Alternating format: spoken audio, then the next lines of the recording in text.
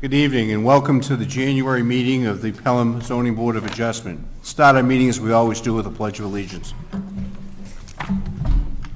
Pledge allegiance to the flag of the United States of America and to the republic for which it stands, one nation, under God, indivisible, with liberty and justice for all. David, can you do the roll call? Happy New Year. Dave Hennessy. Here. Jim Bergeron. Here. Dave Wing, here. John Westwood. Here. Jeff Chara. Here. Sean Hamilton. Here. Ken Stanvik. Here. Jason Gauscher. Here. Matt Welsh. Here. Jennifer Beauregard. Here. Jordan Isabel. Here. Thank you. And welcome, Matt. Thanks for joining us. Appreciate that. Thank you for having me. Before we begin our meeting, I've been asked to read into the record the information about the master plan. I'm on that committee, and we've been working for a while on the master plan. Let me read what I've been given here, and some of it's on the screen. Pelham residents are busy creating a new master plan. A master plan is the roadmap for a town's path forward into the future. It presents the community's shared vision and goals for our town and sets forth a recommended set of strategies and actions to achieve them over the next 10 years. This community-created document ensures that future decisions made by our town boards, including this one, community organizations, and developers are aligned with the community's priorities. We need a wide range of participation to help us create Pelham's new master plan. Over the next few months, we'll be asking the community for input and direction. Here are some of the ways you can inform the process and help us to get the word out. Attend Our Pelham, Our Plan community forum event on February 22nd, February 22nd in this room at Sherburne Hall in Town Hall from 6 p.m. to 8 p.m. This community forum event will be your opportunity to provide feedback on what you think Pelham needs and what you love about the community. An online version of the community forum event will be open to the public for 1 month following the in-person forum. Please visit the project website to participate online and encourage other residents to participate. Share the project flyer and information with others. Visit the project website for information on additional outreach events throughout the community, project process, and the next steps. And there is a website to go into, and you can probably see that on screen. Jim? Okay. Just a brief word. The state of New Hampshire strongly recommends that all local communities do a master plan every 10 years. Ours was done 20 years ago. So we're playing catch up a little bit. And it's really important because it forms the basis for what the planning board and this board, as well as other land use boards do in the community. It helps the town to align their CIP, the planned projects in town, with what the people in the town ask for. So please participate and help us out. Okay, now, we're done with that. Before we get going, some of you may be here for the case, the last case that was scheduled on our agenda. That is the David Ridey, 6 Little Island Park. I have a letter here from the applicant that I would like to notify the planning department we are withdrawing our case located at 6 Little Island Park and don't wish to move forward with our plans. So if you're here for that case at 6 Little Island Park, you can go home and watch the football game. Okay. Next step is the minutes from December 12th. Are there any changes? No, not, sorry. The minutes from December 12th. Yeah. December 12th, okay. Yeah. How about that? December 12th. There was one thing I picked up on line 114. I think that's just a misspelling of Miss Roning's name. Anyone have any other changes? Mr. Chair, I thought on the motion, I thought I made the motion, I thought Jim Bergeron seconded it, I don't know. On the, What line? on the sidewalk? Line, 138 when the motion came? 138. I mean, I could be wrong, but I thought that when I made the motion. I don't remember. The conduct a sidewalk, I the think motion Jim to did it too. conduct, I did it right away, I thought so. I think Jim did it. I think Jim did too, and we do need a second for that, so let's assume that Jim did it, okay? And I believe you did, Jeff, Yeah. make the motion. I did. Okay, okay. Thank you. Any other changes? Motion to accept? Motion to accept the minutes as amended, December 12th, Mr. Chairman. John, second? All in favor? Aye. Aye. Okay. The first case is a continuation of the meeting that we had on December 12th, as well as the site walk. Now, the minutes of the site walk, we don't have here, but they are on record, if anyone would like to see that. Basically, most of the members attended a site walk to look at the building, assess if it was going to obstruct view of the lake from the rear. And we had a good turnout of abutters and members, but I don't have those minutes in front of me. They are included in the packet. They are included Page 2. on page 2 of the, Page 2 of the packet from. of the package. This month Okay. that Carrie supplied. If you'd all take a quick look at that, I think we should have that put into the record under the minutes, and I'll accept a motion to accept those minutes. Thank you. Thank you, David. Accept the minutes of the sidewalk. Second. Any changes? All in favor? Aye. Aye. If you're looking for that, we'll have a copy of that in the, at the planning department, but it is also part of our package for tonight's meeting. So this is picking up from the site walk, which is a continuation of the meeting of December 12th. I assume we have the applicant here?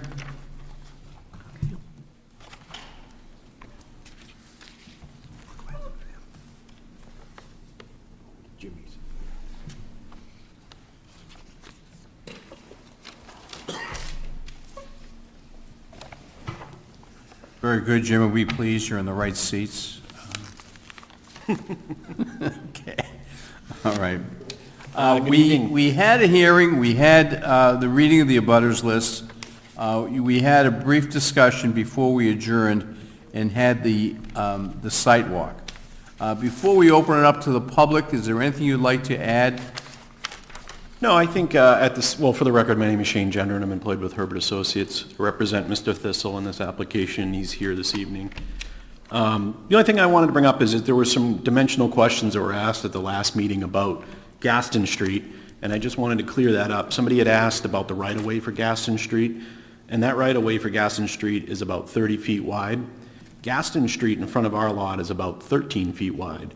So from the edge of pavement to our property line, where we're asking for our variances, is about 10 feet. And somebody had asked that question, and I just wanted to give that specific measurement. All right. I do have a letter, self-explanatory, from a potential abutter. Let me read into the record. From David Duffy, to whom it may concern. First of all, thank you for your time. I'd like to introduce myself. My name is David Duffy. I am not a resident of Pelham at this time, but I'm currently completing the closing process of a home at 17 Campbell Drive in Pelham. My family and I are very excited to start a new future here. I was informed recently that a neighbor who owns land adjacent to the property we are purchasing is asking to build a large two-car, two-floor garage on the property that there simply is not enough room for. I understand that this resident applied for a variance for this build, but once again, there is not enough room on this land for this building. As stated, Pelham's variance request, they needed to provide a reason that this variance would not be contrary to the public interest. I am writing to show that this is contrary to public interest. This variance directly violates the 30-foot front and side setback building requirements, which would put this garage 8 feet from my property line. This build would also force the applicant's vehicles to be parked in the right-of-way, eliminating future road repairs and the development of the true 30-foot width that the right-of-way is supposed to be. From my understanding, the applicant purchased the lot knowing that there has never been a structure on it. It's been used solely for off-site parking. This structure would close off our property, disallowing any enjoyment and quality sight lines of the existing neighborhood. There is no hardship, as the site is being used for an intended purpose many years ago. As for question number 2, the spirit of the town's ordinance, i.e. setback regulations, will not be observed and will in fact be directly violated if allowed. Substantial justice will not be done by allowing a non-conforming 3,000-plus square foot lot to house such a large structure. To force the applicant's vehicles to park into the right-of-way. To disallow my family and I the right to have adequate spacing is observed by the town's current zoning regulations. Our rules in effect, I think some of this got cut off, but I'll read what I have in front of me. On the back. Well, I still think there's a line missing. I Our have rule- all of it, Dave, if you're missing anything. I think I'm missing one line. I don't want to alter his meaning. Where did you just end? Where it, It should start, as a new homeowner in the town, it is my opinion and the opinion of my realtor. You have that part? well, I'm looking at the bottom of my page. The last sentence I have ends with towns, I should disallow my family and I the right to have adequate spacing as observed by the town's current zoning regulations. I can't read what's under that, and I don't pick up until our rules in effect. There is a period after Okay, regulation. so I have, as a new homeowner in the town, it is my opinion and the opinion of my realtor that my property would suffer a diminished property value by having such a large structure 8 feet from my property line, especially where there are rules in effect that this town stating that is 22 feet Yeah, closer than all right, allowed. I pick it up from there. 22 feet closer than allowed. This would directly impact our ability to enjoy the openness of the current neighborhood. Again, there is no hardship that exists. The applicant purchased the lot as is that has been used for a parking area, and there has never been a structure on this property. The applicant can continue to utilize this lot for parking as it has been for so many years, without negatively affecting the right-of-way, water runoff, drainage, as well as the trees and vegetation that would be removed if their application request is granted.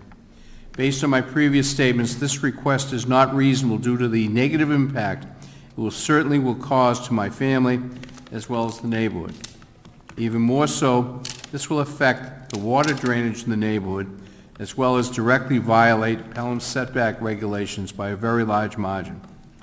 I understand that this is a long letter, and I apologize for that, but this directly affects my family and my children, all of our futures, as well as the entire neighborhood that we plan on being a part of for a long time. Hopefully you take all of this seriously into account while making your decision in regards to denying this request, which is nearly on top of our future home.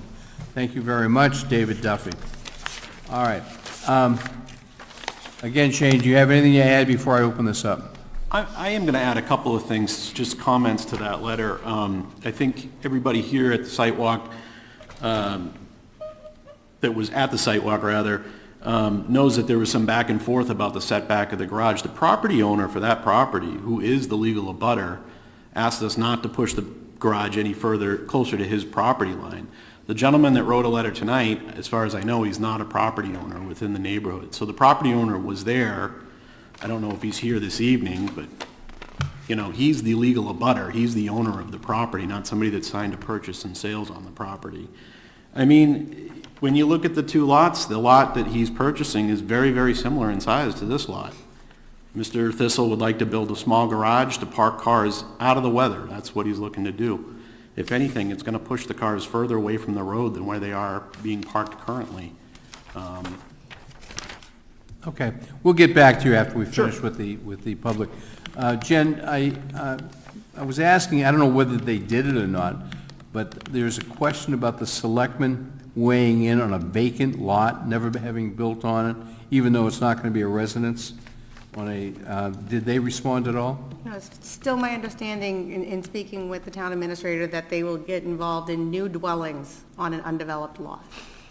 What we're talking about for everybody watching this, there has been a great deal of discussion and some litigation and some appeals to the state regarding the selectmen weighing in, and traditionally this is what has been done, on private roads and Class 6 roads. And the selectmen have approved or not approved construction on those properties. The question I had here, since it wasn't a dwelling, do they assert the right to do so? I'm not getting into who's right or who's wrong, and so they're not. I haven't heard back from them on that last case that you stipulated to find out if they wanted to weigh in. I don't know that the applicant has reached out to them yet. Okay, so I'll reiterate my warning. The onus is on you to ascertain as whether the selectmen want to chime in on this, even though it's not a dwelling, okay? All right, is there anyone here who would like to speak in favor of this proposal? Is there anyone here who would like to speak in favor of this proposal? Is there anyone here who would like to speak in opposition? We'll start with folks we have not already heard from. I'll get to all of you. Or has questions about this proposal? Is there anyone here who has not spoken, who would like to speak in opposition or has questions on the proposal? I'll open it up to anyone. Is there anyone who would like to speak on this proposal? Come on up.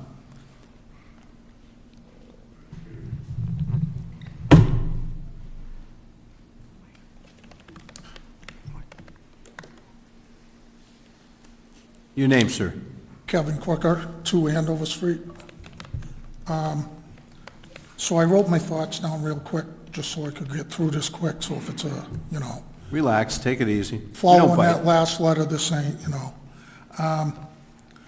So at the first meeting, I had asked, there was a 3-foot setback on Gaston, where 30 feet's required, and it's like 8 feet in the back. And I had just found out about it that weekend, because I'm not in the butter, I'm like 250 feet away, so, I think you were just beyond that. yeah, just outside of it, which is fine. So I asked if it could be flipped, because it was really, didn't make sense to me that you would put a driveway that close to the road. I know he said it's the right-of-way, I just heard that said for the first time tonight, which it is, in the road, but it's the only place we have to make the road wider. The other side of that road is houses. And I think anybody who went to that site walk saw that we can't push the road in front to somebody's front door. Even though the right-of-way's there, I wouldn't ask somebody to do that. But there's only like 10 or 12 feet of tar that they're calling the road. But mostly the road is, if you notice, the snow always gets plowed on that side because it's the only place for it. So we're really using the whole right-of-way. It's just a matter of technicalities, it ain't tarred. Or there might be bushes or something. I mean, it's a stretch to say it ain't the road, it is the road. So my deal with that is, at least to me, I don't want to stop the project, but as is, if it's just going to be a 3-foot, then yes, I do. I'm against it. But that would be the reason. I was hoping with the site walk, maybe we could all work together as a neighborhood and just flip it, see what we could do. But I come here tonight and nothing's been done. And I don't want to say it's disturbing, but it's interesting why nothing could be done. Nobody could work as a neighborhood. Nobody, like neighbors can't work and say, hey, yeah, maybe we can do this, maybe. But I come here tonight and nothing's done. So that kind of bothers me.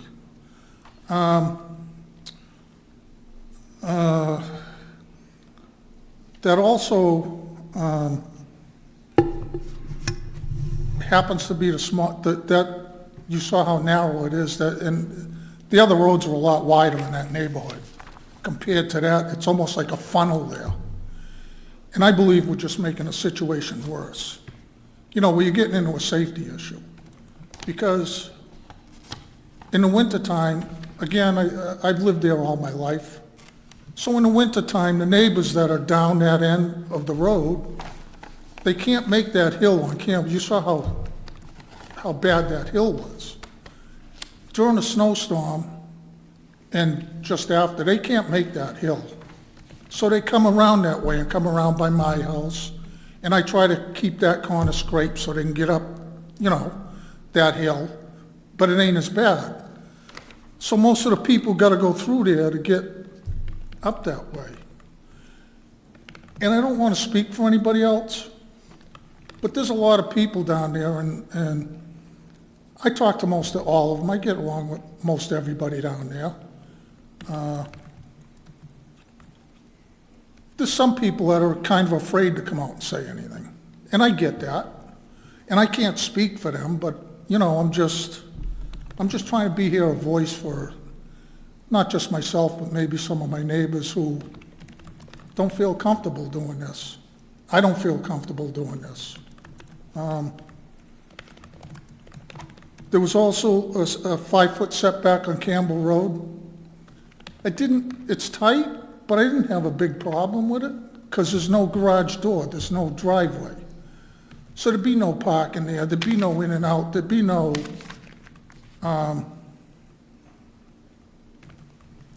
yeah, it'd be tight, but it's not gonna be too big of a deal, I don't think.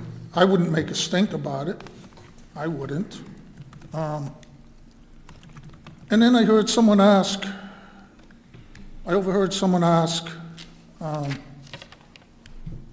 about the 8-foot setback in the back of the property, that maybe it would have an issue with, valuation or something that's in the criteria about that property, and I wondered, so I just thought during this, you know, to myself that if 15 feet is required for a setback in the rear, I don't know if there's a study or who determined if it's supposed to be 15 feet and it's 8 feet, that would be okay, it wouldn't diminish property. But if it was 15 and it was 3 feet instead, that would. And I was curious if is there a formula or a determination on something like that? I just want to put it out there for a thought. I don't know you people's jobs. Well, let me try. The letter, I think, expresses the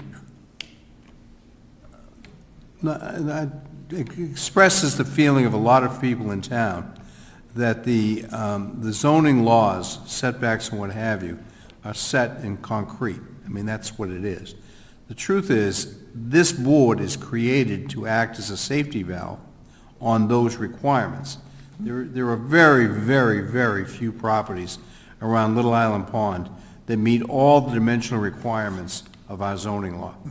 So part of our job here is to look at each and every applicant who comes before us asking for relief on its merits.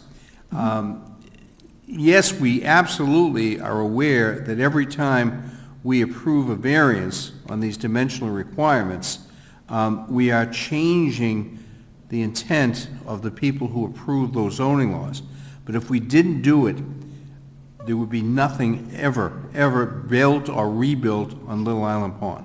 So that's where this comes about. I think people don't understand that we are here to hear reasons for bending the rules, as it were, on these dimensional requirements. That's what we're doing. Yeah.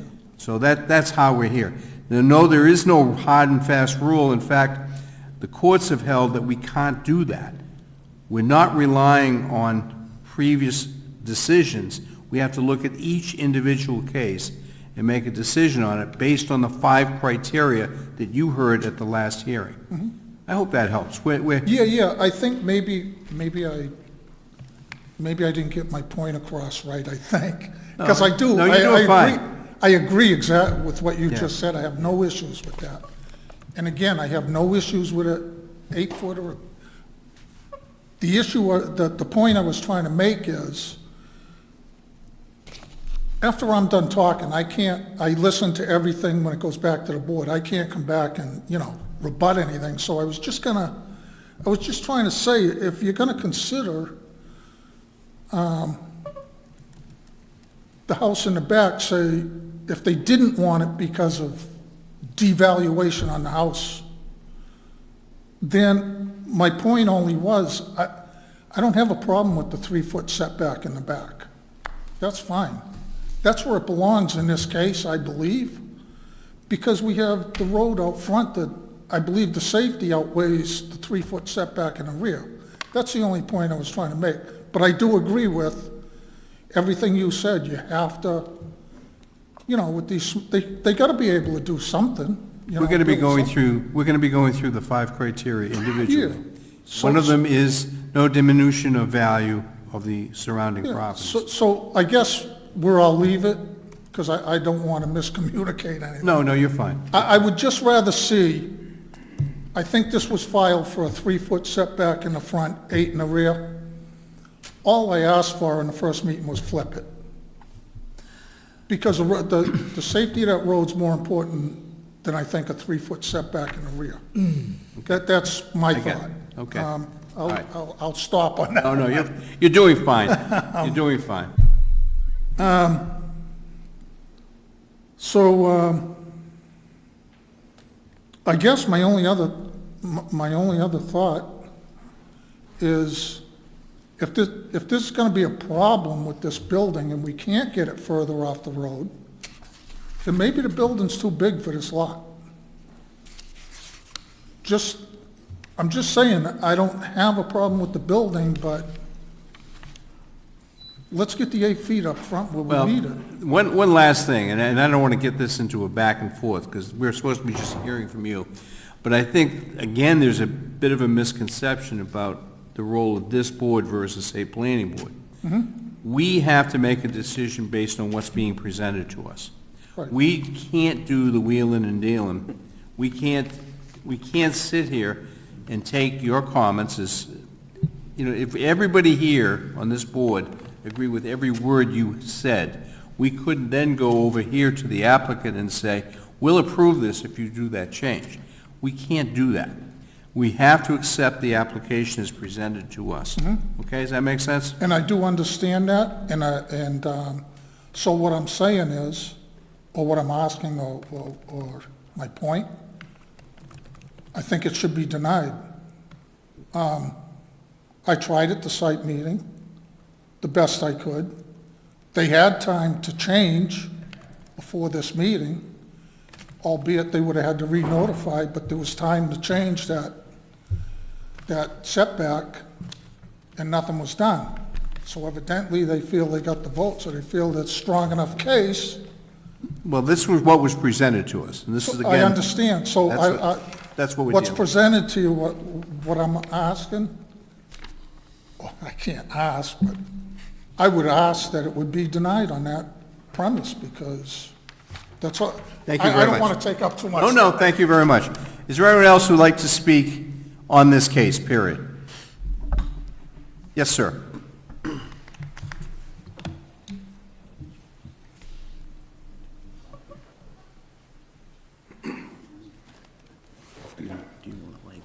Good evening, John Patterson, 7 Gasson Street. I approve and disapprove of the property of this being built. I approve of the structure, I disapprove of where it's located. I think it makes a very hardship on everybody in the neighborhood. Any emergency vehicles getting down there, it is just too close in front of the road.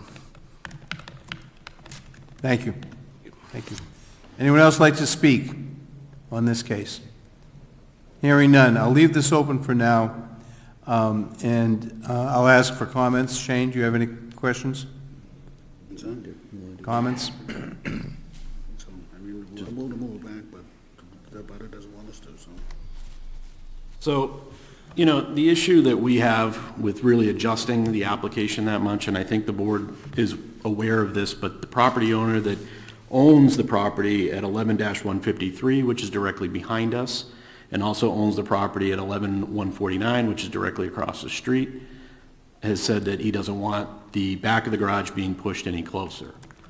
So, you know, we've done, I think, the best that we can probably do. I think the board got to see where the garage is. Obviously, it's well into the tree line, so there's no snow being pushed there currently. There's a driveway that exists there currently. Where they park vehicles, the garage is beyond that driveway. You know, we tried to be as reasonable as we could. It's a small garage. It's never going to be a house, and we've agreed to that. Mr. Thistle would just like to have some use out of his property, and he'd like to be able to park his cars out of the weather. Any members of the board have any questions for the applicant before we shut this down? I have one, just to clear it up. Shane, you said there's a difference in the setback that's on our file. We have 3 feet from Gaston and 5 feet from Campbell. And you talked about Campbell, one being wider than the other or something like that. Could you go over that again? So we're asking for a 3-foot setback to Gaston. That's to a deck that's on the second story. Really, the foundation, the corner of the foundation, which is actually closest to Gaston Street, is going to be 5 feet away. Okay. That's the distance. Thank you. From the right-of-way. Yeah. Yeah. Anything else? Does Sure, that- Jeff. Shane, does that 3-foot setback encroach on the right-of-way at all? No, it's not in the right-of-way at all. But it's to the front where the right-of-way is, and it's a deck. It's on the second story. It's just a small little 4x6. And does that encroach on it at all? It doesn't go into the right-of-way at all, no.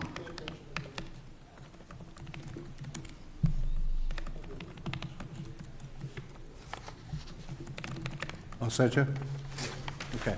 Anybody else? All right, we'll close the public hearing, we'll bring it back to the board. The way we're going to be doing this is we're going around. We're going to go on these questions, the 5 criteria. When we're done, we'll take a straw vote to determine what is the sense of the board. As a result of that straw vote, a member of the majority will then articulate the reasons of record that we're using to determine this decision. We okay with that, Jen? Yes. Okay. For those of you who haven't been attending the last couple of meetings, this is now what is being required by the state. We have to have a reason for doing everything we do. And the difficulty is we don't know who's going to be in the majority until after this straw vote, and then we can proceed. And a member of the majority will then have to articulate the reasons of record for voting this way.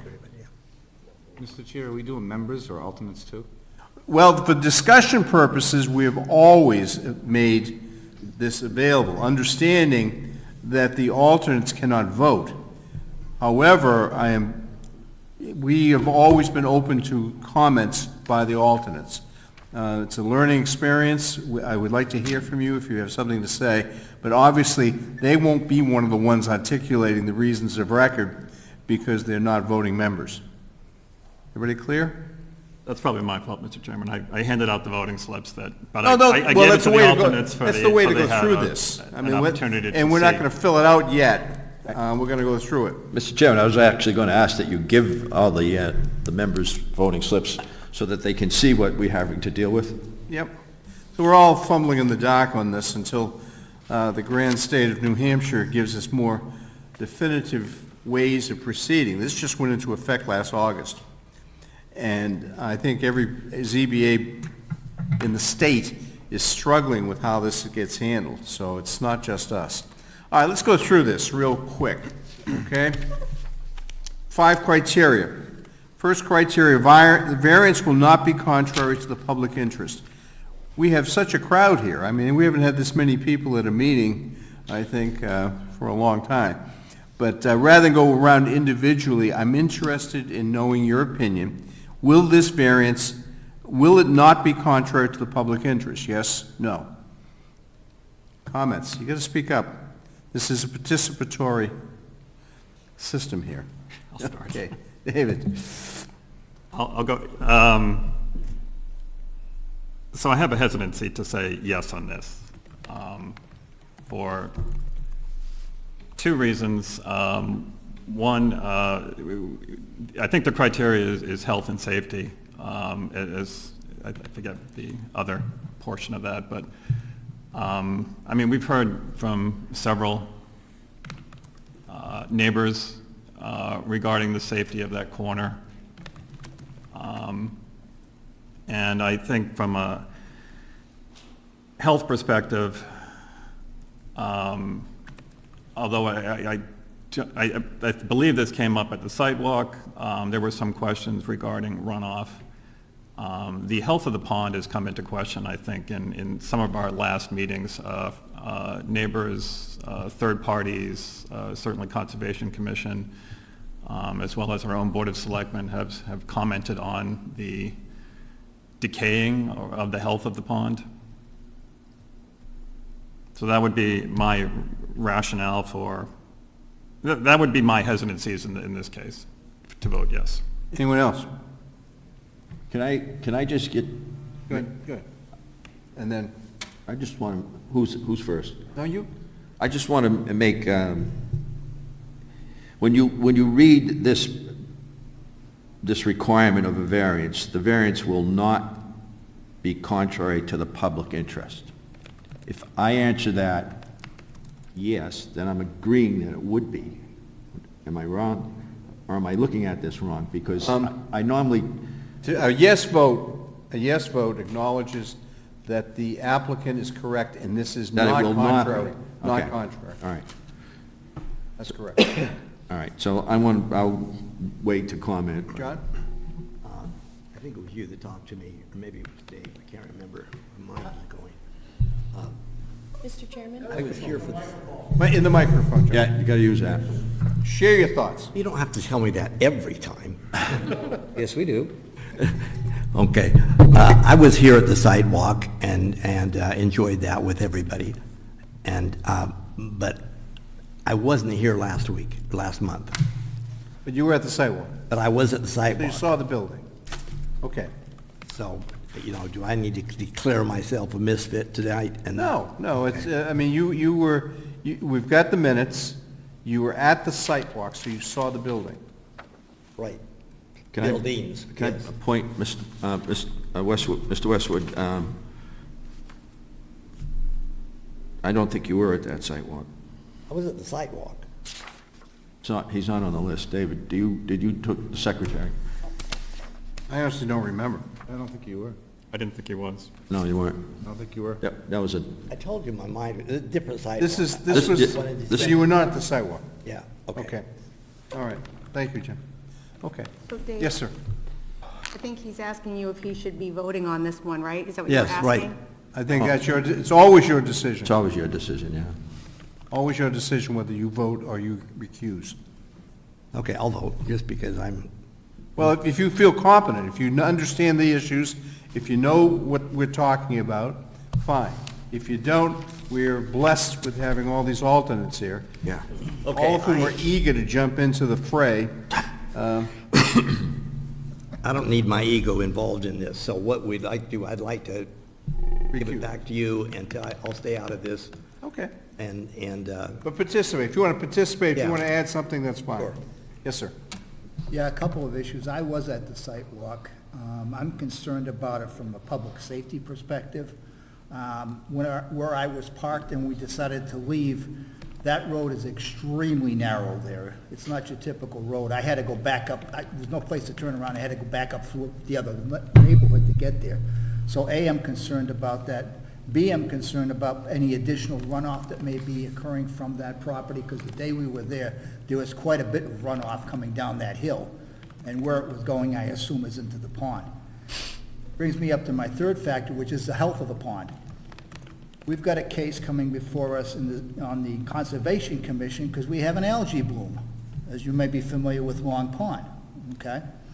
My concern is that this isn't going to do anything to help slow down or get rid of that potential runoff, if not make it more of a runoff, because you have more impervious surfaces there. So I'm not convinced that it's going to be a good thing for the pond. So again, safety is a concern for me. That road is extremely narrow. Okay? Number one. Number two, I'm concerned about it if an ambulance has to get in there during the winter time and get out of there, how are they going to do it? Because they're certainly not going to go up that hill. Before you say another word, I'm appointing you to vote. And now you can speak. Okay? So I'm concerned Tag, about you're it it. from a health perspective, and I'm also, like I said before, I'm concerned about the health of the pond, because every time we turn around, more and more of these ponds, because of the nutrient load going into it, called nutrient pollution, is gonna make more and more mitigation activities take place within those ponds. So that's what I have to add. Again, for the people watching, we did invite the conservation members, but you're voting here as a ZBA member, just to refresh your memory. I understand. And because of timing, we rarely get a vote from conservation on these cases. We're asking them as individuals when they show up on the sidewalk for their opinions. So you're here with two hats, but for now, this is just ZBA. And I So those are my appreciate your concerns. knowledge, okay? Thank you. Anyone else? Okay, coming down to number 2, the spirit of the ordinance is observed. Those two are linked. Those two, 1 and 2, are linked. So whatever you thought about on number 1, you should be thinking similarly on number 2. Number 3, substantial justice is done. We get into a case here, and it's one of the reasons we exist is because dealing with private property, that we make decisions on what can be used or done with that private property, goes perilously close to treading on the right of ownership of property. Can they do what they want to do? So substantial justice touches on that. Any comments? No comments? You guys are so shy. No, I'm not. When I look at the substantial justice aspect of our zoning criteria, we have to think about what it involves with that property. So what I see here is, by the way, I am a member of the planning board, but I sit on this board. So I'm trying to look at this strictly as a Board of Adjustment member. I started out in this town 30 years ago as a Board of Adjustment member, and it's a difficult board to sit on because we have to deal with black letter law. So what I find here is, in this justice equation, is this. Is there an existing use there now? My answer is, to myself, is no, there's not an existing use. So is there any taking of a use or a denial of a use? No, there isn't, because there wasn't one. There isn't one established in the first place. So when I look at justice, I look at, well, what is there and what should continue? What has rights? What has vested rights to continue and what doesn't? And I don't see that justice would be done because there isn't anything established. So what difference is this piece of property than any other piece of property that hasn't anything on it and is being applied for a building permit that can it or can it not meet the regulations? In this case, apparently it can't meet a lot of them. It can't meet any of the dimensional setbacks, and there's no use there in the first place. So when I look at this, in this particular case, that no, there is no vested use, so there's no taking, there's no injustice that's being done. So that's just how I look at that section. And I'm not trying to speak for anyone other than myself. That's just how I look at these criteria. These criteria can be somewhat suggestive. The chairman was very accurate to say 1 and 2 are the same. The spirit of the ordinance is more the physical aspect of the ordinance, in my opinion. That's the dimensional aspect. So if we create a zoning ordinance for setback regulations, that's the spirit, is to create separation, orderly development, room from the right-of-way. So on the second one, which I know you didn't spend a whole lot of time with, I don't see that the spirit of the ordinance is observed. So I wanted to speak to those two. and then I'll be quiet probably for a while. I doubt it, but that's good. Thank you. Thank you. We appreciate your comment. Anyone else? Yes, sir. I agree with Mr. Bergeron, but, I mean, we're not just looking at the justice of the landowner, we're looking at the justice of the people surrounding that property. And it's, you know, so it has to be justice for everybody involved. And I don't think that this property, using it that way, would be justice for anybody surrounding. We've already spoke of public safety issues, we spoke of runoff issues, ecological issues. So I think it would be contrary to justice. Anyone else? I would, yeah, if Mr. Bergeron didn't bring up those comments, I probably would have. So I would echo that thought as well. I would make a note, because we're getting perilously close to itemizing our findings of fact, if you're agreeing. Number 4, let me use this just to answer your question from your testimony. The values of surrounding properties are not diminished. There's been a variety of court cases, including one that applied to me on this board. I've been in real estate 49 years. I opined on values affecting a case, and I got slapped down by the court pretty thoroughly because I hadn't established myself as an expert. It comes back to our personal knowledge and our own feelings. Will this personally affect the values of the surrounding properties? Even though I've been in the real estate business a long time, I am not going to reflect on, I'm not going to speak to that. I don't want to influence anyone here on those. You have to decide that to yourself. Will this structure affect the values of the surrounding properties?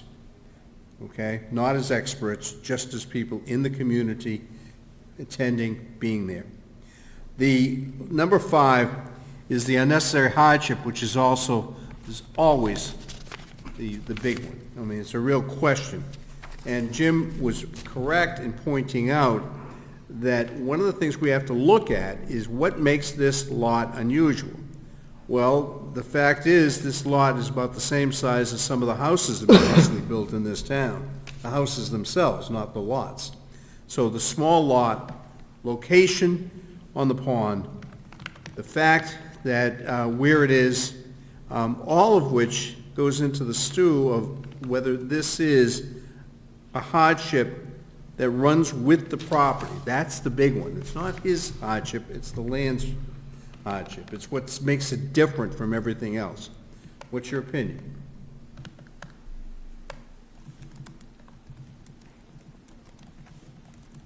What's the special conditions of the property that would make this lot special and deserving of a variance?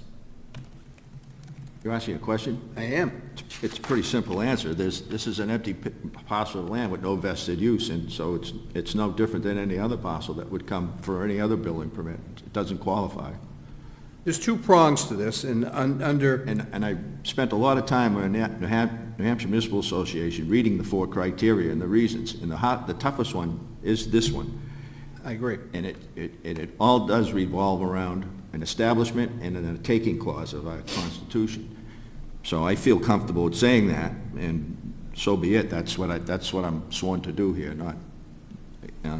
So if you read the criteria, there's a bunch of stuff in here, but basically, the question is the hardship running with the land because it's so unique that it would cause us to bend the rules and grant the variance?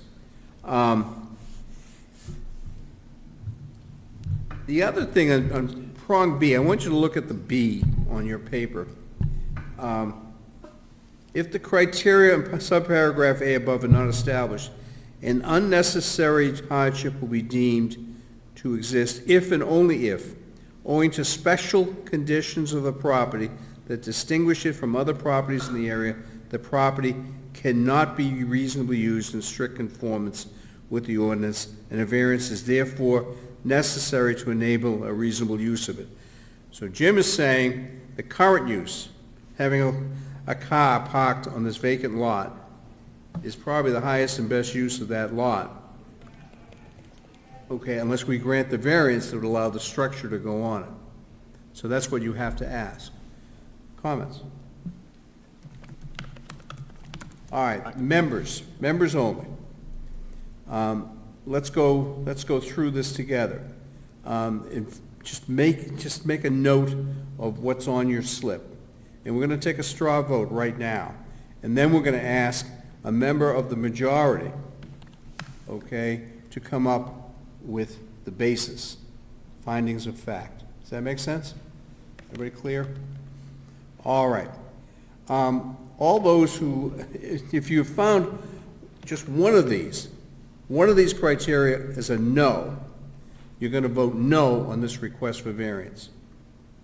With me? Just one no, it's a no. So given that, how many full-time members of this board are going to vote no on this application? Okay. We have a volunteer to come up with findings of fact. We'll help you. Let's go through them and list them down, okay? You want to do this? Sure. Okay, Dave. Finding of fact. Do you want us to use those worksheets, or what are we gonna do? Well, you mean these? No, The finding of fact sheets, these things. No. You don't really need to. That was when we were trying to come up with how we were going to do this, but I think the way Dave's going to do it right now is we're going to list them together, right? We're going to list them together, and you can, we're going to come up with the reasons why. Now, again, the way I did that is the straw vote. You do not have to put no on each one of these. You may put down 4 yeses that you would agree with, in which case you're not going to be giving Dave reason to say no. Does that make sense? So we're just going to go through them one at a time. All right, variance will not be contrary to the public interest. Please fill out your form as you're doing this. But in terms of articulating reasons, those of you who voted no on that criteria, please speak up and give Dave something to work with here. Was Dave taking notes over there? Oh, yes, he's got to come up with the findings of fact. I thought I was just going to enumerate. Did you, Can I just verbally? Sure. And get I thought last time we verbally stated the findings of fact, and then there was a motion to accept. There has to be a motion at the end. There has to be a motion at the end. So I can verbally state what I think the finding of fact is. That's correct. And ask for, okay. That's correct. So if I would, I think it was Mr. Stanvick and I who voiced our comments on these, and I think his were closely in line with mine. So I had two reasons for voting no. One, and it has to do with the threatening the public health, safety, or welfare. In this case, the first one I talked about the public health, and I referred to the health of the pond, but as that affects the community, we've had townsfolk, third-party commissions such as the Conservation Commission, as well as perhaps even the Board of Selectmen, who have commented on the runoff, and as Mr. Stanvick said, I think nitric runoff into the pond causing algal blooms, and I don't see how this helps that situation. And the second was the safety. We've heard from several members of the neighborhood who have commented on the difficulty associated with that corner of Gaston and Campbell, I believe it is, and how this particular structure would not help that, and I tend to agree with that. Anyone would like to add anything to that finding of fact? Anyone would like to add anything to that finding of fact? Put it in your own words, put it in there. Hearing none. Number 2, the spirit... I thought we did the motion to accept that finding. All right, Criteria. that's I fine. thought that's what we did last time, Jen, is sorry. that, I mean, I think that's How you fine. want to do it, that's fine. Yeah, I think that's care how you fine. do I'll accept a motion to accept that as a finding of fact for number 1. You agree? Well, you're recused. I agree. You agree? Okay. I agree as well. Okay. Number 2, the spirit of the ordinance is observed. Again, these two are linked. The state has said these are linked. So I mean, Jim's right. You can go through there, but if you're saying no on one, you're saying no on two. That's what the courts are holding. Okay? So we're gonna put that in. Substantial justice is done. Anytime you're turning down somebody, you gotta think for a minute now. Are we being unfair to this applicant? What's your finding of fact here? I think somebody, I really don't want to get too into this, but the fact is, it is undeveloped, as Jim has said. It's been like this when he bought it, okay? It's an extremely small lot on a slope leading into the pond. I appreciate, and we take it seriously, the idea that we're not allowing this man to use his lot the way he wants to, but I think some of this overcomes that. You want to put it in your own words, Jim? I mean, Dave? I'll attempt. I think, I'll try and echo Mr. Bergeron's comments, because I was going to use them anyways. I think you can look at the very first criteria that he's asking for relief from, which is 307-7, which talks about conformity being required. There's no structure on this property. There's no vested interest. So as there was nothing there before, there's no substantial justice being lost on this property, because it's still going to be continued to be used for what it was before. Anybody have anything else? Yes, sir. Could we just simply refer to the answers for 1 and 2 to substantiate the item number 3? If you want, if you find there's no additional reason, there's no additional finding of facts that's necessary, that's fine. That's my recommendation. We have 1 and 2 already. Okay? You all right with that, Dave? We can add that. I would, as inclusive, I think Mr. Bergeron, his comment, it was more to the point of substantial justice. But yes, health and safety, the safety of the neighborhood is, I think you can also look at it saying you talk about a loss to the individual being outweighed by a gain to the public, and I think there is a gain to the public in this sense from both a health and safety perspective, in particular being able to use that road for emergency use as well as the health of the pond. All right. So I think that's inclusive. I'm okay with that. Okay. Everybody okay with that? Yeah. Okay. All right, number 4, I'll just weigh in here. From my point of view, not speaking as a realtor or in the business, I am not sure that the value of the properties surrounding would be diminished by this approval. So this is one I am voting yes on, but that's not to say if you feel that in fact by allowing this, the surrounding properties are going to be affected. But I'm putting yes. I don't believe they are going to be affected, to be honest. But I concurred with you, Mr. Chairman. Sorry. All right, that's 2. I disagree, so my vote is no. You're going to be looking for the finding majority, a fact on right? that. Yep. All right. So I'm just telling you, mine was no. And Yeah, I started out with a yes, and I moved it to no, because I do believe that for the reasons we've already stated, the health and safety of the environment, as well as the health and safety of the residents in the area, when one looks at that in total, it's going to diminish the property values. okay. Jeff, That's what I have too as well. you have that as well. Then that's a finding of fact from the majority on that case. Okay, thank you, Jeff. Welcome.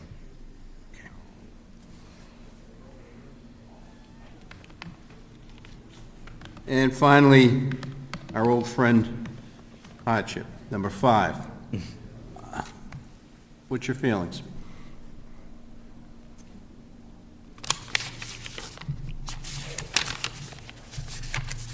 Mr. Chairman, I think as you stated earlier, I think, it's, the property is similar to other properties in that neighborhood or around even Little Island Pond, that they are non-conforming in size. So I don't think there's a hardship of the land, because it's the same as everyone else's property. Who else? That's what I agree to that. There's nothing there right now. Yeah. Yeah, I look at it from a standpoint of equity, the equity being that this is a use that there isn't a use, and it's a piece of property, so can it or cannot meet the requirements of the zoning ordinance? No, it can't, so what's the unnecessary hardship? It's no different than someone with a 10-acre lot that can't use it because it's a wetland, or it's no difference. It's physical dimension. If it entered into this equation, then we would have to say that every lot, everywhere, is buildable always, and that's never been the case in the 30 years that I've been on the board, and there's been lots of these strips of land that have been cut off from development, cut off by roads or access ways that have been denied variances, and that decision has been sustained, so I don't see an unnecessary hardship on something that doesn't exist in the first place. So that's your finding of fact. That's your finding of fact. Now, the way we're going to do this, I need a motion to deny this, and then I want you to fill out the forms. We're going to pass it in. You're going to read off the results of the forms into the record, and that will be a written record. Jen, are we okay? Okay. All right. So would somebody make a motion that we deny this based on... Is it a the motion to deny in total or per criteria? Well, if you had one no down there, Yeah, all right. individually, you're voting no. And one of you people who have voted, put no, at least one of those, needs to make that motion, and I need a second. Motion to deny. A second. All right, all those in favor, raise your hands. Okay, unanimous. Now fill out your forms, though, because that's going to be what we're going to need to go to court if we need it, along with the findings of fact. I got it. All right,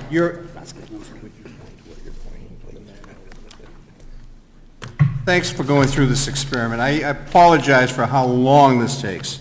It's just kind of, we're strangers in a strange land here. Your variance request has been rejected. There is a 30-day right of appeal. Just be aware of that. Thank you for participating. Thank you, folks, appreciate it. Okay.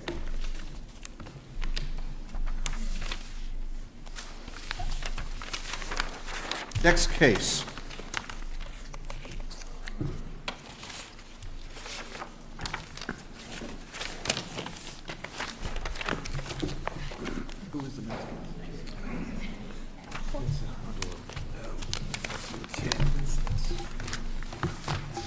I am going to butcher this name, so this is on 160 Main Street.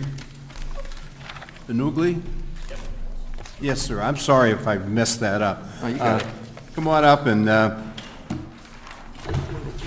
we need to read the abutters list first, and then we'll get into your case. Thank you. Ryan Thomas and Craig Fowler, Derry, New Hampshire. Joseph and Angeline Vivier, Life Estate, Pelham, New Hampshire. Pine Tree Hive Trust and Jessica Rue, trustee, Concord, New Hampshire. Town of Pelham, Pelham, New Hampshire. Joseph McQuarrie, Pelham, New Hampshire. And that's it. That's all I have. This is case number 1 for 2023. Congratulations. Thanks. You win the new baby award here. Tell us why you're here. I'd like to do an addition with a garage and a living space above. And I don't meet the setbacks by 3'11" in the front, 6 inches on the side, and then 5 feet 5 inches for the wetland. Well, you're close, aren't you? So I'm not really asking for all that much. And then where I don't meet the setbacks, it's all woods on one side. So I have no neighbors or butters on that side that I'm looking to do the garage. All right. Would you read the criteria, 5 criteria, into the record for us? Yep. I don't think I have that.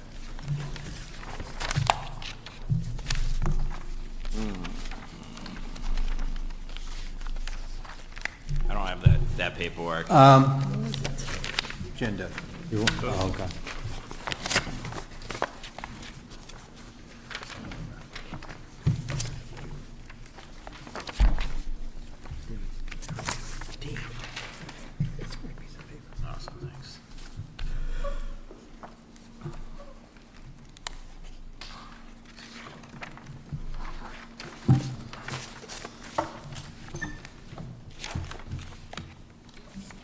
Number one, the variance will not be contrary to the public interest because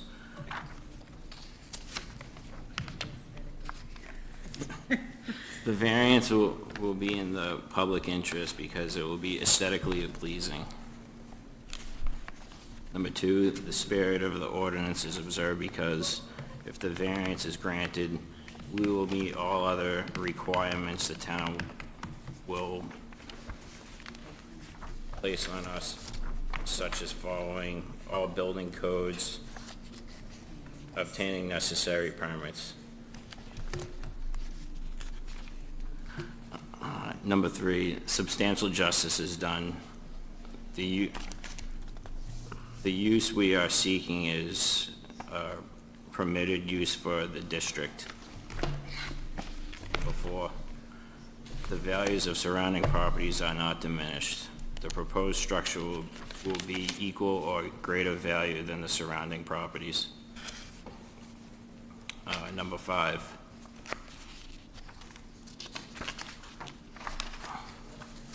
I did A. The purpose of this subparagraph, unnecessary hardship, means that owning a special conditions property that distinguishes it from other properties in the area. Property will not interfere with the public, and the proposed use is responsible one because I only need a minimal allowance to meet regulations of setbacks.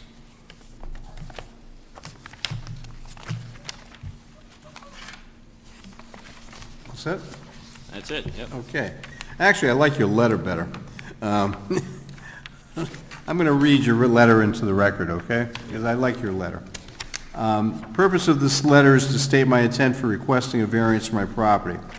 I intend to add a 20-foot by 50-foot addition on the driveway side of my residence closest to the wetlands. The plans do not meet the setback requirements by 6 inches on the back corner on the side and 3 feet 11 inches in the front. Additionally, a small portion of the 50-foot requirement for wetland setbacks runs on the back corner. I've lived in Pelham the last 2 years and intend to remain here for many years. The addition will not increase not only my property value, but will bring in additional tax revenue for the town. The addition will be aesthetically pleasing to the neighborhood. Doing the addition makes sense due to the way the housing market currently is. Reason for the addition is that my family is expanding, would like to stay in Pelham while keeping the kids in the school system. I would really appreciate this variance being granted. Thank you for considering my application.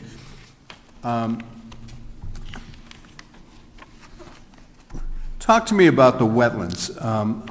Your wetlands on this property, what does it look like? I'm trying to decide whether we need a site walk with conservation or not. I just saw the nod. I think we may end up doing this. And I took a note of the planning director's comments. There are no wetlands on the property, but he does fall into a WCD district. So there's no... There's no actual wetland on the property, but there's a stream that runs through a rare portion.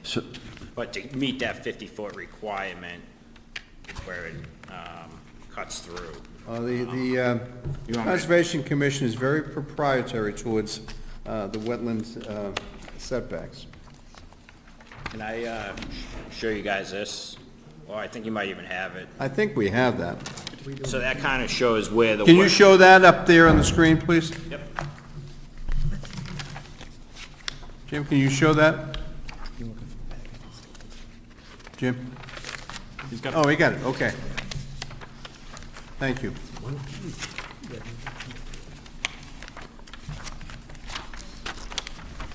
John, you're voting.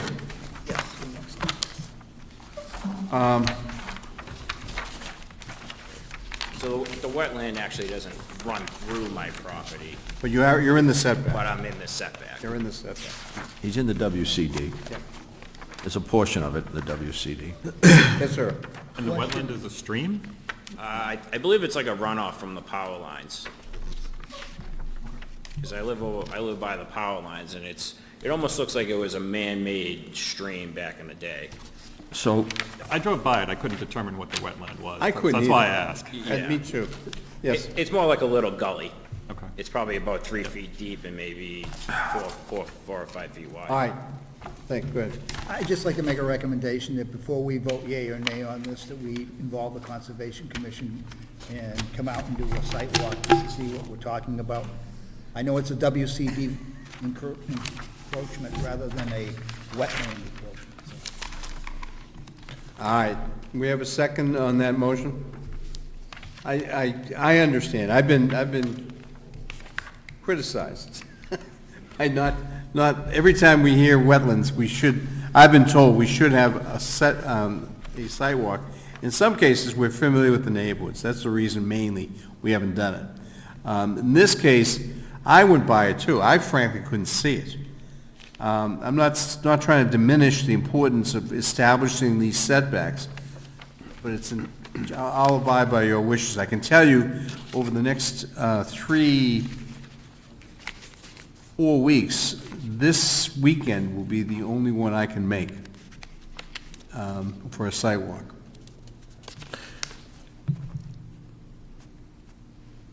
You got a motion, is there a second? I'll second it for discussion. Yep. So, you're here alone, obviously you don't have the gentleman from Promised Land, Correct. but he's showing 44.7 feet to the tip of the proposed building from, which is the distance from the delineated wetland boundary to, we have in Pelham, we have a 50-foot wetland conservation district. Correct. You're aware of it, that's Yep. what we're talking about. Yes. And you have the building in it by, I mean, you take the difference. It's maybe like 6 feet. Less than It's, that. it's actually less than that. Yeah, if I actually shrunk the addition 10 feet, I wouldn't have to do this, but It's 10 feet. I was going to ask you that, what the vertical angle of that triangle is. Is it, it's not 10 feet? no, but I'm saying if I actually shrunk the addition up 10 feet, made it by 40 by 20, I wouldn't have to go through any of this.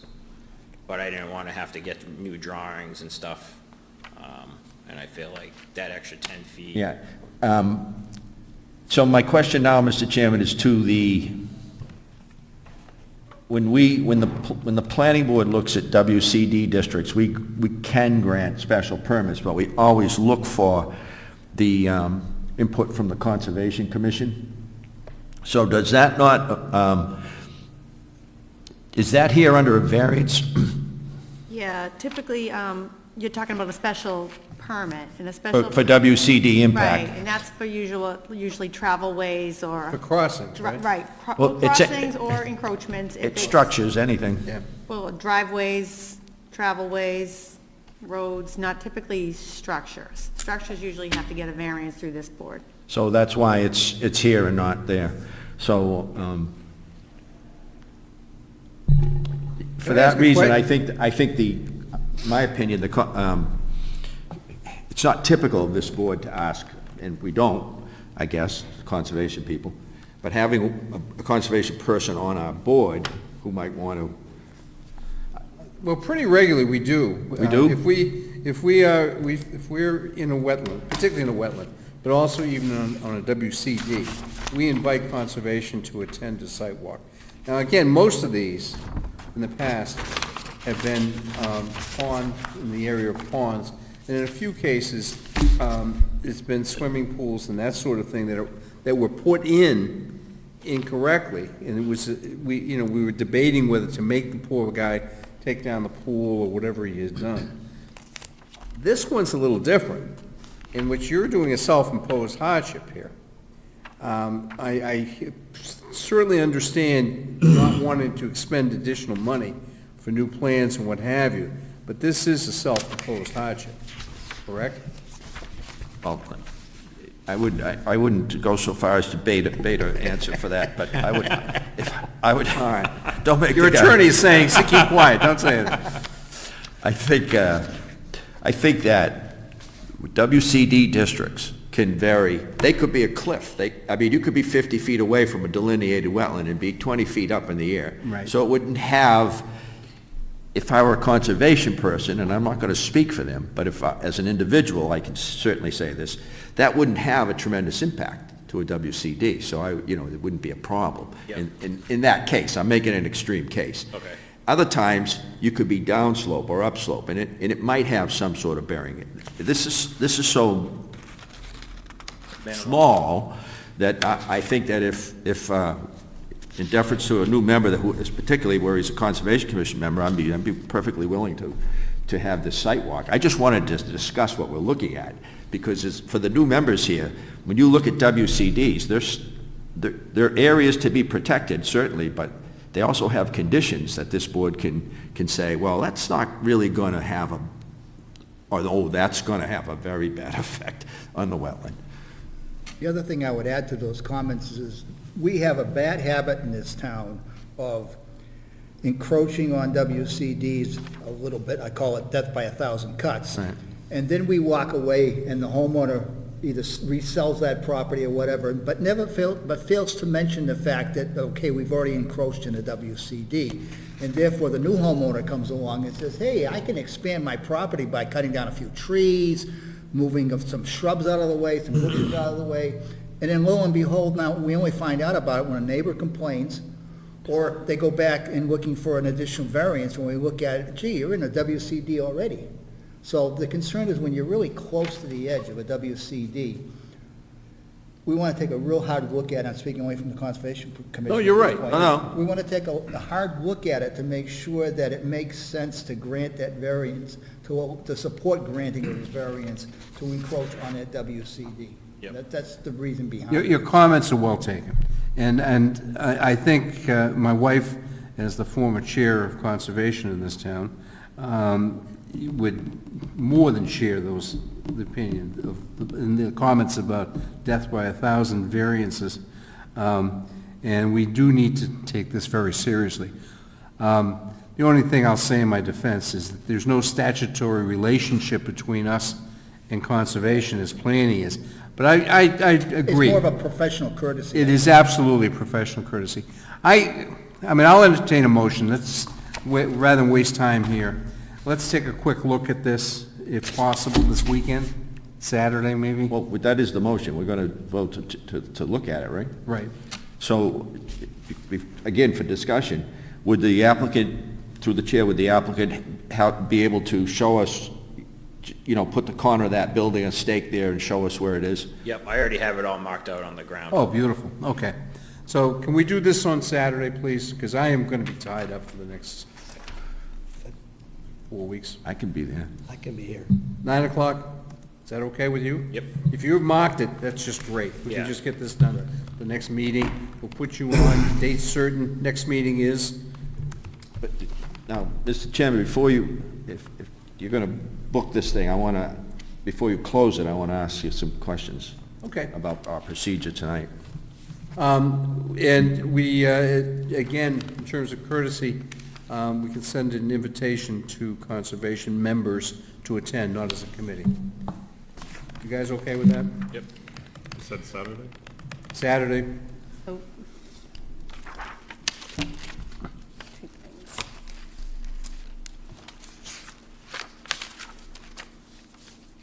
All right, so your site walk is going to be Saturday, the 14th at 9 a.m. And you asked what the next meeting is, and that is February 13th. All right, so all those in favor of having the site walk this Saturday, 9 a.m.? Say aye. I can make it. If you can't make it, I think I can. we try to make it, at least go by it, Yeah, and we'll take a look at it, okay? And invite conservation. If some of the alternates could make it, and, a couple of regular members, I know Mr. Cara has a heavy workload. As long as we get a good group there. For those watching on TV, this is considered January 14th. an extension of this meeting. It is run on the same rules and regulations. Questions will come through me. I don't think this will take long. We particularly just want to look at the site And if you've got those marked out, that's terrific, and that's what we're gonna be looking at, okay? I don't think this should take very long. Okay. Okay, so we'll see you Saturday, and we'll put this in, date specified to the next meeting. Absent appeals, this will be the first case on the, You're not closing this yet, though, tonight, are you? what? You haven't opened it to the public? I have not, I'm not going to. You're not going to open it to the public at all Not tonight? opening to the public tonight. Okay. It's a... Left. You have to do it. I still have a question about this. All right, go ahead. I'm just looking through this. Are you adding a bedroom right now to your home? I am, A yeah. third bedroom? Do we have a septic design? I'm in the process of it, yep. Okay, so you're working on an approved septic? Yep. Okay. So that will be a specification, Yep. if we approve. All those in favor? We all set? Aye. Okay. All right, thank you, we'll see you Saturday. Awesome, thanks. Could I ask one more Yes, go question? You answered the question that I wanted to hear from Jen, which is good, that you got that in the works. Is this the property that's, I'm looking at this, the property that's behind you, the owner is who? Is that the town? No. I'll give you the, 822-9, is that part of the electric company easement? Do I have accurate tax maps here, Jen? You should. 822-9? Well, that's the one the first one that shows up if I go looking for it. Oh, Jordan's already looked it up. It's It's owned by the town of Pelham. It's a 13.2 acre parcel. It wraps in behind all these houses, is that Yep, right? Correct. Is this where the, That's where the stream goes through the wetland. yeah, I'm familiar, I think I'm familiar with it. Is that where the power station business is there? I'm on the other side of it, where the power station is. On the other side of the street. All right. Yeah. So, I mean, for us to find this, Jen, do you have the new tax map in front of you? Where's that street that crosses right there at the? Reader Ave. Yeah, they don't show it on my new tax map, so I'm wondering, this map didn't come out right.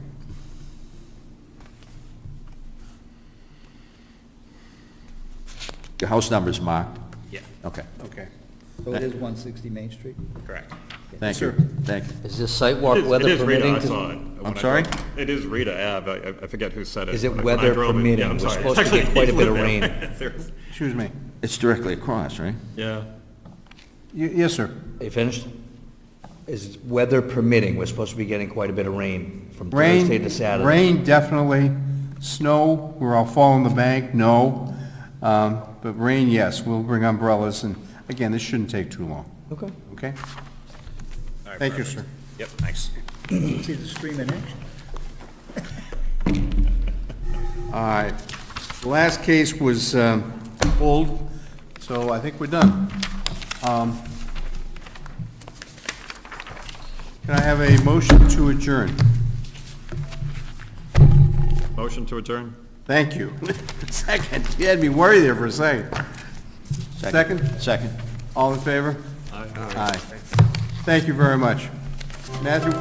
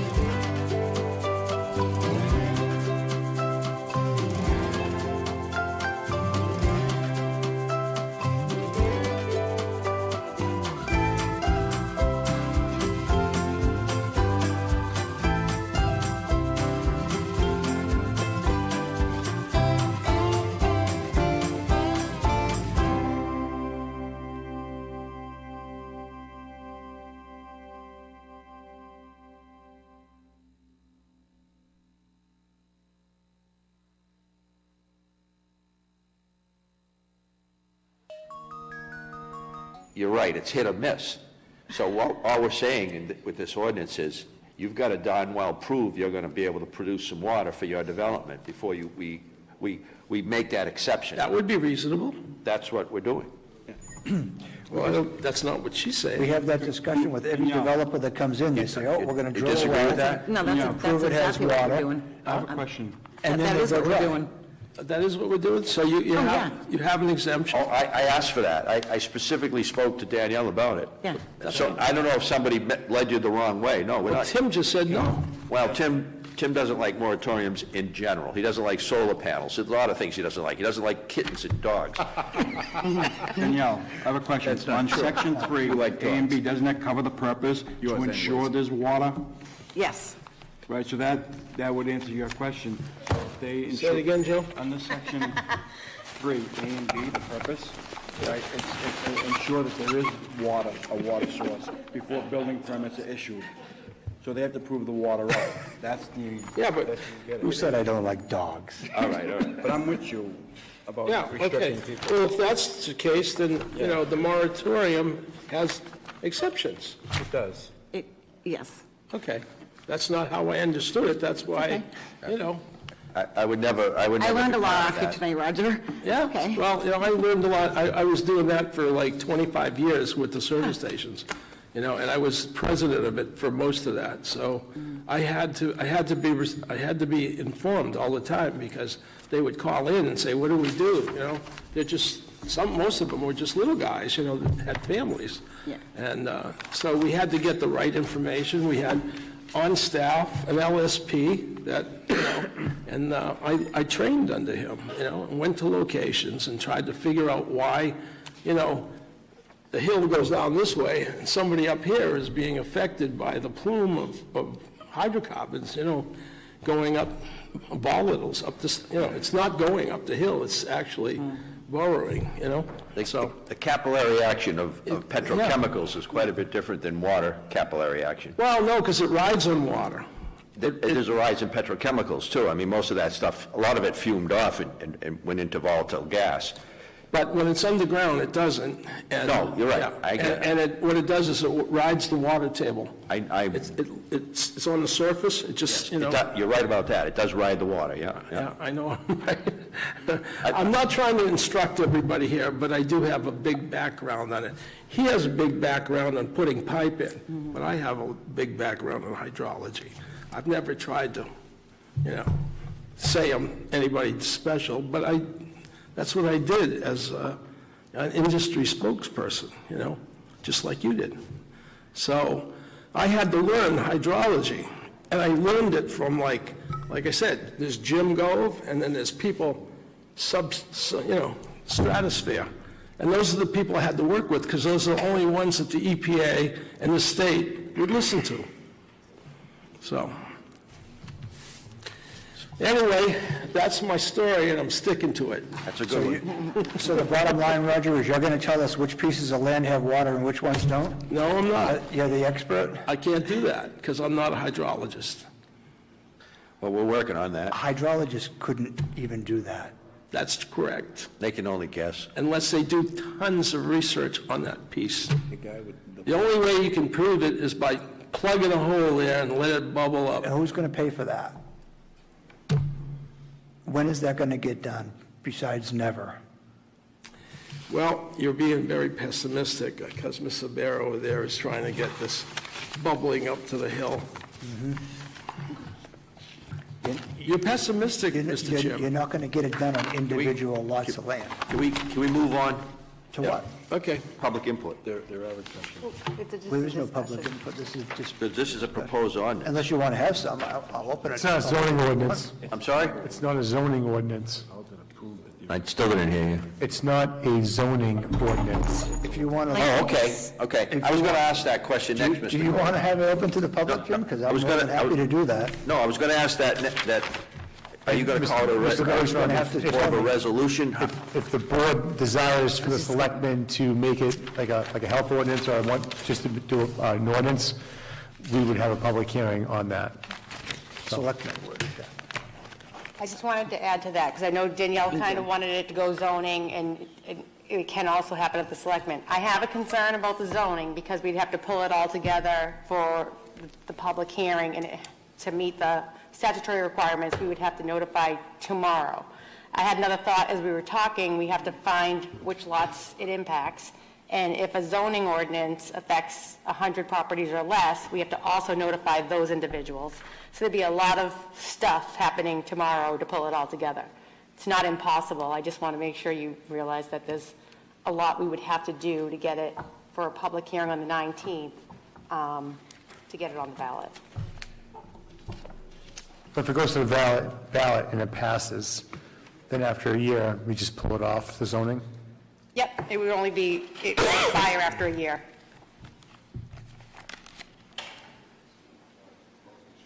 But if they prove the water out, it could come off sooner. Or they would get an exemption. Yeah. A particular property would get an exemption if, regardless of how it's enacted, whether it be a zoning ordinance or through the selectmen, a standalone ordinance. If a particular property, my understanding reading this, if a particular property proves they have the adequate water source, they would qualify for an exemption to this entirely. Speaking of exemptions, then the applicant should come to the planning board for that exemption. Probably should be written in there. It should, because there's another question as to whose authority is it under. If Right. it's a zoning ordinance, it's typically the zoning board. Right. So it's, yeah. that's So not- if we're going to make the planning board the repeal agent, then they should also be the exemption agent. No? I agree with that. Fine with whatever the board wants to That's do. again, if you go zoning route, but there's a lot of pieces that have to come together tomorrow legally. We would have to have that map done, we would have to have the wording finalized, we would have to have the legal notice done, and the abutters all mailing addresses done, and... You got it. So, And I'm shorthanded tomorrow, just saying, but I can do it. Don't create excuses already. wait a minute. But let's stick to the law. Jen, I think it's earlier, a member of the public brought up 674-35, and I quoted the first portion of that as the adoption being by ordinance or resolution. This particular statute, I think, are we using 23, 674-23? We are. Yes. So, is it in Radigan's opinion then that this is limited to, limited to zoning, or is he also saying that it could be adopted as a resolution? Attorney Radigan's opinion is it's a standalone ordinance through the selectmen. But if this board chose to do it as a zoning ordinance, he thinks you could do it. He just thinks it's a hotter, it's less clear how to repeal it. Okay, so then that leads to the next question. Would the Board of Selectmen give the authority to the planning board to grant exceptions? And, Absolutely. And Yeah. pull, I'll argue that. The board, in my opinion, is watching the issues on Sherburne Road very carefully, so we all know that there's issues. it's just that some selectmen have indicated to me that they don't want to be too deep within the planning process. They want to leave our autonomy alone, and I respect them for that. That's why I'm suggesting making the planning board the sole agent on repealing and exempting applicants.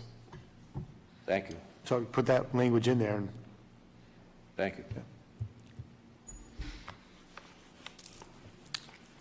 Anybody want my opinion? Not really. I didn't think so. I didn't think so. I'm going to give it to you anyways. Oh, gee. You really want to go to war with somebody that's potentially able to bring a water line up Sherburne Road? Did you miss the word exemption the whole time? Oh, Is this on? I did. Hello? And that's why if you do this, you should do it through selectmen, not planning board, not zoning. Shouldn't go through zoning, not because of what it would do to Jen tomorrow, but because of what it would do to this planning board in conjunction with the potential water line that would come up. We want to be not adversarial with somebody that could solve a problem. Okay. We want to be, able to potentially work a deal someday, maybe. But they'd have to bring their plan in anyway to the planning board. So the whole idea would just be having the planning board do planning, not the selectmen. Right. And Don't not- give me any more work. And not put moratoriums on, because. I'll do that and just- That ties our hands if we do that, you know. So if you do it, that's fine, but. Wait, I'm not talking about putting it on zoning, I'm talking about doing an ordinance to the selectmen. But having the planning board as the agents. Correct. Right. You can implement it, we can get rid of it. Exactly. I'm fine with that. I would like you to use the words granted exception for the benefit of people that are watching. Yeah, well, it's only 365 days, and 365 days goes really fast.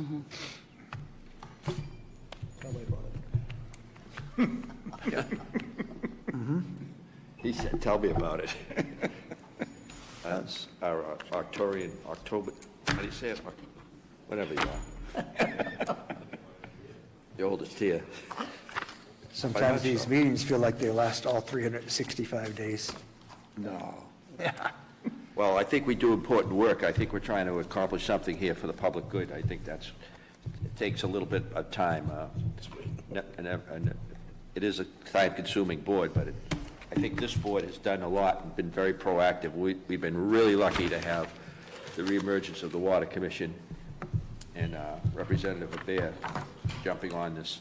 So I don't like being here any later than anyone else, but I committed to it. What are you pointing at? No. He hasn't made a motion yet? What? Sure, I'd like to give it to Cody. Passing the buck? I am passing the buck. Well, I've made some suggested changes, so can we just add those in there? Yes.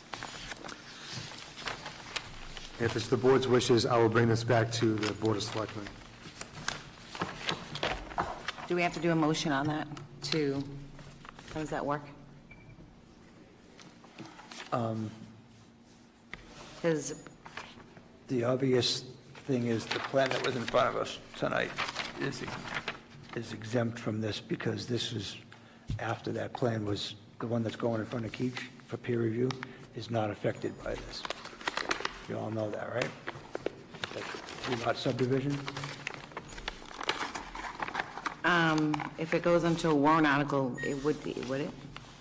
Should Didn't really hear what you said. As soon as they post a public notice, or we post a public notice, when a public notice has been posted, this is in effect. Right, but But we've already accepted his plan for consideration anyway. right, but that plan that was Oh, in you're front of talking, us tonight. oh, that one tonight would not, no. It's not affected by this at all. But the conceptual would be. Right. Correct. Yep. So what's the consensus of the board? Do you want to, we're going over to the Board of Selectmen, or, all right. Do you need a motion, Mr. Chair, for us to send it over to them? No, because we're not doing it. The selectmen's doing it. Over to the Selectmen, okay. Why am I doing it? So I'm you're not gonna doing it unless need- you want me to do it. What? I'm not doing it unless you want me to do Well, it. just take a vote of the board, will you? That's kind of where I was going with that. I don't wasn't make sure motions. I'll what the entertain one, consensus- though. What's that? Would you like to make a motion? Well, I was You going to don't let need my Danielle do that. permission. Go for it, I'll second it. No, you have to make the motion. Did you make the motion? I didn't make a motion. I did not make a motion, so I'm trying to ask what the motion is you're looking for, Mr. Chair. I don't, The motion would be, I don't like So I'm moratoriums. gonna, I'm I'll not going make to a motion entertain that them. we send this motion would over. be to ask the selectmen, for this board to agree to ask the selectmen to put in effect a resolution, the draft resolution that you just read tonight, to put it in effect with the exemptions that we have. We have the power of exemption. That's not going to be, it's not draconian. It's just a tool. The legislature tells us we can use this tool. We It's an don't, awful long motion, Jim. Are you making a motion, or are you just talking? yeah, okay. Done. The motion is to send this draft ordinance over to the selectmen, and they'll, if they make some minor changes, as Mr. Cody indicated, it's fine. So that's my motion. So we have a Sticking motion to on the it. floor. Do we have a second? We have a motion and a second. All those in favor say aye. Aye. Aye. Opposed? I'm opposed. Abstain? All right, that's a 6-1-0 vote. The motion passes. So, Does this have to be done by Mr. Cody, Yes, sir. we'll take that to the selectmen? Yep. Okay. Now I have a question, Mr. Cody. Yes, ma'am. Are you going to need a representative from the planning board to sit in front of the Board of Selectmen to present this to you all? That'd be nice. Under the 4114B, there's 2 public meetings to that, correct? Yes. Is it 2 or 1? I think it's 2. Would somebody like to make a motion that Danielle represents the planning board in front of the selectmen? I'll make that motion. Do we have a second? Do we have a motion and a second? All those in favor? Aye. I am also aye. Opposed? Another Abstained. point of order, Mr. Chairman. Do the 7-0. abutters affected by this have to be notified? What's that? Do the abutters, It'll be posted as a public hearing, like townwide. so the people that, I think the statute, and I know this is fact for zoning, I'm not positive, and we should check with legal on if 100 or less properties are affected by a zoning change. Well, it's a zoning change, so it may not It's not matter, a zoning change. but that you have to notify them. But I would still double check on that, because I'm not, We're not changing zoning, are we? No, because this would be a standalone town ordinance. it's a town Just like a ordinance, but- noise ordinance. Right, so I don't know if it's treated the same way. I just happen to know the zoning. Okay. Sam, Yes. would you like to give us a master plan update, seeing as though we're still awake? Sure. Briefly. We had our last meeting on December 8th. We did not have one in November because we had one in October, and we felt that with resilience, the push was to complete what they call the Pelham Existing Conditions Report. They gave us their initial draft in October. We used November with the various members to go through the various elements and make comments. And by December 8th, they had taken our comments and made changes, and they presented it to the Master Plan Committee. And essentially, we accepted as changes that were made. That has been posted on the website, so there is an existing report. It's considered a living document, so to speak. It's not final because any changes that happen during that we want to update, we can. The next focus is really, as I read tonight, which is the Master Plan Forum meeting that will be on February 22nd here at this hall, 6 to 8. And the intent is, with resilience, is to basically educate the residents on what is the master plan, get their input of what changes they see, they would like to see in Pelham as part of the master plan. This becomes part of the master plan document. We are 7 months into the master plan, or 8 months into the master plan.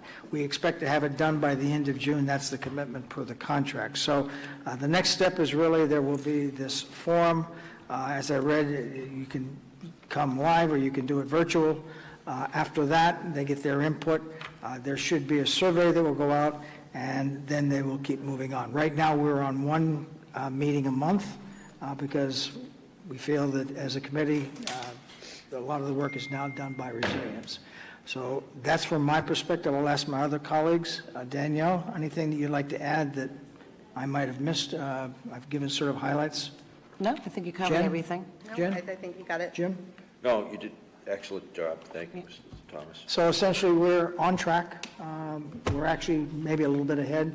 You can view the existing report. It's on the Pelham, under the planning department. There's a link for the website for the master plan. And in the master plan website, there is a link for the existing report. It's about 134 pages, thereabouts. About that, yeah. Yeah, and it's very detailed. It has all the elements from transportation to water to economy to Hobbs Center, Council on Aging.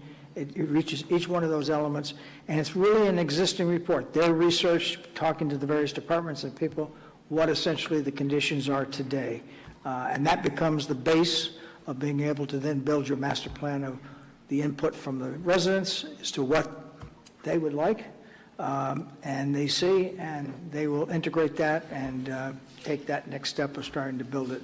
And as I said, our contract is that the master plan will be finalized by the end of June. That's the intent.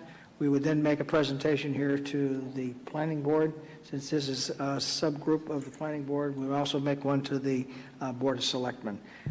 But like I said, if you'd like to read the report, it's out there on the website. And our next meeting is January 26th, a Thursday, in the police station conference room. Great. More Thank than you, Sam. welcome to join us if you'd like. Roger, I didn't mean to leave you out. Is there anything you'd like to add? No, I think, I missed the last meeting, so I got to get back into the loop. I got to read everything, and I probably have a conversation. Oh, I guess there's one other thing that's really important, and it happened in our October meeting. I had a meeting with the high school, with the principal and with Chip McGee, the superintendent, and we had 3 honor students come and listen to my discussion about the master plan. 2 girls and one boy. And Tybor, he's the president of the sophomore class. He actually came to our meeting, participated. He was at our December meeting. He's actually taking some of the information back to the government group at the high school. So, and I'm expecting the 2 girls to possibly join us maybe at our January meeting. So it's exactly what we wanted to do, is to have some student involvement. And we've got all 3 honor students. He's a sophomore and the 2 girls are juniors. So again, that was something that was on our target list of what we wanted to accomplish in the master plan. So there we are. We're on track. Very good. Roger? Mr. Chairman, would you entertain a motion to adjourn? There's a motion on the floor. Second. We have a motion and a second. All those in favor? Aye. I would also be aye. Opposed? Abstain? We're adjourned.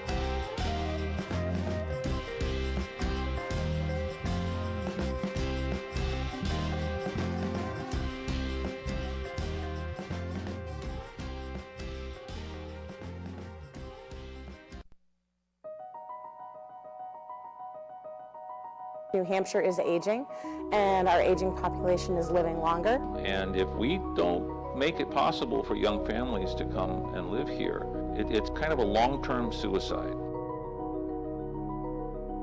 We need to be able to attract and retain young people to work here. We need more long-term rentals, and we need more single-family homes that our working families can afford. The lack of economic opportunity we saw as a challenge and almost a solution to build our own economic opportunity. They're not trying to create a problem, they're trying to solve a problem. You want to be a relevant community, you need to be active, aggressive, and energetic. Know that you're needed and that your voice is important. But we've been talking about this now for 10 years. I mean, it's time.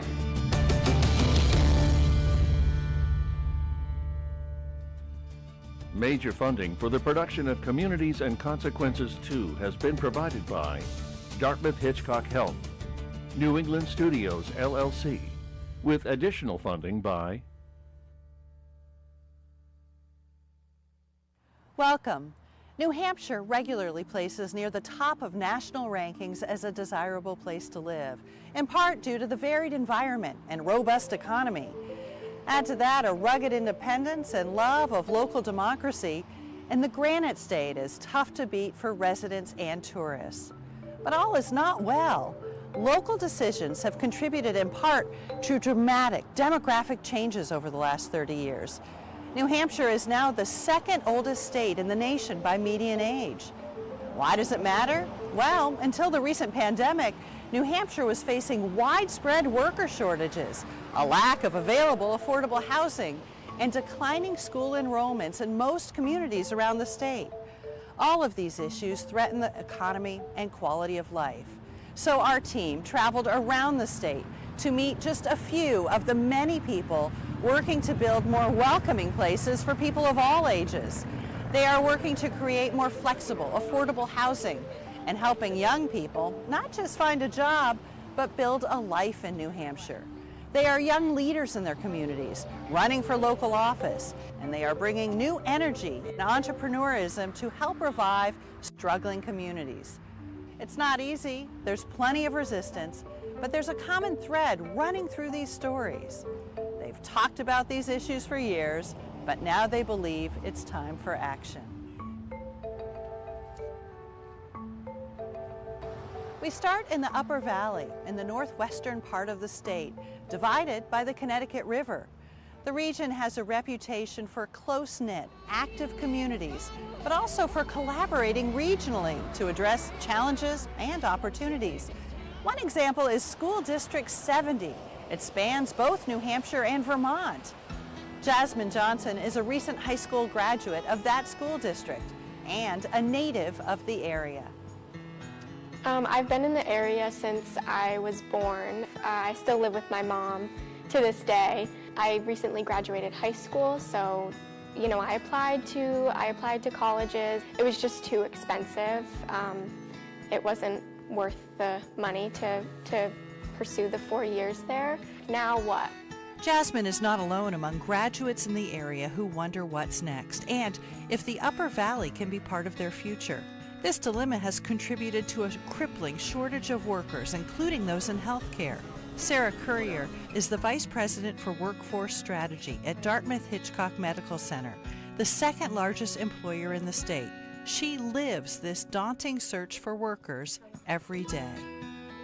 I think a lot of people understand that it's difficult to find experienced, talented physicians because there may only, particularly in the specialties, be a small handful of people with that skill set across the country. But what they don't realize is this affects us in every part of our workforce. If I don't have enough housekeepers to clean a room or to turn an operating room over, I can't start that next surgery or I can't admit that next patient. We find ourselves every year turning patients away because we just can't get them into the hospital fast enough. Well, welcome to DART. My name is Steve Jameson. We have Danielle Town, who's one of our flight nurses. A few years ago, Dartmouth Hitchcock took action and created programs to educate and grow its own workforce, such as experiential days and the Workforce Readiness Institute. Far beyond simply promoting careers, Dartmouth-Hitchcock has to show a clear pathway for potential workers to make a life in the Upper Valley. We have 17 high school students here with us today from 4 different regional high schools, and they are participating in our very first experiential day of the year. At the end of the day, our goal really is to kind of spark an interest in a healthcare career and make them feel like they want to be a part of this.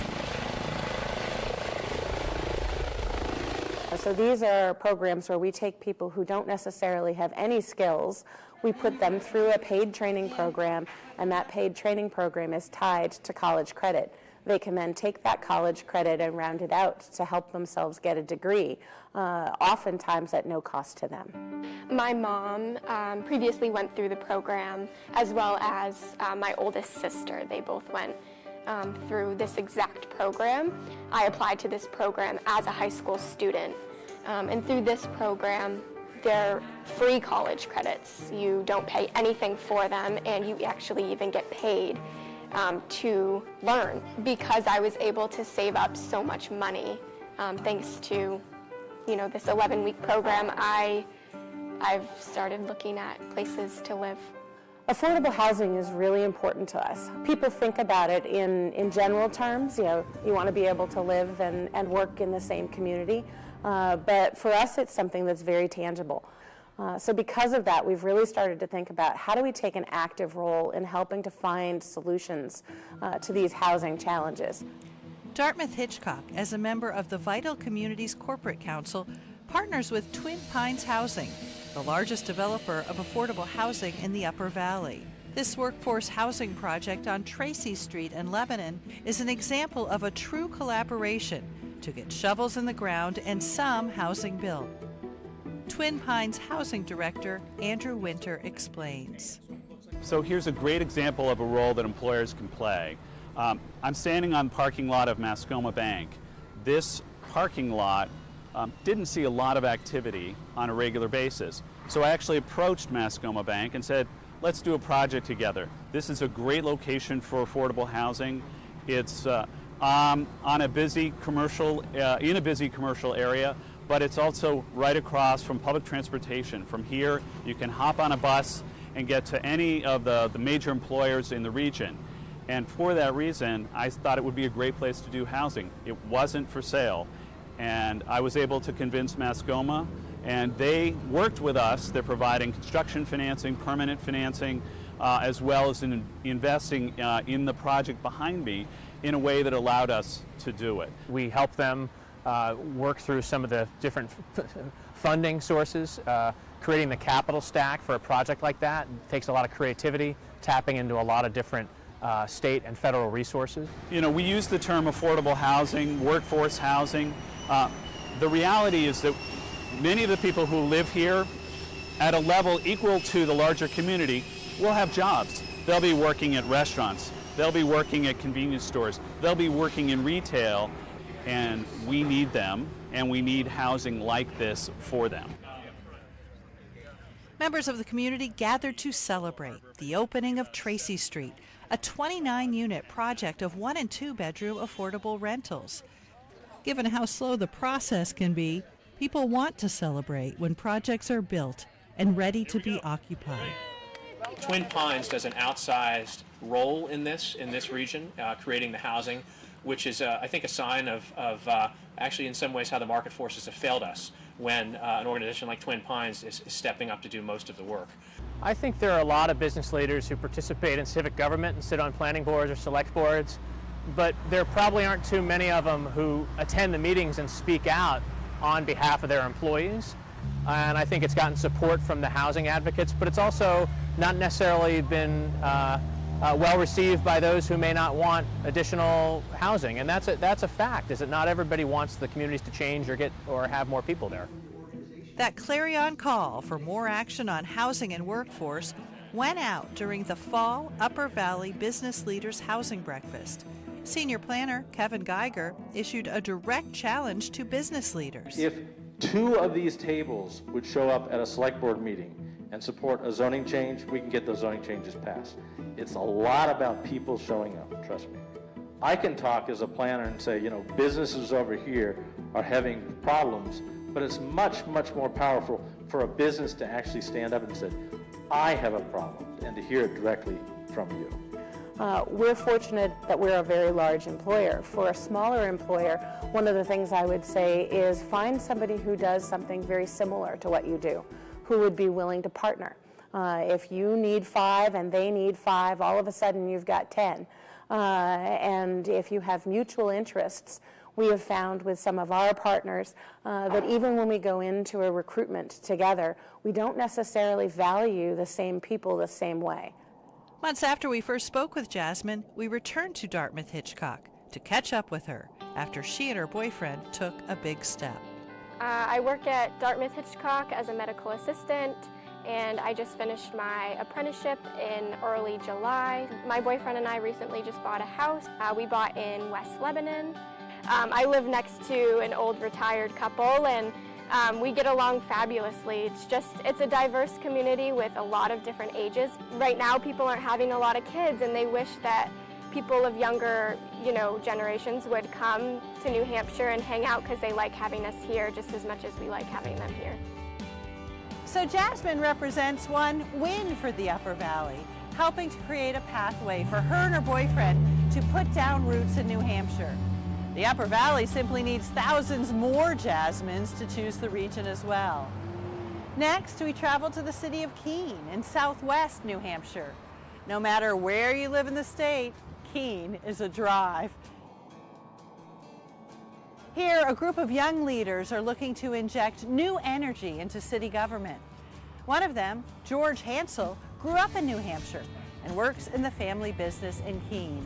He moved away for college and then returned and has an idea why Keene is such a tight-knit community. It's tucked away over here, but I don't think people realize just how much we have going on here. People live, work, and recreate here. So they're all tremendously invested in the community. We're not a bedroom community for somewhere else. There isn't a major attraction really for a 50-mile radius around Keene, so this is it. We have to make it great. Kate Bosley and her husband, Craig Henderson, are both originally from Keene and talk about it a bit like a hidden gem. So I feel that we have a very strong community. I think we have a caring community. I like the fact that we're relatively safe here. And I think as young people, when we were deciding, we had this opportunity to choose between the Seacoast and Keene.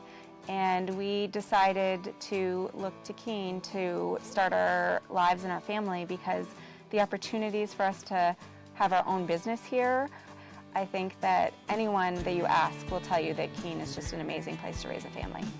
Like many couples these days, Kate and Greg have a full plate. I definitely believe that if you want something done, you give it to a busy person. We both like to be busy. We thrive in that environment.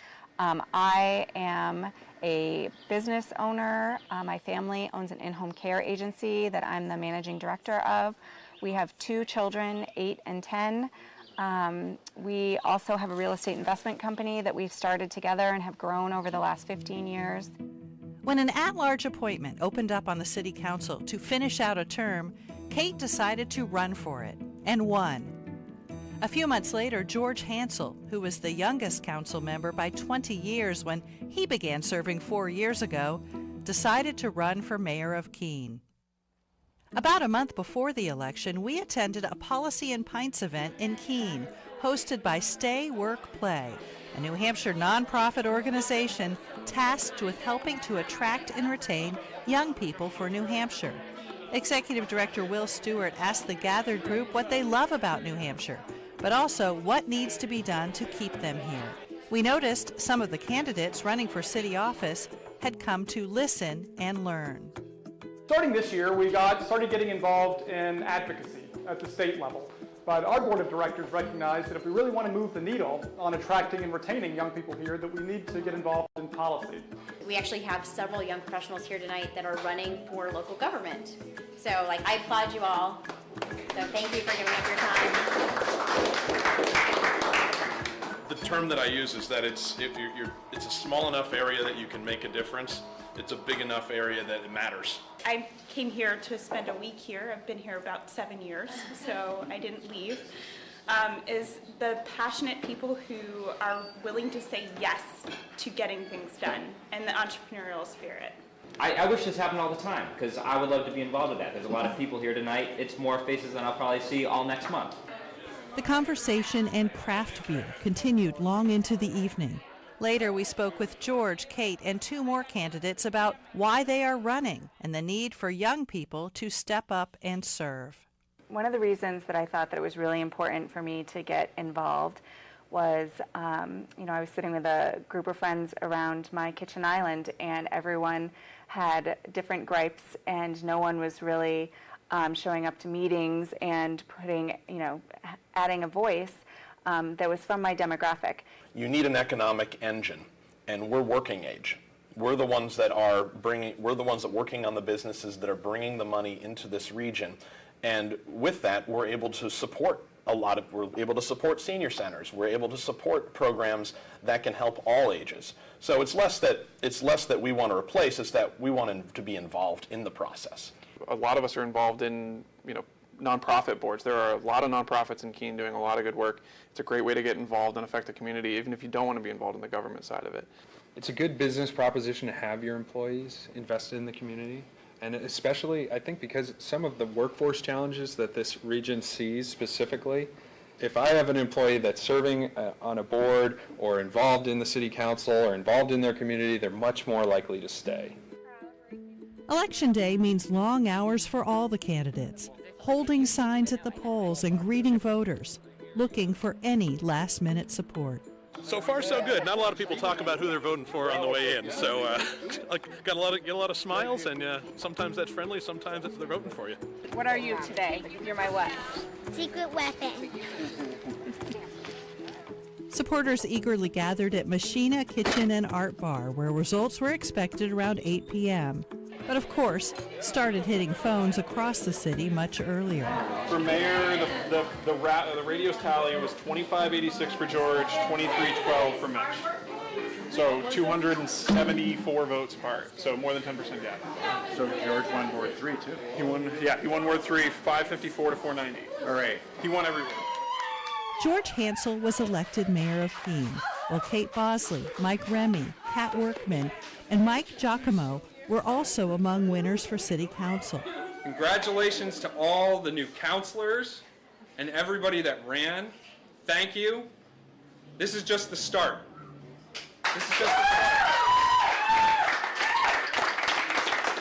So we have lots of women that won tonight, which is so exciting. I think that in my short experience, this is the most women that I've seen that are going to be serving on council, which is very exciting. I think Keene's ready for some change, younger voters, younger candidates, younger city councilors, and want to see that momentum continue forward.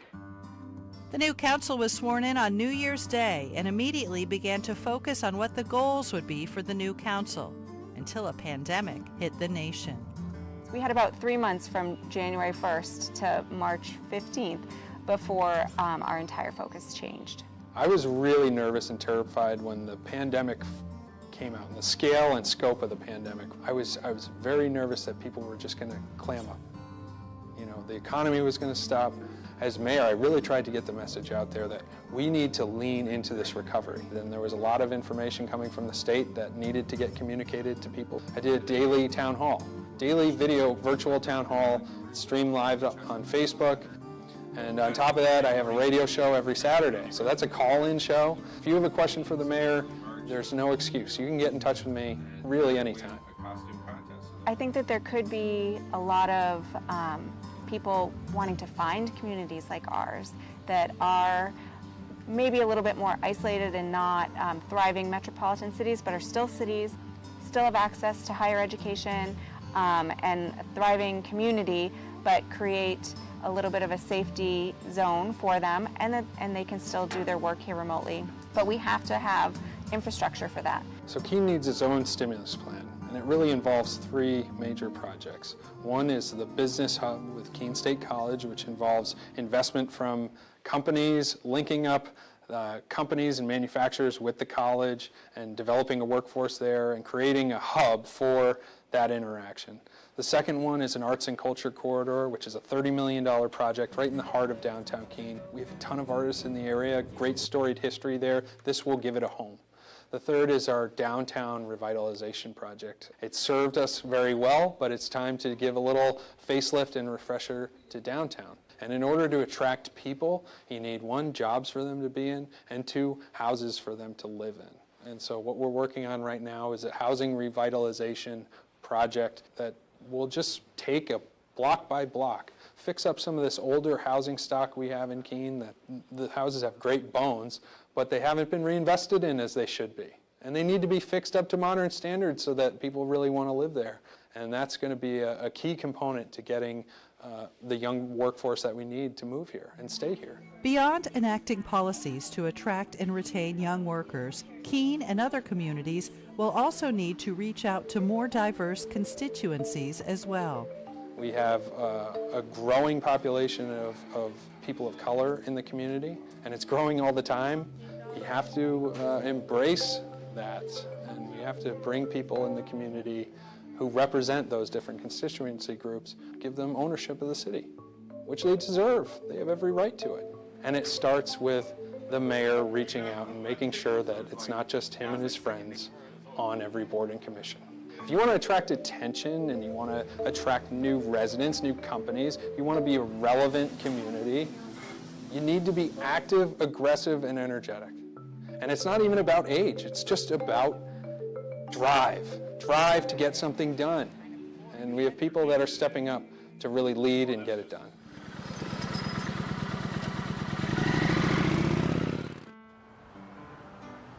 We now travel 2.5 hours northeast to the Mount Washington Valley region of New Hampshire with 18 small towns in the oldest county in the state, where half of the residents are over 55. The region provides 4 seasons of brilliant scenery, outdoor recreation, resorts, shopping, and an active lifestyle for residents and the thousands of tourists who visit every year. Victoria Laracy and Andy Dean are members of the Workforce Housing Coalition of Mount Washington Valley. They are trying to solve a crisis that threatens the well-being of the region. Employers report acute shortages of workers, but the lack of steady, well-paying year-round jobs and the shortage of adequate and affordable housing discourages young people and working families from putting down roots. We first met Victoria at another Policy and Pints event, this one at Tuckerman's Brewery in Conway, where Stay, Work, Play Executive Director Will Stewart also asked this gathering of young people what the challenges are for them to stay in New Hampshire. Anyways, I feel like I represent a typical millennial.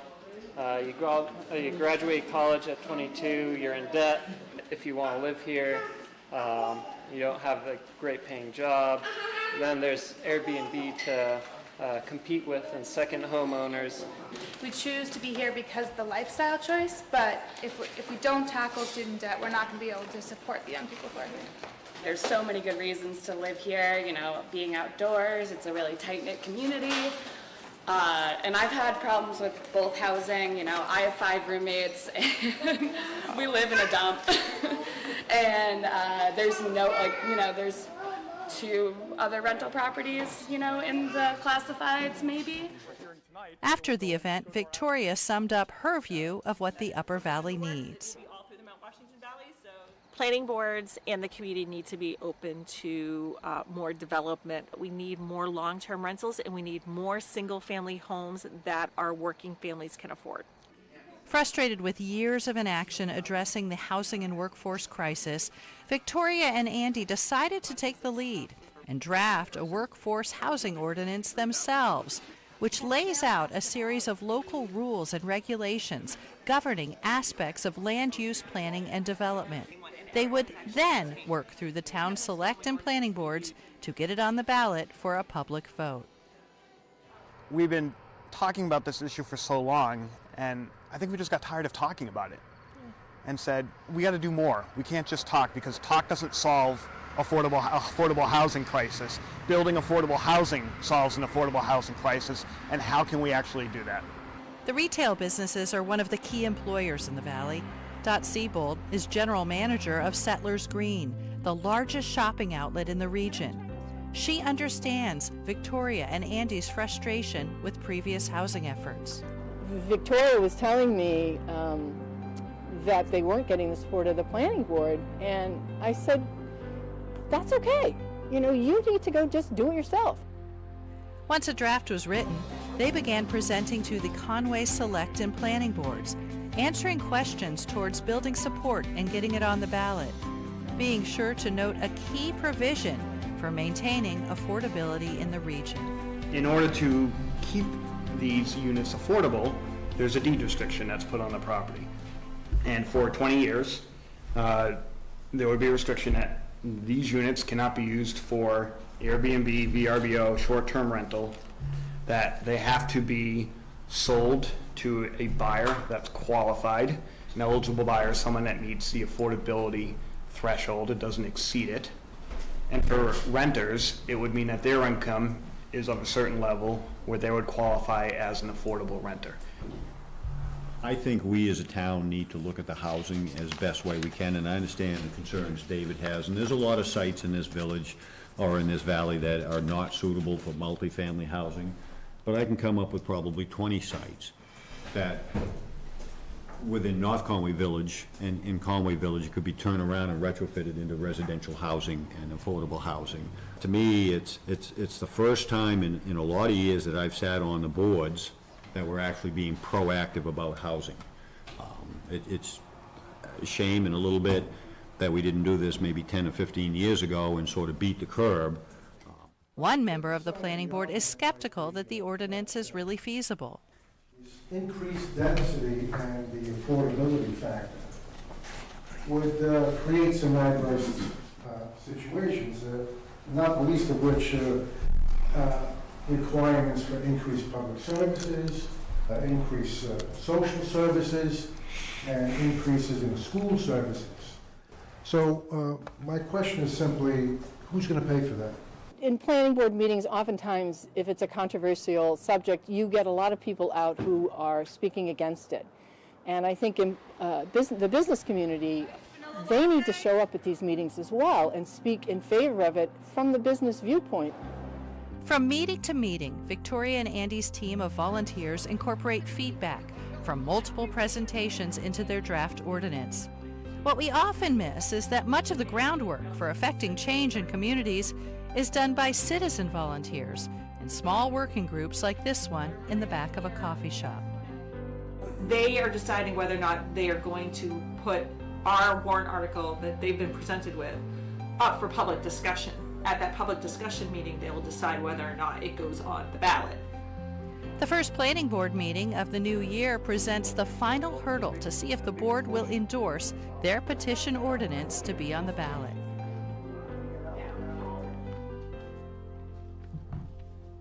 How many of those units can you now put on that piece of property? Or is that not restricted at all? In other words, can I build 100 houses on that? No, and that's the thing. It's essentially, if you could build one unit, you could probably now build two, but you need to have an affordable Or you unit. could build 10. You can't. No, you cannot. Okay, so there's a restriction on the amount. Correct. This is a chance for us to adjust the zoning ordinance to allow for more housing stock. They're not trying to create a problem, they're trying to solve a problem. You might want to entertain a motion to recommend the petitioned article on the town warrant. So moved. Second. All those in favor? It's unanimous. Now would you like to explain? We got full planning board support. Yeah, we were surprised. We were very surprised. We felt like we were going to get a majority support, and in the end, even the one that spoke out publicly back in September came around and decided to support it. So this is a huge boost to our warrant article. Yeah. Normally, Victoria's team would plan an aggressive outreach campaign before the vote, but the pandemic changed everybody's plans. We really had to change the way that we are going to educate our community about the ordinance. We're going to do a Young Professionals Roundtable to educate them on the ordinance. We are going to talk with the Kiwanis group and the Rotary group. Unfortunately, when the stay-at-home order came into effect, a lot of those events, actually all of those events, had to be canceled. Working to pass this ordinance and getting more homes built for working families is a moral cause for both of them. I see housing sort of as like a basic right. And the fact that we have people in our community that work full-time and can't afford housing is absolutely unconscionable to me. Turnout was a concern on Election Day given the pandemic, but Conway developed a creative plan to keep voters and poll workers safe. Drive-through voting. Door with your last initial. Good, how are you? Good. Can you state your name?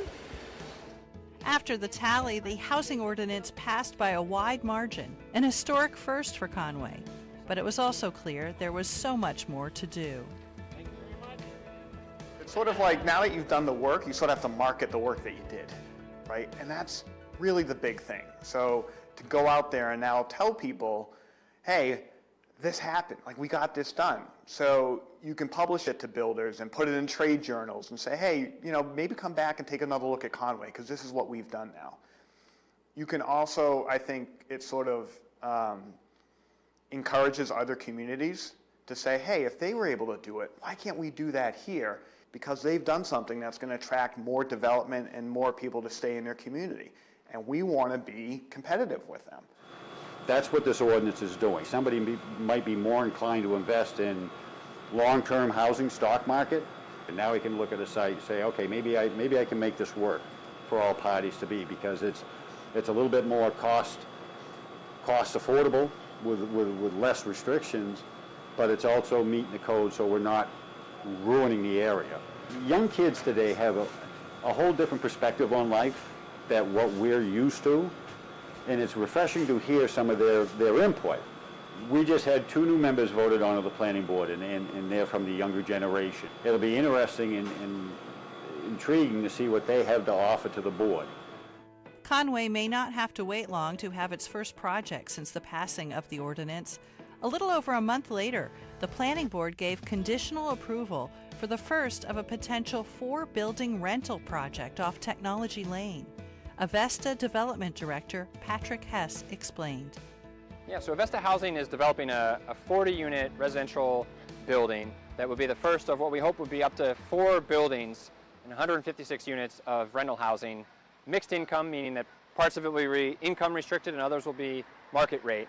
The passage of the ordinance in the town of Conway has benefits to the current project that I'm working on, and that allows us to think about the land we have under contract differently, whether we can do more to meet the demand in the area. And then moving forward, the ordinance means that we can look at properties around the town of Conway in a different light, because the density now allowed under this ordinance means that certain projects would be feasible in a way that they hadn't been before. Well, I think what happens in communities, we're so focused on bringing our concerns and our questions to our local elected officials and our government, saying these are the things that we are really looking for change in our community. And we have the expectation that they're going to take the ball and run with that. And in hindsight, a lot of our community representatives and elected officials are volunteers, so they need that community support, the involvement, and sometimes for us to say, hey, this is what we want, let's work on this together, and take the leadership role to work with them and make it a collaboration. This avenue makes perfect sense, as opposed to some of the other things that I've seen. From a promising way forward for Conway, we turn now to the southern New Hampshire community of Pelham, right on the border between New Hampshire and Massachusetts. Jeff Gowan has been the planning director for 15 years. Originally from the Midwest, Gowan found New Hampshire very much to his liking. In the Midwest, where I lived most of my life, it's sort of all county, and I think here, when I went to my first town meeting, which back then was before Senate Bill 2, so it was a real old style town meeting, I was hooked. I'm like, this is quintessential America. Pelham has a population of just under 14,000. We're a border town, nestled between Drake, Massachusetts on the Mass border, Hudson to our west, and Salem to our east. Pelham has, it's still got small town charm, even though we're nearly 14,000 residents. I think this is a healthy community, and I want to see us become more healthy and not, kind of make the mistakes that some communities have where we become a senior citizen community, where it's really just about that age group, that cohort. Again, I'm a member of it, so I can say that. After building more than 300 units of age-restricted housing over 20 years, Gowan advocated for a bold first step, supported by the Planning Board, towards making Pelham potentially more welcoming and affordable to younger people. Well, Article 2, which is on the ballot, is seeking, put there by the Planning Board, to eliminate age-restricted housing for all future projects in the town of Pelham.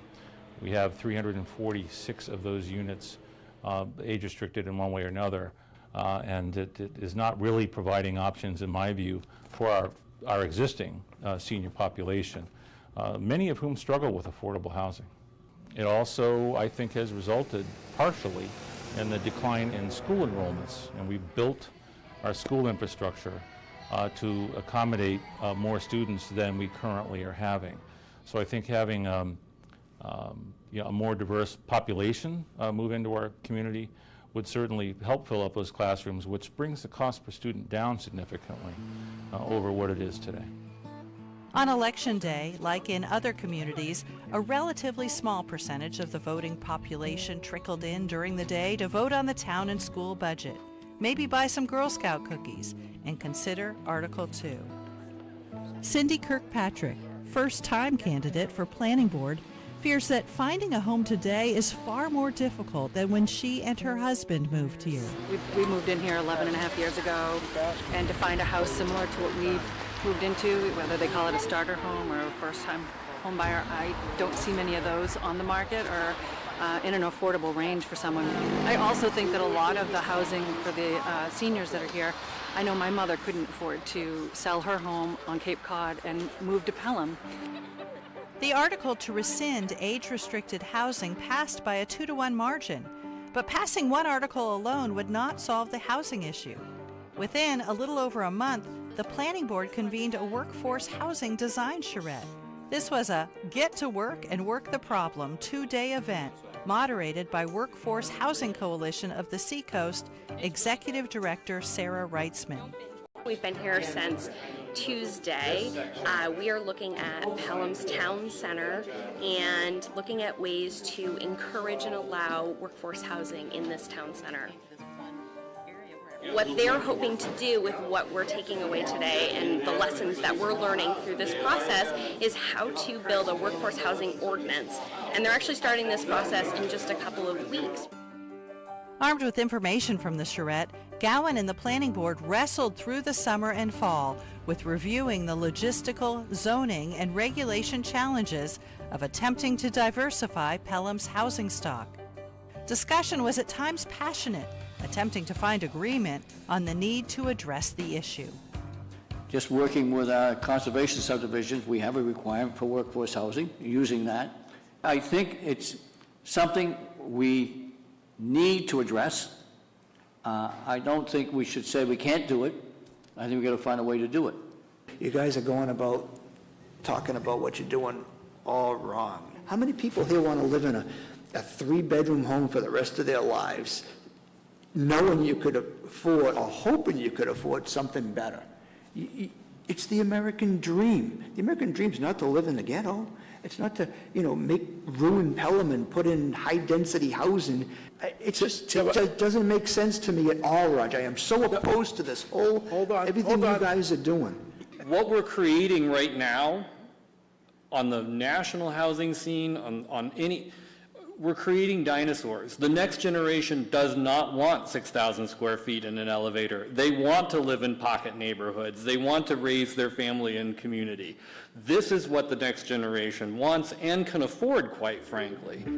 Fall brings old home days to Pelham, where families turn out to celebrate their town and traditions.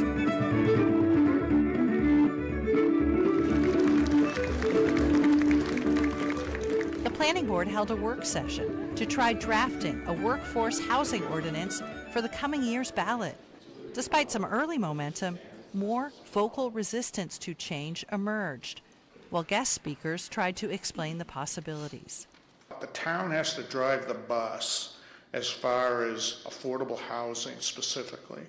A developer is not going to come into town and say, oh, I want to do affordable housing. You might get one or two that might do that. And it takes a special breed and it takes a special company or individual, and there's some out there, a lot out there, and I'm working with a lot of them, that specifically have figured out the formula in order to do that. To think that we're going to use density and offset the fact that there is no such thing as affordable building is absolutely absurd, especially in Pelham where we can't go over 30 feet and 2 stories. You know, it's not going to happen in this particular town. Maybe in a city. Well, I hate to burst your bubble, but I'm doing it right now.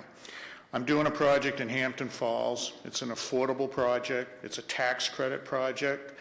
So can you do high-performance construction and make it affordable? Absolutely.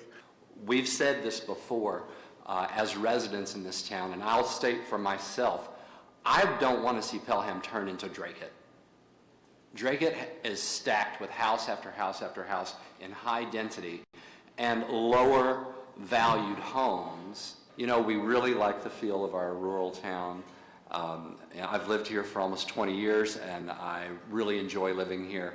Think about the fact that this board's been passing out density left and right for 55 and elderly projects now for 15 years, 20 years. Yeah. They are dense as hell. People don't like the way they look, except the people that love them and buy into them. I absolutely know that if you treated that not as age restricted, with a similar sort of density, better landscaping, more creative in the way it's designed, so it's not just a row of houses running down a road, there will be people interested, young families, who can't afford any other options, because that's the starter home of today. But my goodness, when you're looking at how much for a 2-bedroom apartment, $1,700? One bedroom. $1,500. I think there is a need for some apartments. And it doesn't have to be block after block, and it doesn't mean we're going to turn it into Revere or Lynn, where I'm from, or even Dracut. But we certainly ought to be providing more housing for those in our community or people we want in our community to live. And I think that's where we need to go. But we've been talking about this now for 10 years. I mean, it's time to make some adjustments and realize we've basically redrawn the demographic map of Pelham over the last 8 years into a graying population by encouraging senior and elderly housing. It's time now for us to put our thumb on the scale and say we need to encourage younger people to come into town. Realizing that a new workforce housing ordinance might have to wait another year, Gowan, along with Planning Board Chair Roger Mountblue and developer Mike Castagna, drove to Hampton Falls to look at Castagna's affordable housing project that, with modifications, could potentially work in Pelham. Yeah, we're at the Meadows in Hampton Falls. The design it's not obtrusive. It's scalable. It fits here, you know, and it fits in a rural character. It's not out of place. It's a pleasant place to be. Yeah, being informed is important, you know, and we'll do other visitations at other sites, and we gathered a lot of information that we're going to digest today, and then we'll share with the board members. Being able to show the general public what these, projects can look like. Yeah. Because it's very hard for people to visualize. They hear density, they picture some pretty terrible stuff in their minds, and it can work.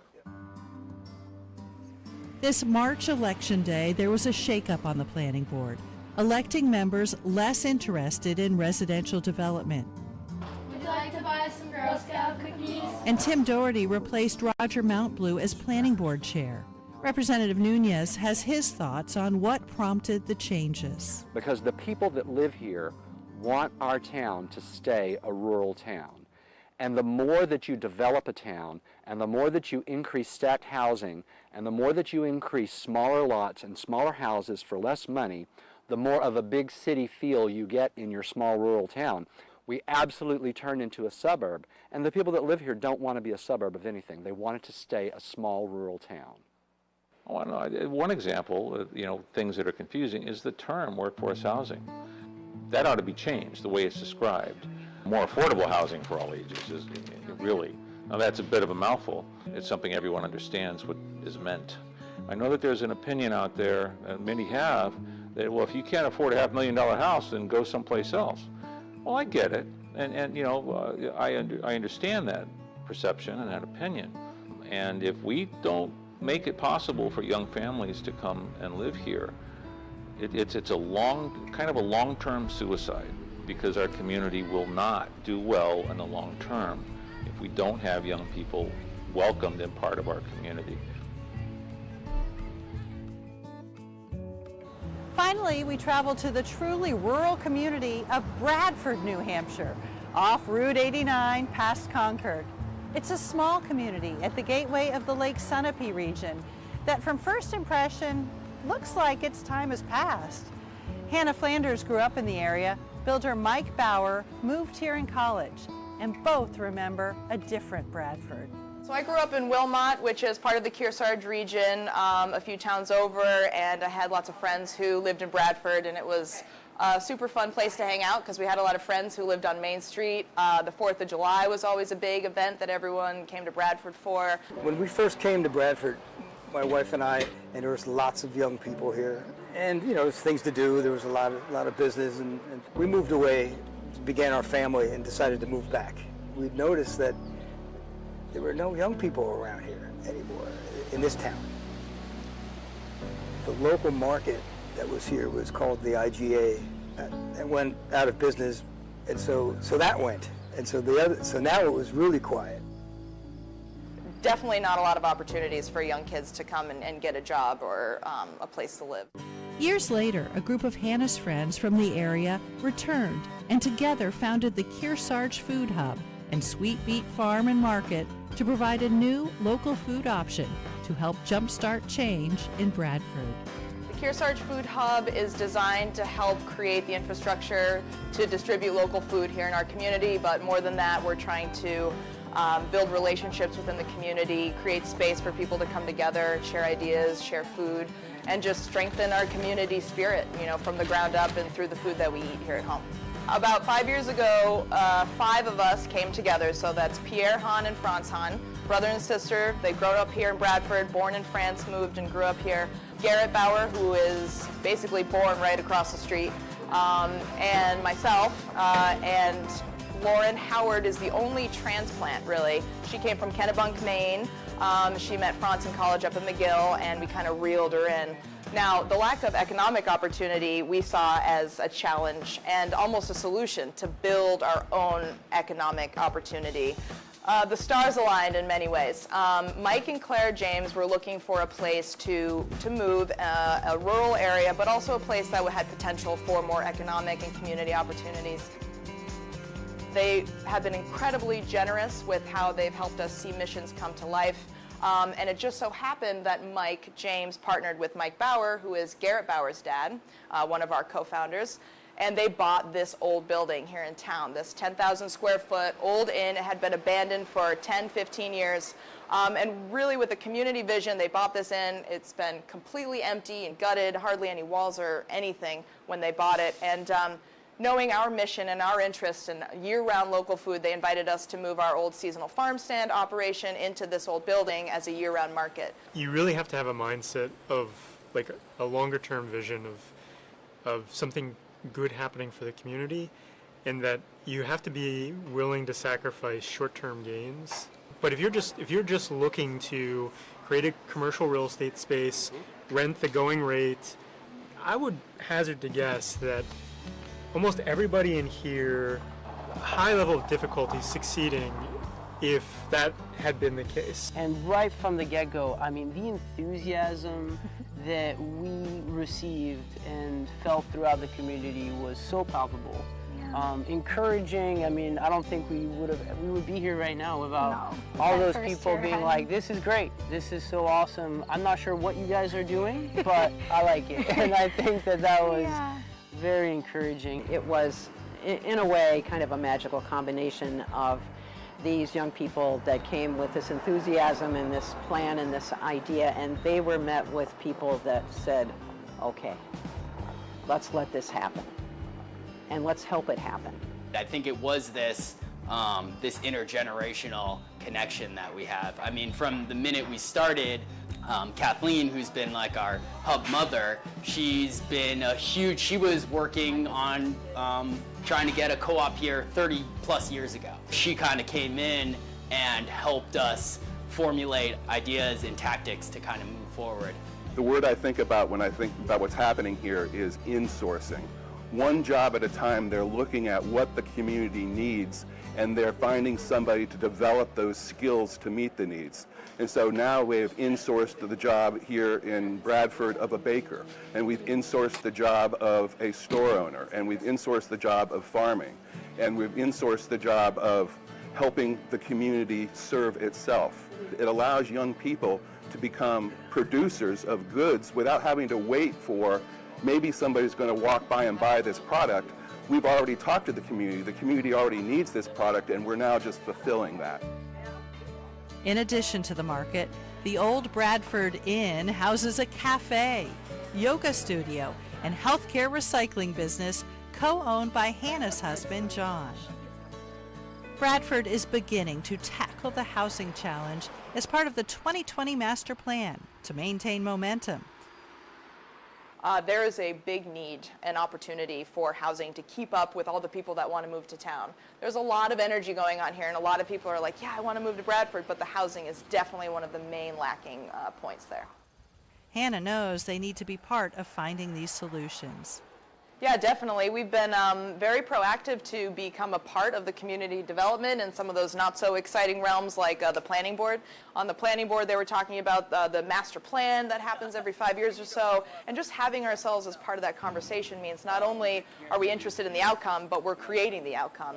Part of what I'm interested in doing is making this small community be able to support itself with its own market and its own businesses, and maybe provide and get some jobs for younger people here, you know. I mean, I'm hoping that we can and we will be offering real tangible jobs in the near future through our organization.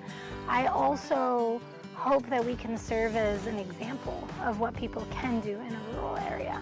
I think there are so many good reasons to leave New Hampshire and go explore other areas depending on what you want to do, but I hope that that's a choice and that it doesn't come down to a need, and that if people do want to stay and be part of this community or any rural community, that there are ways to make it work and to make a sustainable, viable lifestyle.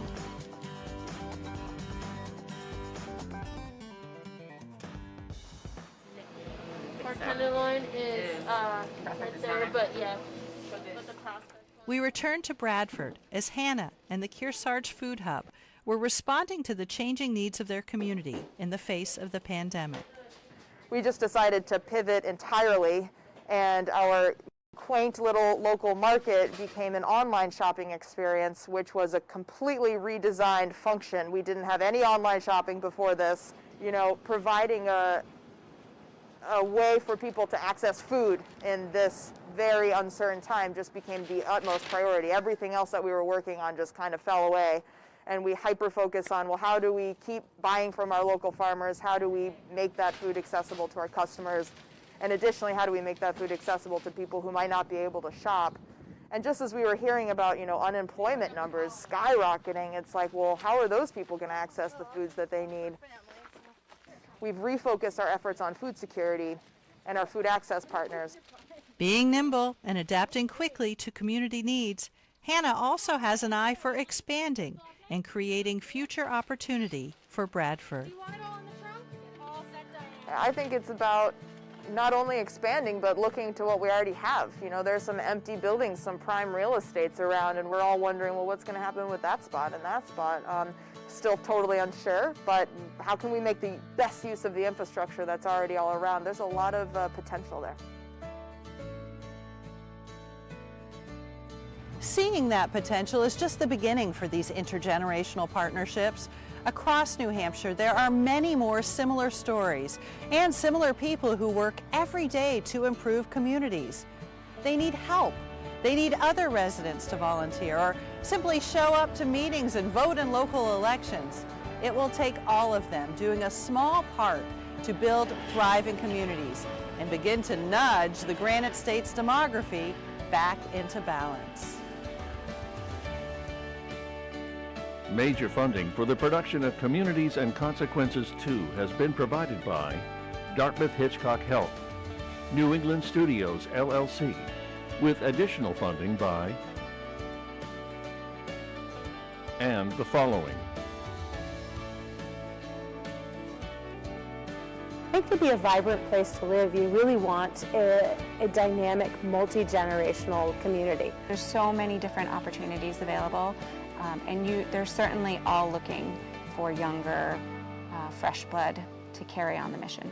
Change is hard for people, and not everyone wants to see it happen all at once, but if you're open to just working together and taking those steps you'll have the end result somewhere down the line. We're here, we're doing this, and we're reliable, and you can trust the issues we're bringing to the table are important, and you can trust that we're going to help solve them.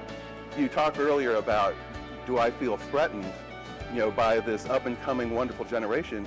It gets me up in the morning. It makes me want to think about how I can help. Future looks like staying here in New Hampshire. We plan on staying here for years and years to come.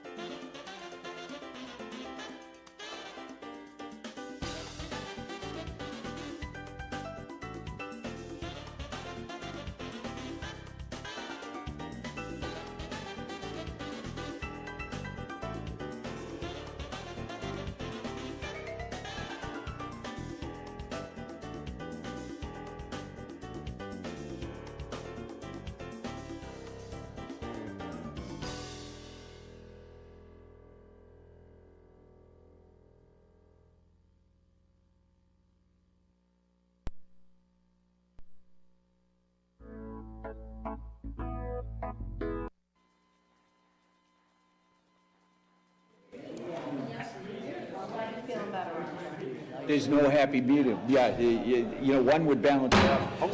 Okay, we're here. It's January 5th, this is the planning board, and this is also a public hearing. Danielle, could you read the roll? Tim Doherty. I am here. Jim Bergeron. Here. Roger Montbleu. Here. Danielle Massey Quinn here. Joe Passamonte. Here. Bruce Blapka. Here. Kevin Cody. Here. Jay Bergeron. Not here. Patty Colbert will not be here. Hal Lyde. Samuel Thomas. Here. John Spottiswood. Not here. Scott Sartell. Here. Jen Beauregard. Here. And Jennifer Castles. Here. Okay, you want to rise for the Pledge of Allegiance? Pledge allegiance to the flag of the United States of America, to the republic for which it stands, one nation, under God, indivisible, with liberty and justice for all. All right, we've been asked to read into the record a letter from the master plan, and we are represented by Sam Thomas, who happens to be the chair of the master plan. And Sam, would you be able to read that into the record for us? This is the announcement for what's going to be the public forum for the master plan for the community. I'm going to read it as is. It says, our plan with the photograph. It says, Pelham residents are busy creating a new master plan. A master plan is the roadmap for a town's path forward into the future. It represents the community's shared visions and goals of our town and sets forth a recommended set of strategies and actions to achieve them over the next 10 years. The community organizations and developers are aligned with the community's priorities. We need a wide range of participation to help us create Pelham's new master plan. Over the next few months, we will be asking the community for input and directions. Here are some of the ways you can inform the process and help us get the word out. 1, attend the Our Pelham, Our Plan Community Forum event on February 22nd, 2023 at the Sherburne Hall in the Town Hall, 6 Village Green, from 6 to 8 p.m. This community forum event will be your opportunity to provide feedback on what you think Pelham needs and what you love about the community. 2, an online version of the community forum event will be open to the public for 1 month following the in-person forum. Please visit the project website to participate online and encourage other residents to participate. Share the project flyer and information with others. This is the flyer that went out. And lastly, visit the project website for information on additional outreach events through the community project act process and next steps. hhhwww.bit.ly/Pelham-masterplan-plan. Thank you, Tom. Sam, later on in the evening, when we get into discussion, Sam, if possible, you could update us on what's going on with that master plan? Absolutely. Thank you. We're going to move into the public hearing, and this is the second public hearing to discuss zoning amendments proposed for the 2023 town meeting. And the proposed amendments are described as follows: to amend Pelham zoning article 7, section 307-41, special provisions to increase residential and commercial septic leach field setbacks from wetland areas from 25 feet to 50 feet from poorly drained soils and from 50 to 75 feet from very poorly drained soils. These changes are consistent with the State of New Hampshire Code of Administrative Rules, ENV-WQ 1008.04. Number 2 is to add a new article to Pelham zoning ordinance, article to be determined as a solar ordinance, to permit the regulation of solar energy systems and to support solar energy system usage. This ordinance will allow residential rooftop solar installations less than 15,000 kV to be permitted by right in all zoning districts, and ground-mounted solar systems that are 15K or less and 500, I believe it's supposed to be 1,000 square feet or less, will not require planning board approval. Any commercial solar energy system would require application to the planning board for site plan review as well as a conditional use permit. All solar energy systems shall obtain building and electrical permits prior to installation. The third thing is to add a new article to Pelham zoning ordinance. The article is to be determined. It's a natural resources management ordinance to promote and ensure the orderly development of land within the town of Pelham, to promote public health, safety, and welfare of its residents, and to ensure for the future population of the town that essential municipal services, transportation, roads, and clean water are available and will have sufficient capacity and quality to accommodate new and future development. So at the first public hearing, we made a few changes that were considered substantive changes. In 30741, there were none. The change that we're making to the zoning is just changing 25 to 50 feet and 50 to 75 feet.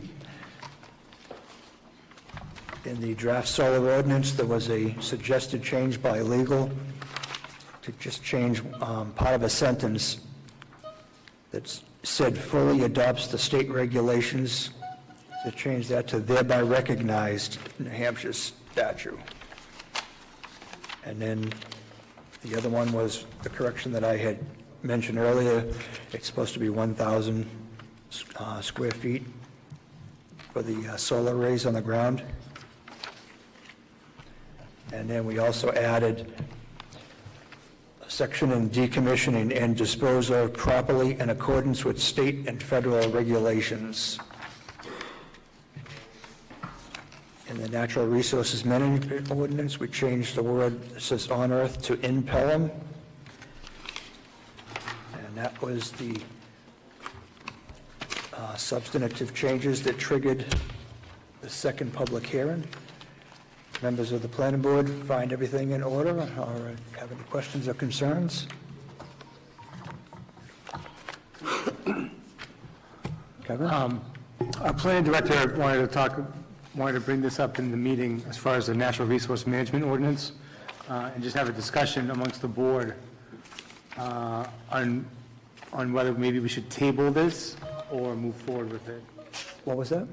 On whether we should table putting the Natural Resource Management Ordinance into zoning, or we should table it and possibly have a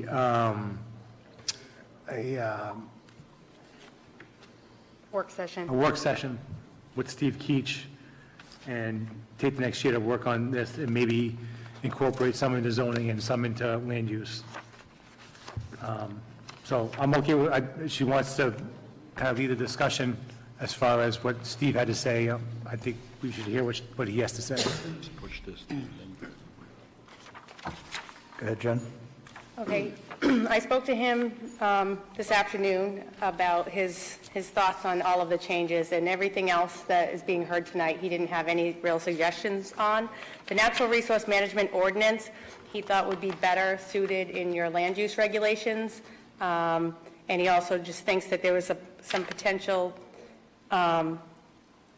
things on here that maybe you may want to work with him, at a work session to kind of button up. One thing being, well, actually, let me just read to you what he wrote. Draft amendment number, it was 5 at the time that he wrote this, entitled Natural Resources Management Ordinance, appears to contemplate requirements and controls intended to be applicable to proposed land uses, subdivisions, and site plans, which are presently subject to planning board review and approval under provisions of the Pelham land use regulations. In my view, the same goals and objectives espoused by the draft ordinance could be more effectively implemented on a site-specific basis through amendment of the site plan review regulations and subdivision regulation portions of the land use regulations. In my view, amendment of the land use regulations to include similar text would afford the planning board and applicant maximum flexibility in identifying needs and deriving solutions on a specific basis. What his thoughts was this would give the planning board more opportunity to work with applicants. The way this was proposed right now, he thought would highly increase the number of variance requests that would be going to the zoning board. Maybe even requiring, 2 meetings a month rather than 1, with some of the potential issues that he saw on here that would be seeking variances. And one other thing was the bond requirement. You can do that through your land use regs, but he's never seen that as allowable under zoning. So that was just some of his thoughts and suggestions, and thought maybe you don't even have to table it for a year. If you just take it off of zoning and off the warrant article, the planning board can have a public hearing any time of the year to add regulations, to update your subdivision regulations or land use regulations. Board members have any comments, questions about that? Roger? I agree with Mr. Cody, and I see Steve Keach's point, and I agree with him also. So I would tend to think of doing what Steve Keach suggests, that we work on it. Okay. I think that Steve thinks that this is on the right direction. He just wants to make sure it's put in the right places. Right, he did say that he thought he can see what the intent is. He thinks it's a good intent. It's just better lived in the land use regulations. Yeah, I know over the years, board members have had problems with the fact that we don't have anything in zoning. We have it in land use regulations, and it hasn't been stopping people from clear cutting their property. And that was why whoever originally drafted this had tried to put it in zoning. So, but we can always do that next year if we find that we can't address it properly in subdivision regulations. We can. I have a question. If we're to do a zoning subcommittee to change this, how soon could you do it? Not this year. It would have to be for next year's ballot. You wouldn't have time now. Yeah, but you're saying take this off the warrant article and amend the zoning. No, I meant the land use regulations, which is a little different. We could do that at any time during the year with just one public hearing. I'm not quite sure I understand about the variance part of it, about what he was saying. Could you? Yeah. So right now, if something is in your zoning, the relief would be the zoning board. So any relief sought to this would be bringing applicants to the zoning board. So as I was mentioning before, like number 4, under applicability, you have a 50-foot perimeter buffer of all parcels shall remain undisturbed with exception of the entrance into the property. But this also applies to all commercial and business developments. So if you have a commercial property that's only maybe 2 acres in size, was the example he gave me, you're taking up pretty much their entire lot, leaving the buffer there. And he just thinks that this is going to have a lot of variance relief needed. That's one of the issues that he had. My question to that would be, how many commercial properties exist that this would be an issue with? I couldn't say how many. I mean, there's still some commercial properties available where people may want to develop. So this is just saying that they can't do anything to their property for 5 years, basically, if you have to leave a 50-foot buffer around it.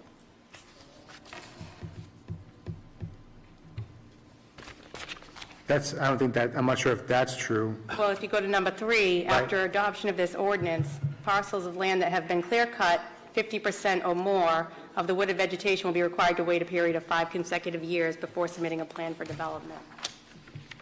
So that doesn't necessarily mean number 4, you would need a variance. If the parcel was only 2 acres, then possibly. That's right. Right. But to develop commercially, you have to have 2 acres of land, so it's potential that you have parcels that are 2 acres that want to develop. But that could give us that could give the town more control of what goes there and what happens on that property as far as commercial development. Right, and you still could do that under your land use regulations, the same requirements. Part of that land use regulations is they're not really being followed as they're already written. I think, Kevin, maybe on the 3rd paragraph down, because it says and/or commercial business development, it didn't just stop at major subdivision. Right. So if this were an ordinance for major subdivisions, but because it has and/or commercial business development, that kind of makes it so it sounds, what he's saying, I believe what he's saying is it sounds like any commercial development can't cut do any cutting on their property. And right now, all the commercial development parcels are probably already developed anyways, but this kind of like makes it look like you're going after the ones that are already there, as opposed to this, the intent of the ordinance when it was first written was to look at parcels of land that are undeveloped. And I think that one sentence right there is a problem with it.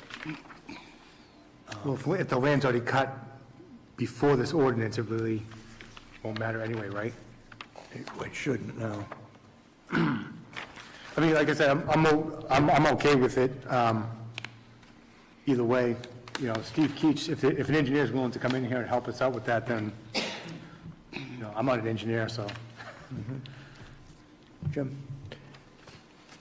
I know that Mr. Cody is deeply involved with getting something done to protect what this ordinance is intended to do.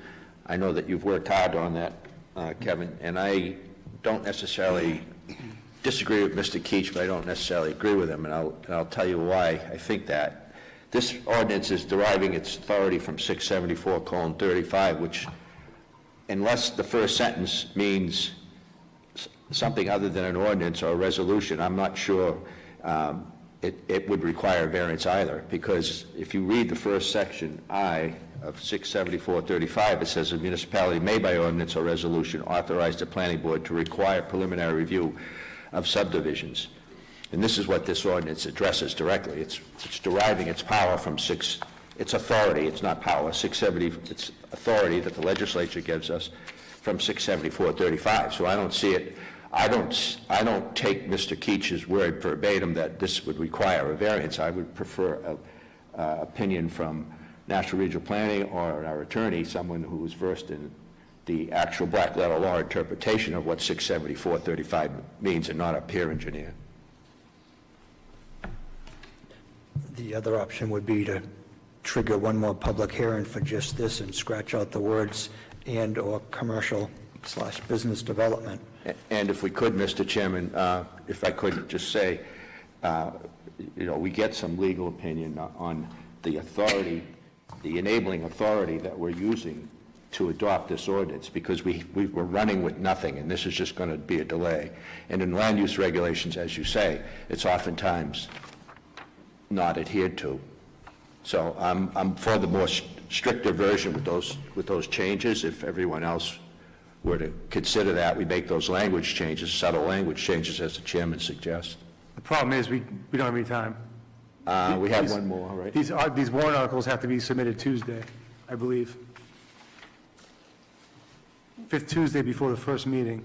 We have until January 30th on the SB2 calendar, I believe, but that's also the same date that I think that the ballot has to be posted by the town clerk, so it's problematic. However, you guys have another meeting on January 19th, so you still have time. It would have to be posted tomorrow. The changes would have to be made tomorrow, but it is possible to do one more public hearing, which is why we kind of shifted them all a little bit early, because the chair was concerned if we had a weather incident or something, we could throw us off. So we left one extra meeting if needed. So you could. I tend to agree with Steve Keach that maybe we want him to look at this a little bit. I think it's a good ordinance, and I think it could use some work. Just like the bond issue, that might not even be a legal thing that we can have in our zoning. I don't know if you want to open it up to the public and see if anybody else wants to weigh in. Other questions, comments from board members? No. All right, so the public is here for a public hearing, and we have 3 articles of zoning. 307-41, we have a draft solar ordinance, and we have the natural resources management ordinance. I'm going to open any and all of it up to the public. And if you would like to speak, I'll give you 3 minutes to speak about any of the ordinances that are in front of us tonight. Would anybody like to come forward and talk on any of these ordinances? Proposed changes?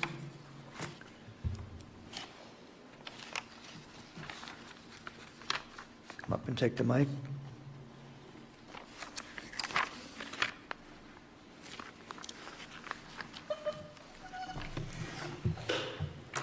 Good evening. My name is Stephen Rancourt. I'm from 7 McGrath Road, Pelham, New Hampshire. And I just had some questions mostly about number 3. Was this also meant to help with the water issue off of Sherburne Road in that area? Was this something that they were going to try to address under this, or how was this going to have any effect on it whatsoever? I don't know that anybody could definitively say that it's because of a particular section of town, but there is wording in there that has to do with wells and performance guarantees on wells. So probably. Would it give the board the authority to deal with that in a sooner fashion than where we sit right now, or? I believe that was the intent. Kevin, was that the intent of, was to give the boards more authority, like putting a performance guarantee on a well? So if the well doesn't perform, then there should be an amount of money there that could be used to re-drill the well, frack the well. Correct. What's the time frame that would come into play if this ordinance passed?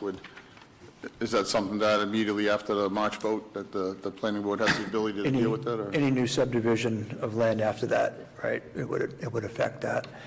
And so if this were to go on the ballot and it were to pass, and we were to have it in our zoning, which if it's in subdivision regulations, I'm not sure that, well, Jim was saying if it was in zoning, they'd go in front of the ZBA and ask for a variance so that they didn't have to put that surety up there. And if it was in our subdivision regulations, they would ask us if they didn't have to do that. So they can ask all they want. Jim? Yes, Mr. Chairman, with all due respect, I would just like to say that I got a yes wave from the planning director. This would come into play immediately. It's in play now because it's being discussed. So it is in play. And to back up one question or two that you asked, in my opinion, it would not hurt that situation at all. It would probably lend to help that situation where there is a water shortage, quality or quantity. If there is, as we believe there's a hardship there in that area, how would that come into play with that? Or can we expand on this wording to help with that situation, I guess is what I'm asking. Is there a way to address this ordinance and add a little to it to either put a moratorium on in that area or to deal with it if it's not going to? Not in this ordinance, not the way it is now. It would have to be change of the wording, right? I mean, it's not in there now. We have one more meeting that we just said. So if we were to scratch out half of one sentence and Jen found the time to re-notify it tomorrow and then it doesn't snow and ruin our plans to have that meeting on January 19th, I think it was, then we could vote to put this on the ballot the way it is with that sentence gone. But could you also add to it if you're going to have to post it again? You make changes before, can you make changes to it now? I don't think the board would be willing to do something like that. Whenever you do an ordinance and you start adding things to it, then you have to, like this has already gone through in front of legal, so our attorneys have seen this. The board has scrutinized this a lot, slept on it, scrutinized it again. It's gone through a public hearing, and so the public has had plenty of time to read it, digest it, and get back to us. And to now, in a public hearing, try to write language isn't going to happen. We're not going to do that. I'm not going to do that. But if language was suggested... I'm not speaking for the other board members, but another board member might want to. If language was suggested at the second public hearing, wouldn't it be something that has to be considered? No. It doesn't have to be considered. We could consider it, but it doesn't have to be, no. Do you have language that you're suggesting? I do. I'd like to pass it out.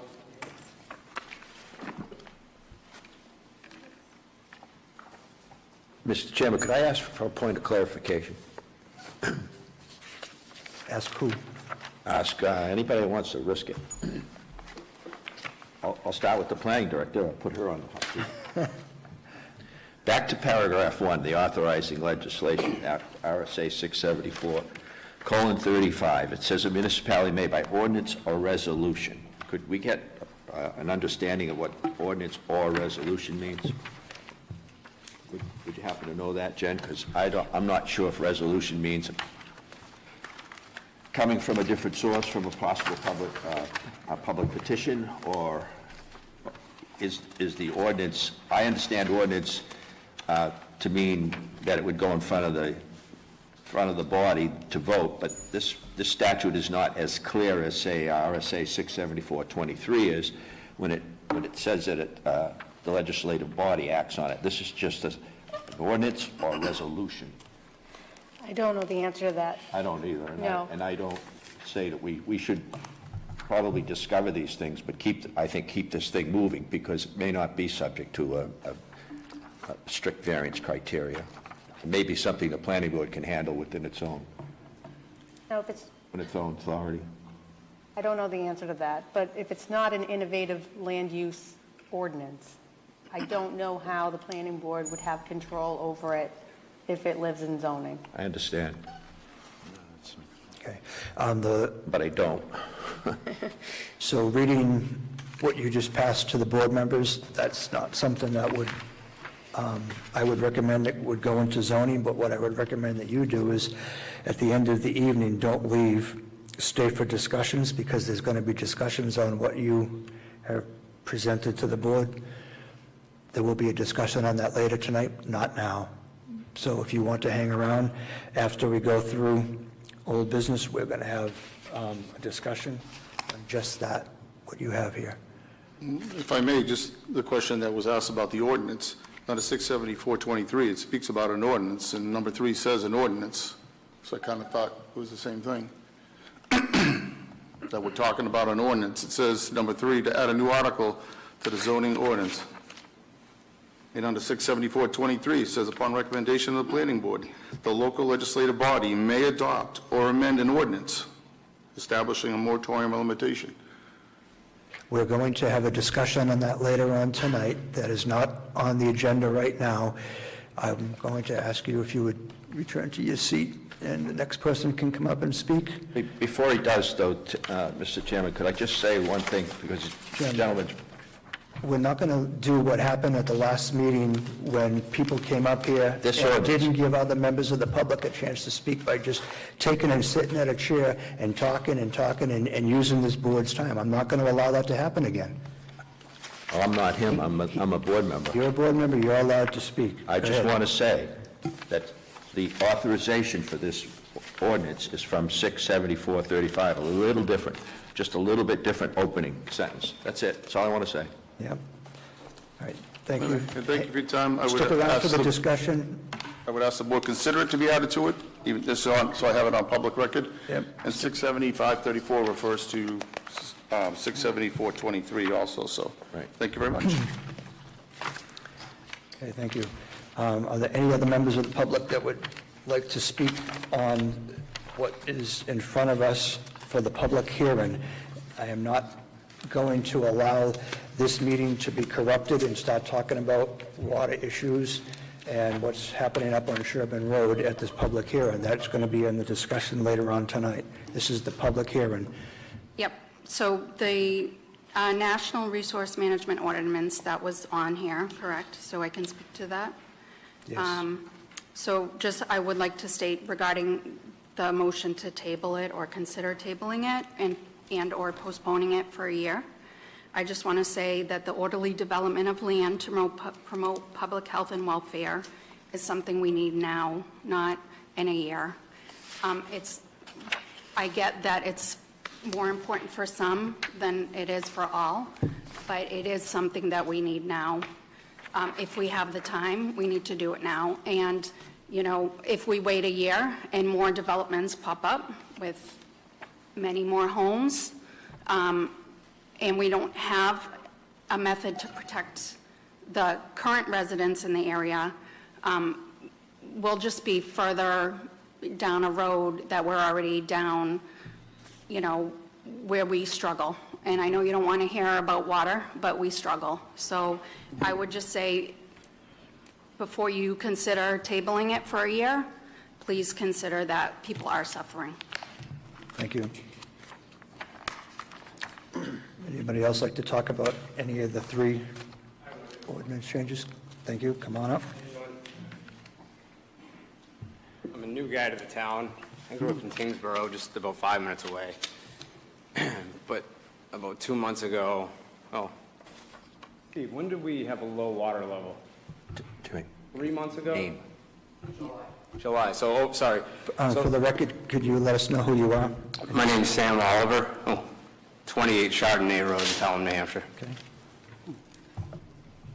Okay. So according to my neighbor Steve, it was July. We ran so low that my 1 and 3-year-old were in the middle of bath water, and we got a text, stop and I know we're not going into water usage, but I do want to discuss this. 1 and a 3-year-old in the same bathtub is told stop all water usage about 4 months after moving into the house. And to see that and to get that and to go down to the well pump house.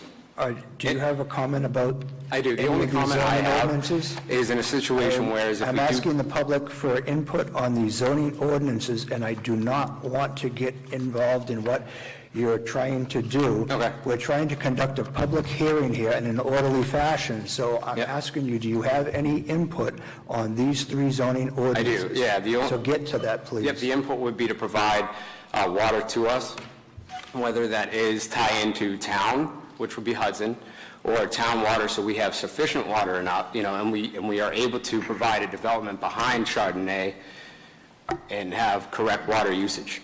If we tap into an aquifer with more water, with more wells, for more units, it's going to obviously affect our water level, and that's what I'm discussing. I know the summer was abnormal, but we had a drought. We didn't have much water at all, and like I stated, we had very low water level. That's important to me and my family. That's all. Thank you. All right. I'm going to ask the public again, is there anybody that would like to speak about the proposed changes to the zoning ordinances? At this time, it's proposed changes to zoning ordinances that we're in the public hearing part of our planning board meeting. We're not into the discussions on the water problems over on Sherburne Road. We're going to get to that later. This is the public hearing. I would like to keep it the public hearing. It's what was advertised. So would anybody like to speak, members of the public, on these zoning ordinances? All right, hearing no response. I'm going to close it to the public, bring it back to the board. Sorry, members of the board and the public, for the way I have to try to keep the public on the straight and narrow here, but this is a public hearing. All right, so we've heard testimony from one young lady that would like us to not table this. And there has been a suggestion made that we could potentially strike a sentence from it and have another public hearing for, I believe that was January 19th, Jen? Yeah, you have a meeting scheduled on the 19th, which still we have time to get on if you needed to do that. Okay. What if we just kept it the way it was and then dealt with it? We could be done with it. If you keep it the way it is, we could be over and done with it. Everything will go on the ballot the way it is if the planning board votes to put these 3 ordinances on the ballot. And then we can, and then we can deal with it throughout the year for the next year. So the thought process is this: put it on the ballot, let the voters vote. If it goes in, Jim Greenwood, could you come over here? Keep talking, Kevin. And if it goes on, if it passes, then it's in zoning, and then we can deal with any issues that could arise. It's just for a year that ultimately we'd have to finagle some stuff. You can always amend it during the year.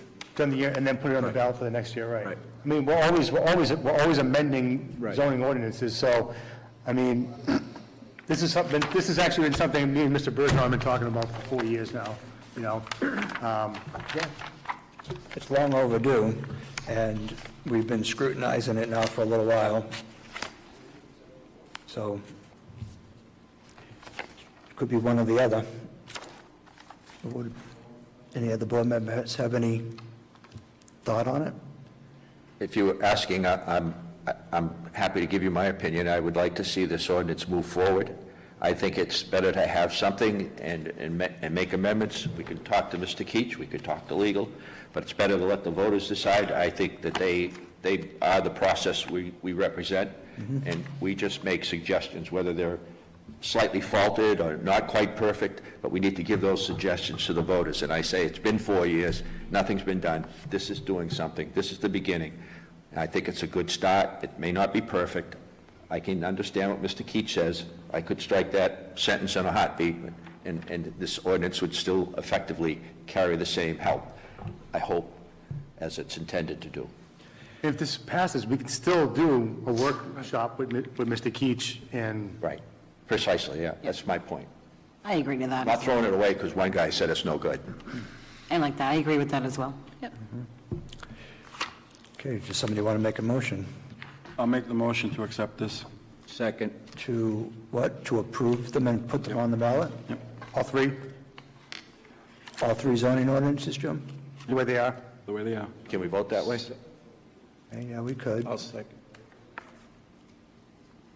I think so. If you're not making any changes and you We're just... not making any Unless changes. someone objects, then you can do what you want, right? Right, yeah, there are no changes. So we have a motion and a Second. second? Yep. All right, there's a motion and a second on the floor. All those in favor say aye. Aye. I am also aye. Opposed? Just a quick point of order, Mr. Chair. 7-0. Are we doing a roll call vote for this? I was going to ask the same thing for the, We should. yeah. It's 7-0, why do you need it? So, yeah, But if it's 7-0 for all three, then does it matter? It's 7-0. it doesn't, but you want to do a roll call vote because aren't you intending on putting on the ballot Oh, yeah. how the vote is this year? Right. Yeah.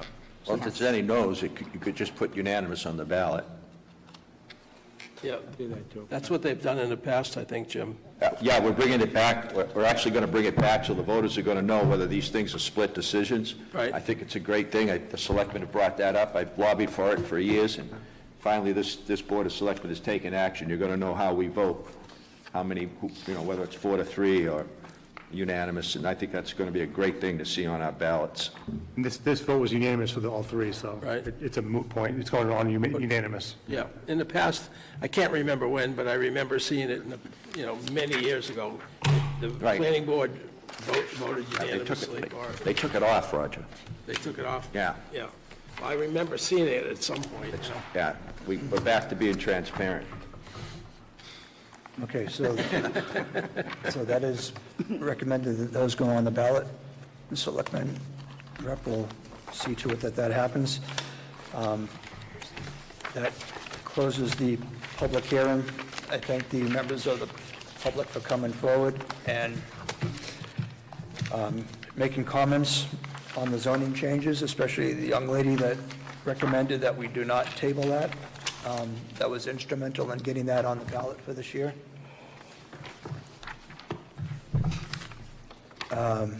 We're going to move to the minutes. Go ahead, Hal. Could I ask a question? I don't know where this comes, but we've got a case here where at least 2 instances have happened where a developer put in, said everything's fine, and turns out there's no water. And I would suggest we find that person unacceptable to do any work in town beyond that point until they rectify it. I think we shouldn't allow this to go unpunished. And I just would throw it out there. It shouldn't be allowed. You should find a way to correct it.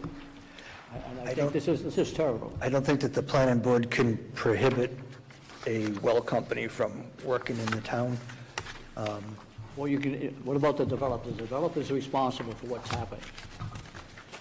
We have to work under the RSA's, Hal. I think you would have to check with, Jen, I hate to throw this in your lap, but check with the planning department to see if there's a way of keeping track of what contractors are working for developers.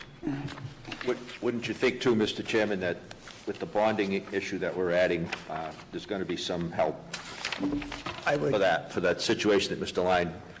I would hope that that would help a lot, having, to post a bond when you're doing wells, that might make it so that the unscrupulous things don't happen if they really were happening in the past. We're going to move on to the minutes of December 19th. Excuse me. Bless you. Lengthy set of minutes. Danielle? Minutes? Yeah. Yeah. I do have a couple changes. The first thing I'd like to note is on, we're going to jump to, where is it? I think it's at the back part. It's going to be line 706, and that was in reference to the Lisa Corbin discussion. We seem to merge both of those two items together. However, it doesn't look like the case number for the Gendron is listed on the minutes. So I have the case number or Bridgeside Common LLC, it's just not listed and combined with these minutes at all. So I didn't know if we should add the case number and the title to that. For example, like Lisa Corbin's case is there, however, Bridgeside Commons is PL 2022000041 with a map and lot number, but it's not listed anywhere in our minutes.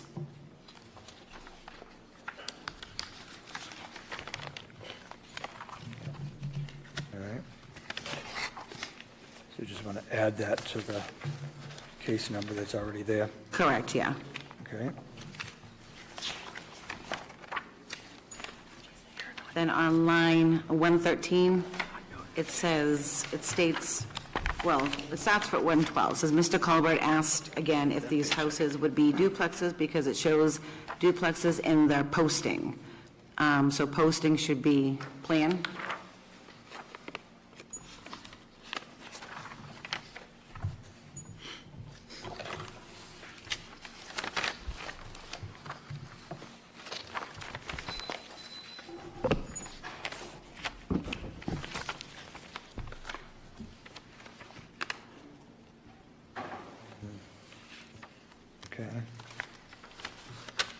Is that it?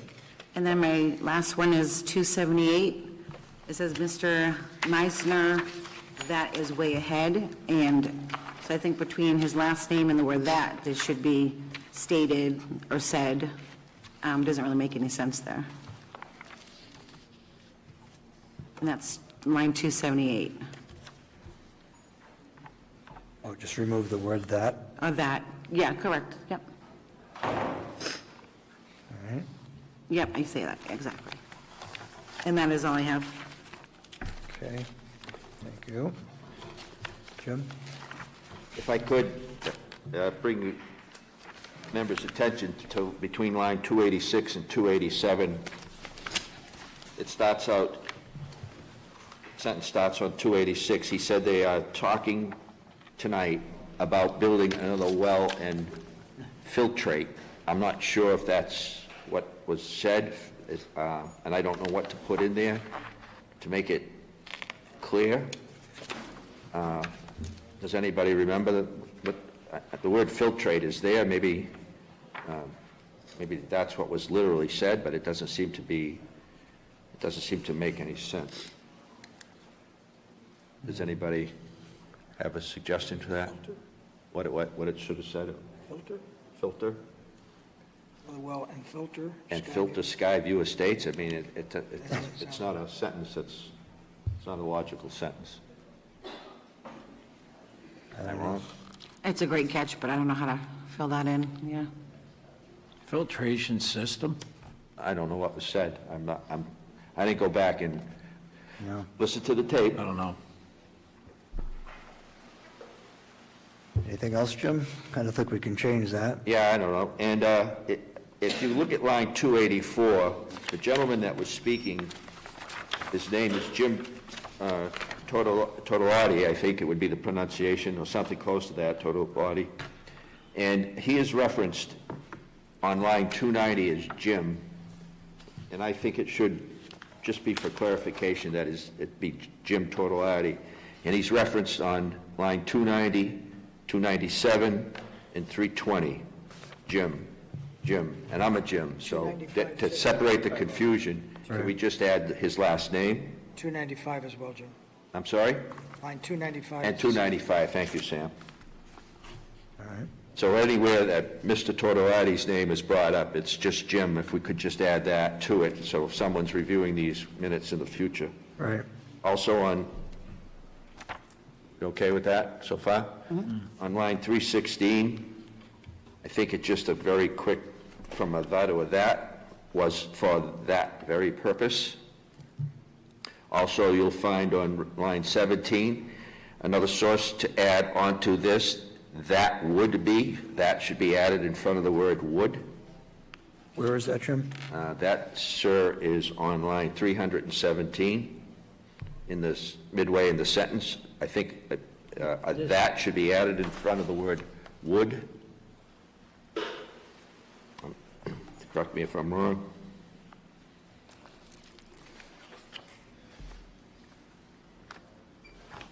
And Mr. Doherty, you made something, I'm not sure, on line 323, it says, Mr. Doherty said that this would not, by Skyview water system, this would add additional water. I think that you might want to clean that one up, 323. That's your sentence. I think it means B. Skyview. Not B. B. Not tie in, wasn't it? That's up to you. Yeah. Don't want to try to clean that up. Well, it doesn't, it doesn't say anything. It's not that relevant. If you don't think it's important. Well, it's just a conceptual discussion. Nothing's binding in a conceptual discussion, so. Is that what it's to mean?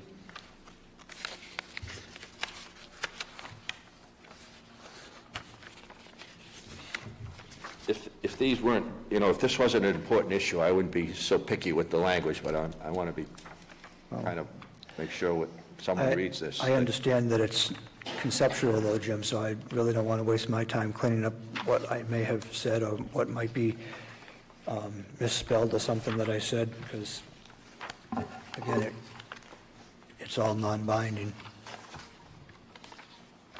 Line 364, first sentence, then if their wells are testing, that goes into a formal report.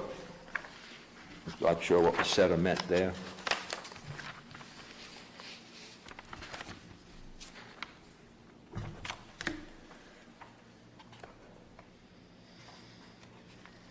That might have been tested, not testing. The well are being tested or tested? Yeah, tested. Okay. And just one more, and if you don't mind, line 376, it was a lady by the name of Brenda Finney. She was testifying, and I think it should read the second sentence, 376. She said she sees Skyview's, not sure what she said, but it would be using above-ground sprinkler systems, because I recall her specifically saying that that in-grounds were prohibited up there, but aboves were not. So it should read Skyview's. There should be a person name there, but it's not, or some sort of a noun, but using above-ground sprinkler systems. Should get the point across. And that's it. Okay, thank you.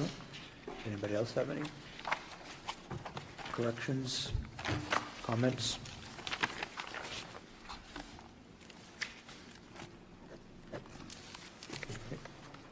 If you want another one.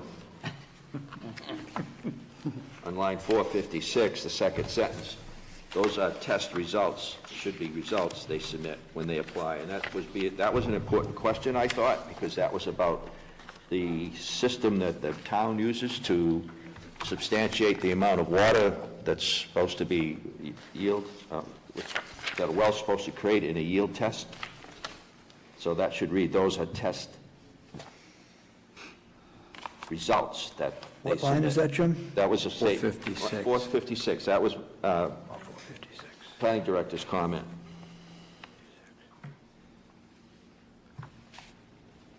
You see it? Jen, you were talking about, you went and looked up the gallons per minute per hour test that were, one of the gentlemen that was came up to was asking.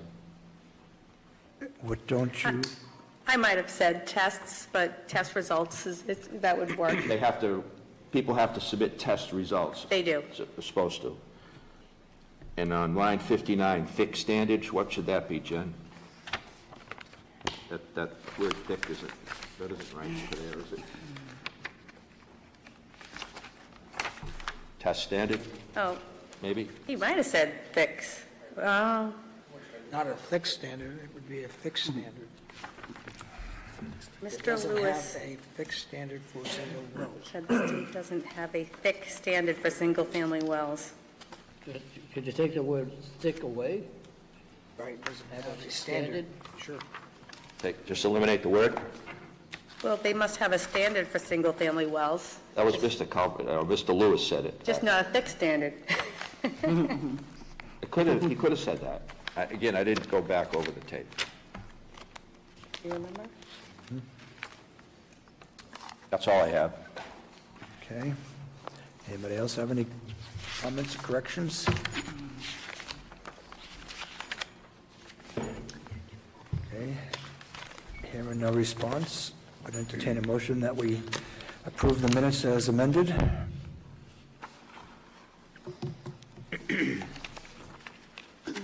Make a motion to approve as amended. Second. We have a motion and a second on the floor. All those in favor say aye. Aye. I'm also aye. Opposed? Abstain. I wasn't here that night. Abstain? Yep. Okay. That would be a 6-0-1 vote. Minutes are approved.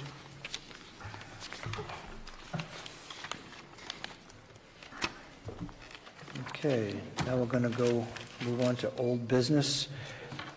Under old business, we have case PL 2022-00031, Cedar Crest Development, LLC, Eleanor Burton Revocable Trust owner.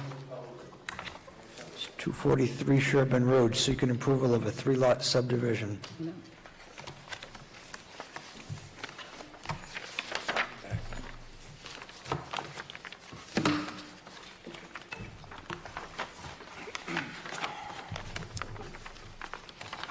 Okay, for the record, could you introduce yourself and tell us how you've updated since the last time we saw you?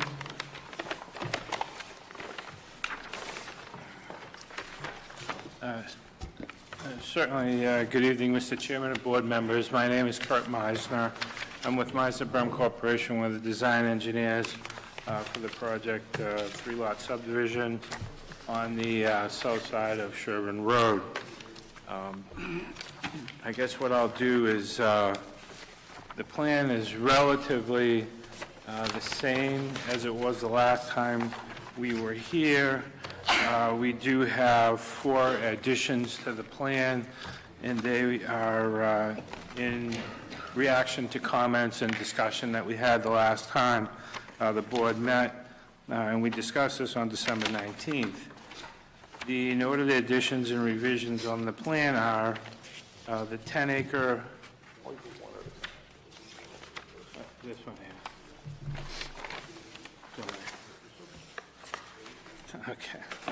The revisions are the 10-acre portion of the lot 109-1 that is to the south portion. We've added a dash line and a note on that plan that it is to be restricted by a deed restriction. That was something that we talked about while we were in here. I agreed to that, but I just felt that it was important that we put it on the plan so there'd be no question about it. And when a homeowner were to buy that lot, A lot of times homeowners are quick to look at the picture, slow to read the whole deed, and, you know, we know that because as surveyors, we're excited when we see a plan. We know what it looks like, but we felt that we needed to add that. The wells on the 2 lots that do not have a well on them now, which is lot 109 and 109-2, we put a note on the plan that those wells are required to be drilled and tested and approved before any permits were issued on those lots. Again, that's something we talked about while we were here. It is a town requirement. However, the town's requirement would allow the foundation to be put in and excavation on the property itself. And in this particular case, we're suggesting that we'll drill the well first before anything else happens. Additionally, we added infiltration trenches around the buildings and the lower side of each driveway. And that was in order to protect groundwater. And we have performed additional test pits on lot 109-1 in the 4K area. If you remember, we moved that around when we located the existing well out there, and that didn't have test pits right in the 4K. So we've done those pits now, and those show on the plan, both visually on the plan section, and the test pit logs are just adjacent to that. We did, and also the last time we were here, I had told you that we had tested the well, or the existing well that was on the farmhouse, and I do have that well test with me, and I can't put my hand on it right now, but that was actually 5 gallons per minute on that. And I think I left it on the back stage there. I did not submit that in part of my package, but I just got I got that test recently, and if the chair would like to see a copy of that, I'll go get it, but you can have my word on it right now that we have that. So that's the summation of the changes that we had made to the plan. Again, those are all basically in reaction to the discussion that we had while we were here last time. I think that sort of, when we were leaving, I had suggested that those might be conditions of approval. We took the advantage of the 2 weeks' time to actually complete those tasks and get those on the plan. If you have any questions, I'm happy to answer them. Board members have any questions for the applicant? I'd like the applicant to bring the well water test up, for maybe some questioning. Yeah, that's what I was looking for.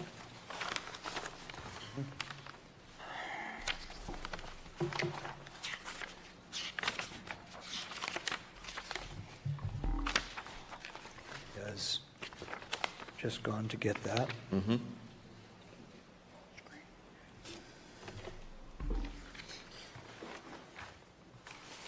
Yep.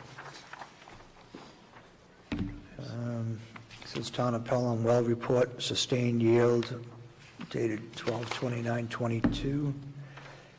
243 Sherburne Road.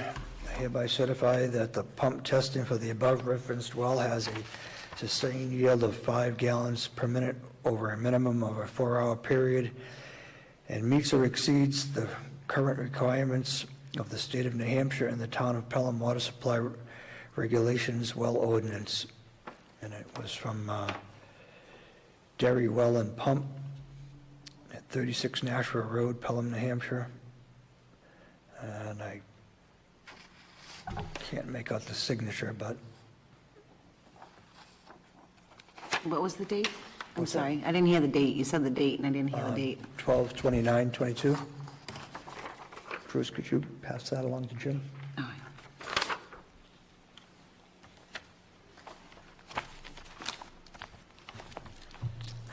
Just for Go ahead, clarification? Sam, yeah. Just for clarification, that well report is for Lot 1-109, is that correct? That is lot 109-1, which is the, as you're looking at the plan, it's the furthest one to the east. That well right now services the farmhouse, but it's not on the farmhouse lot. It's on the lot adjacent to it. So it's 109-1. Correct. That's where the well test was. Okay, and then you said you will be doing well test on 109 and 109-2. I said that the well test that you will be doing, as per your notation here, would be for 109 and 109-2. Correct.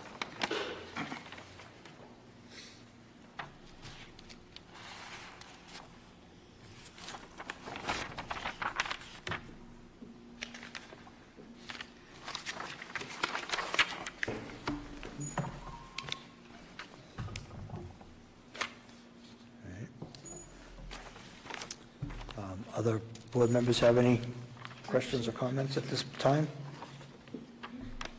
I do have another question, please. On Sam? that well test, did you have the water quality analyzed as well? I can check with my client. I can check with my client. I'm not, if you don't mind, I'll just step to the back.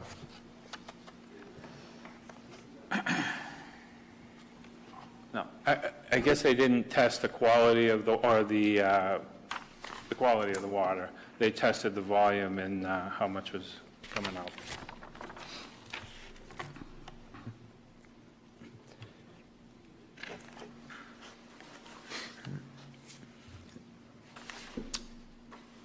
Anything else, Sam? No. Thank you. Other board members have questions or comments? Okay. We'll take this opportunity to open this up to the public. If there are members of the public that would like to come up and speak on this plan, forward, introduce yourself for the record. State your name, address, and give us any input that you have on this development. I'm sorry, if you asked a question I didn't hear. I open it up to the public since the board members don't have any comment. Okay. Are there any members of the public that would have any comments, questions, or concerns about this development?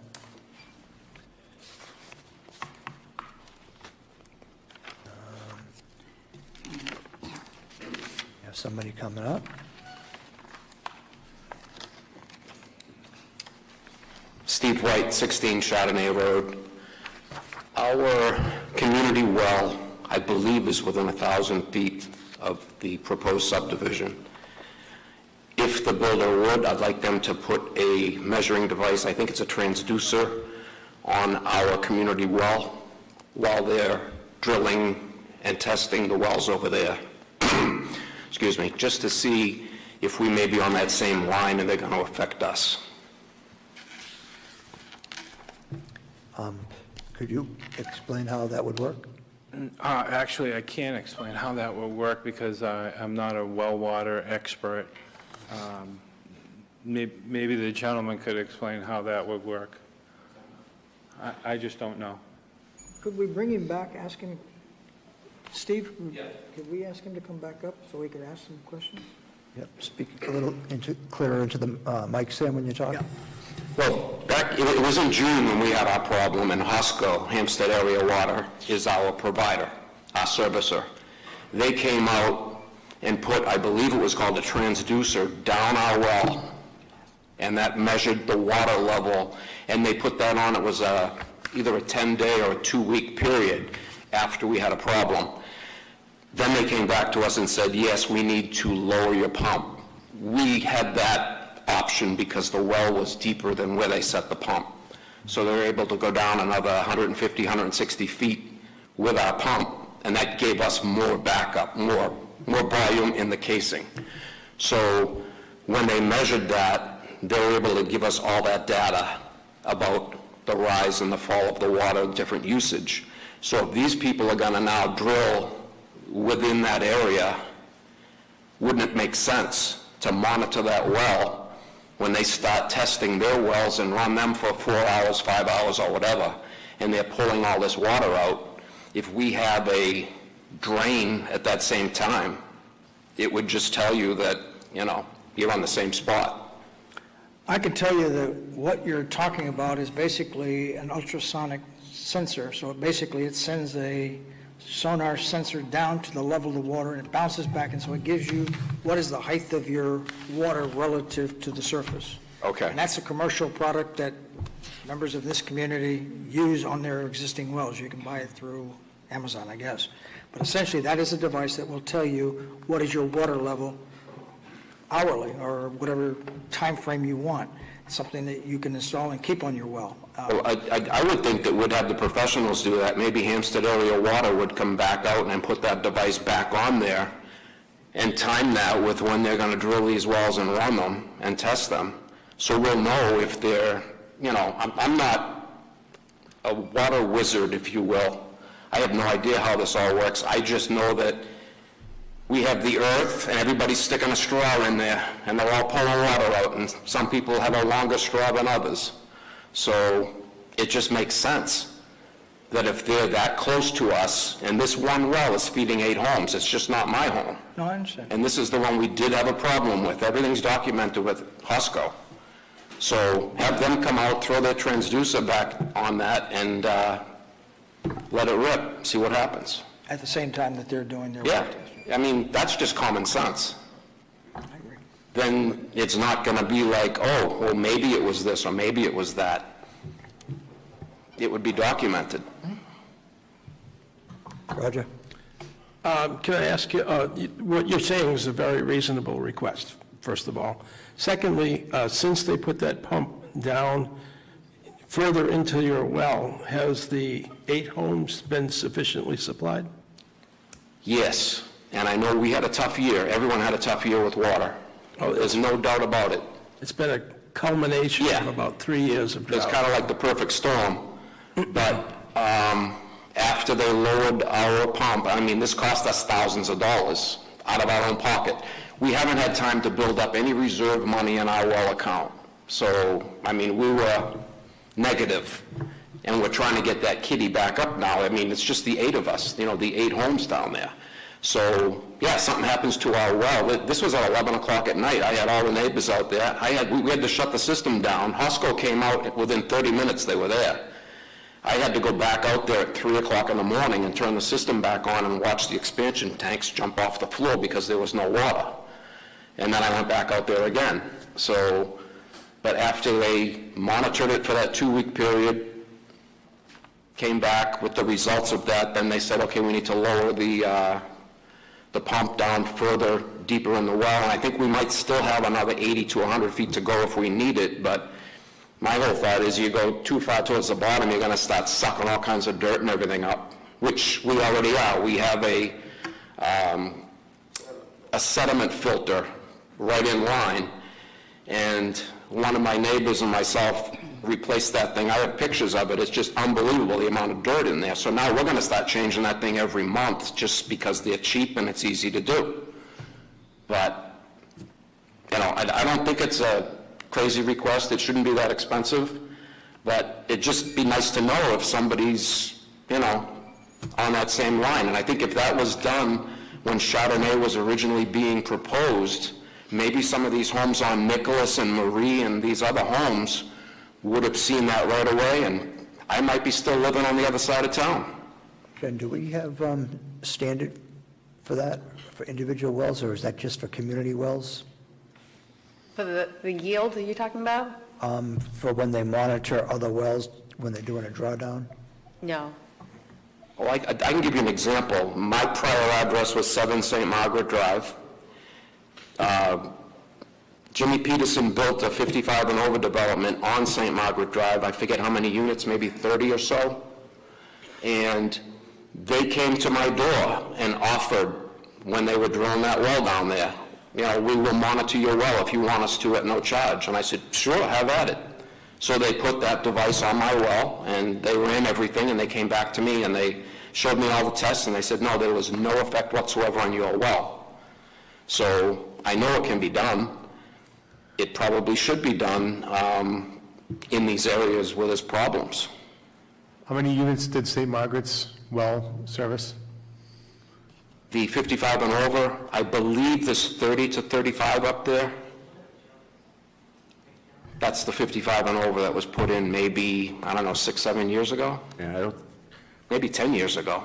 Jim? I kind of about that. I don't know if it's that many, Mr. White, but I do know that what you're talking about is standard operational procedure for any community well. It's actually required by whoever monitors wells up there, the New Hampshire Water Well Board or someone, and anybody within 1,000 feet, they actually are required to monitor the well, as you were saying, and it's not an expensive thing. It's just pretty simple. When anyone uses their water in their well, their static level changes constantly, but there's a norm that it should be there. Sure. I think it's common sense for all of us to understand and should understand water wells. So your request, I don't think, is by any means outrageous or something we shouldn't be doing in an area there's a crisis of water. And I'd like to reserve asking somebody to come up to speak after we get some more public input about this particular proposal in front of us. Okay. So I'm just going to say that I think that that's a very reasonable request, and where there is a crisis here, I think that we have enabling legislation now in front of us that would let us make those safety, put those safety nets in place. Well, I do think it's a good idea because, yes, we are smaller than I think state mandated. There's only 8 homes up there, so we're not an official, right. I don't know what they call it. Yeah, you just missed the mark by a house, I think. By one house, okay. Well, that was probably our builder that, liked to fly by whatever. But, so I'm just thinking that you're going to affect 8 homes, or you're not going to affect 8 homes just by putting one test device in. It's not like you've got to go to 8 separate wells and put these in it. That would be 8 times the cost, obviously. And I would also ask if HOSCO, Hampstead Area Water Service Company, they're the ones who maintain our system.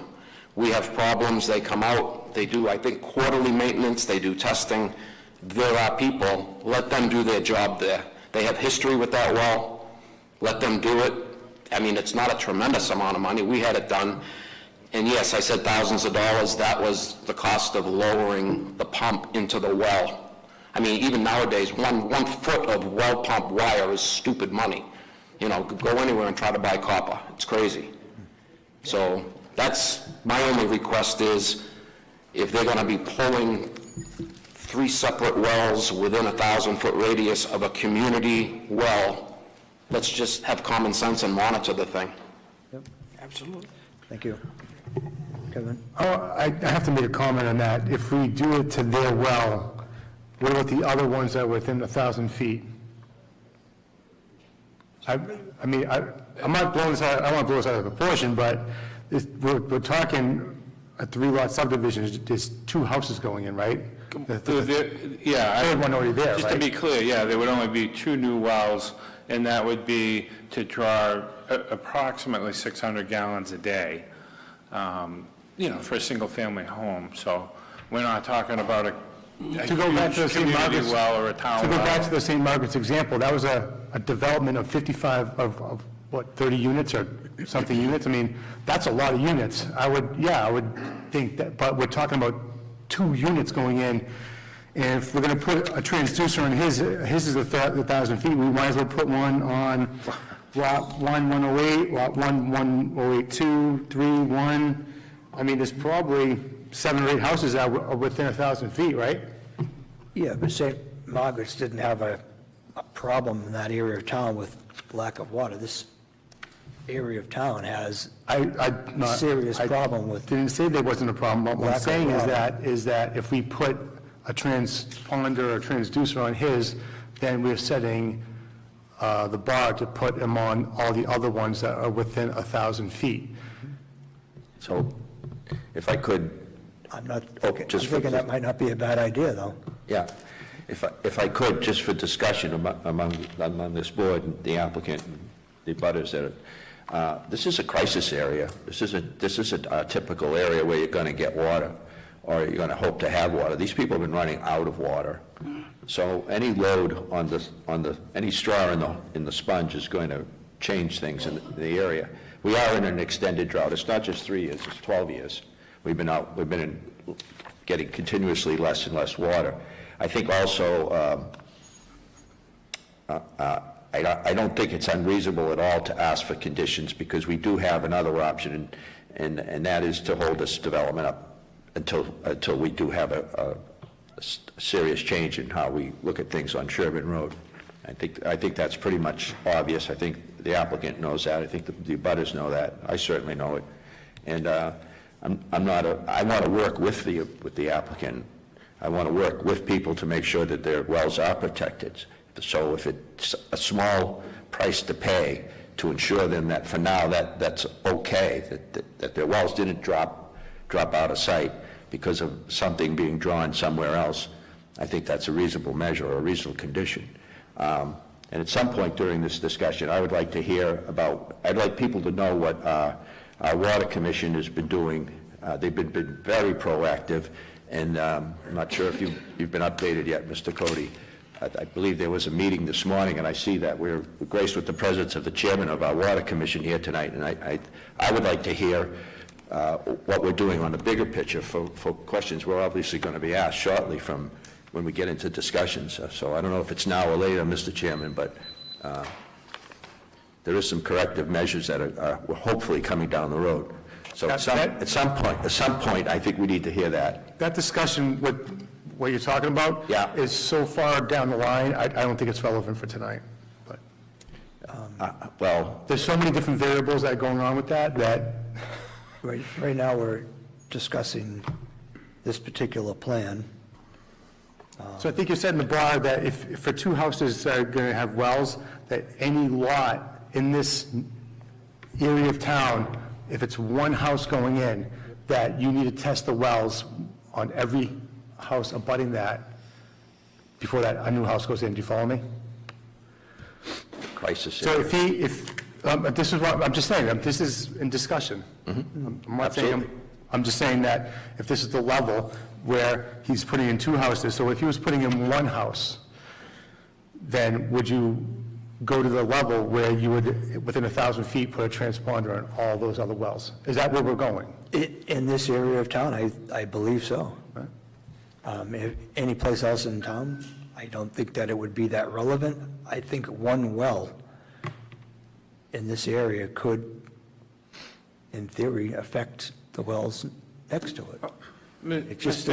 It's been happening a little bit over time, just slowly making it so there seems to be less and less water. I mean, I don't know if there's just a water table here that is a finite amount of water, and it's being drawn down, like this guy had said, to the deepest straw. Whoever drills the deepest hole in the ground gets the water. I don't know if that's even a thing, but I mean, that whole area is crazy. You got 1 resident who can't get a drink of water, and 2 doors over, you got a guy who's got like the best water pressure in the world. It's the most bizarre area I've ever it's seen. crazy. So, no, I'm not disagreeing or agreeing, but I'm just saying that, and that's why what we're talking about is setting a precedent. Will show that. Right, going forward, like, if we're going to be putting houses in over here, that these people need to understand, if you're going to put a house in with a well, you're going to need to spend the money to make sure that the houses around are not being affected. Right, but if you put a well in the ground and you throw a water test on the wells that are around it, and you do a drawdown on that well, and it doesn't affect the neighbor's wells, then you know that that's not a problem to have that well there. Right. If you do a water test on that, and as you're drawing water there, the neighbor's well is dropping drastically, so you know you're on the exact, in their vein, taking their water, now you have, what are you going to do? No, I understand that. What I'm talking about more importantly is you're setting a precedent going forward, you know what I mean? So this isn't like a major development going in. So what I'm just saying to the board is that the gentleman that came up with the 8 houses in the community well, if he wants a transponder, it can't just be him, it has to be the other houses as well. And it should be. I think it should be. Well, right, that's, you know, I'm just saying that we're setting a precedent in this neighborhood. But I'm just one member of the board. Right.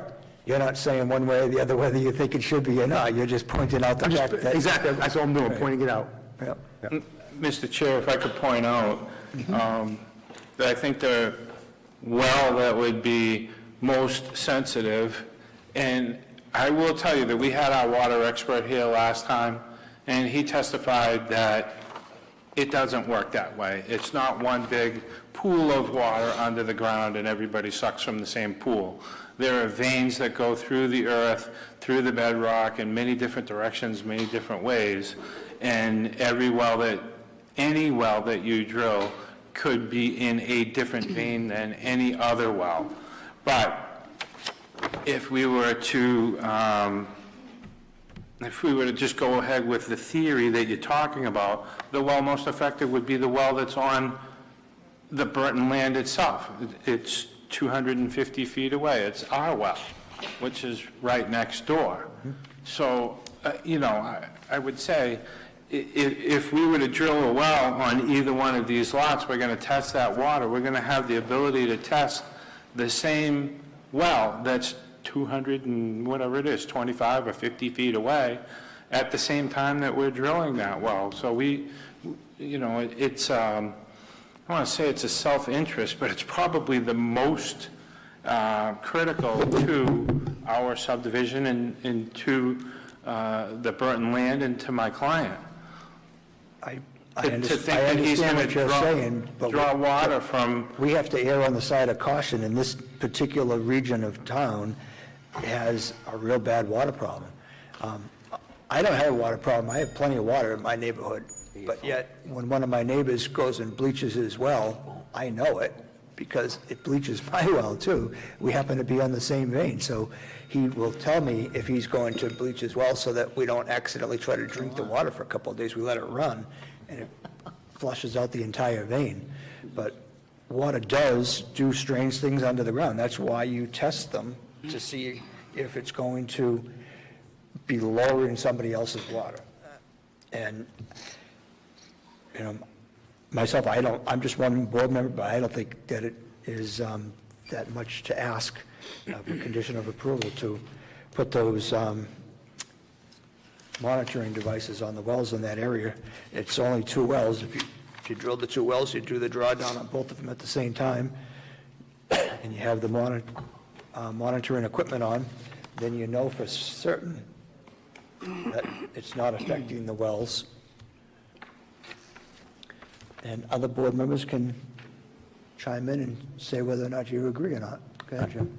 Well, Mr. Chairman, I happen to agree with you, whether you can believe that or not. Mr. Miser said in one sentence that no 2 wells could be necessarily connected to the same vein, and then 2 sentences down, when it served a different purpose, he said, well, no, it'd be the well that's closest to me, but you state I did my suggest time, that thank you, it's my time. if I accepted your premise. But you contradicted yourself No, I within did your not. own within your own testimony, and When I you're just, done, all I want to say, Mr. Miser, is that I believe that the chairman is correct, that we're going to err on the side of caution, or I'm not going to proceed unless extreme caution is used in this development. Other board members? If I may? Yeah, go ahead. I did not contradict myself. What I said was if we accept your premise, I said I didn't agree with it. But if I were to accept your premise, I said our well would be the one closest to it. And I'm not saying that it's the proper premise, because I don't believe it is. Our water expert testified 2 weeks ago that that wasn't the case. But I was trying to point out to the board that our well would be closer than anybody else's. Not that we are concerned about it, we are not. But if your premise, even if it was right, that I don't accept it, but even if it was right. Al? Oh. Well, Excuse me. There was a comment made earlier by this gentleman who was talking about the well, and the thing he had tested, but he hadn't tested the quality of the well water. And then we went on. But shouldn't there be a test of the water quality?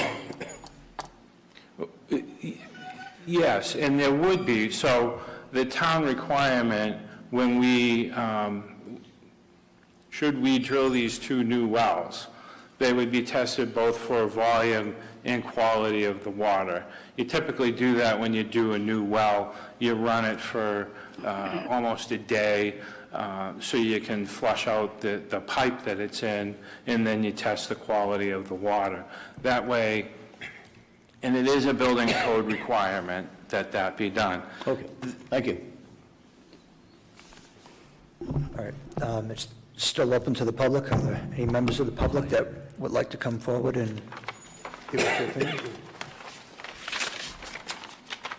Linda Coppinger, 4 Marie Avenue. I just wanted to voice a concern generally when the builder is the party that arranges for an output test or a quality test, not necessarily quality, but output.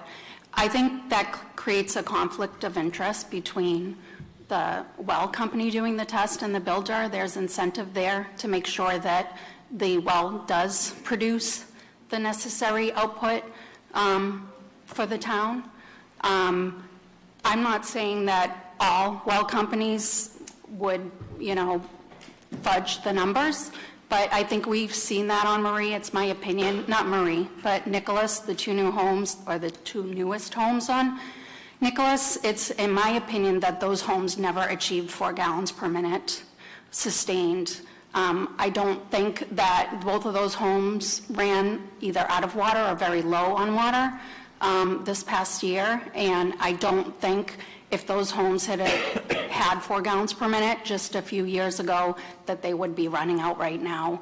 So, and I've heard that that well company has gone out of business. I've heard that that builder has gone out of business. I don't know if that's true or not. It's my opinion that those numbers probably that were presented to the town were false, and therefore it really does, in my opinion, create a conflict of interest. And having the builder be the one that arranges for the test and directly pays for the test. I think it would be better for the town if the town charged the builder the fee for the test and arranged for that test so that the well company would be responsible to the town and not the builder or the owner of the property. Thank you. Just so the board is aware that anyone that's testing water, they are licensed by the state. They have rules, they have regulations, and they're governed by those. Should they, quote, fudge their numbers, they would lose their license and they would be put out of business. I can tell you that I've worked in southern New Hampshire for 40 years. I know of one instance where a builder handed in lot 2 or lot 10 thinking it was lot 11, and there was a severe fines for that. And the state DES does not take this lightly. That it's a very serious business. So I don't think any water company is fudging the numbers.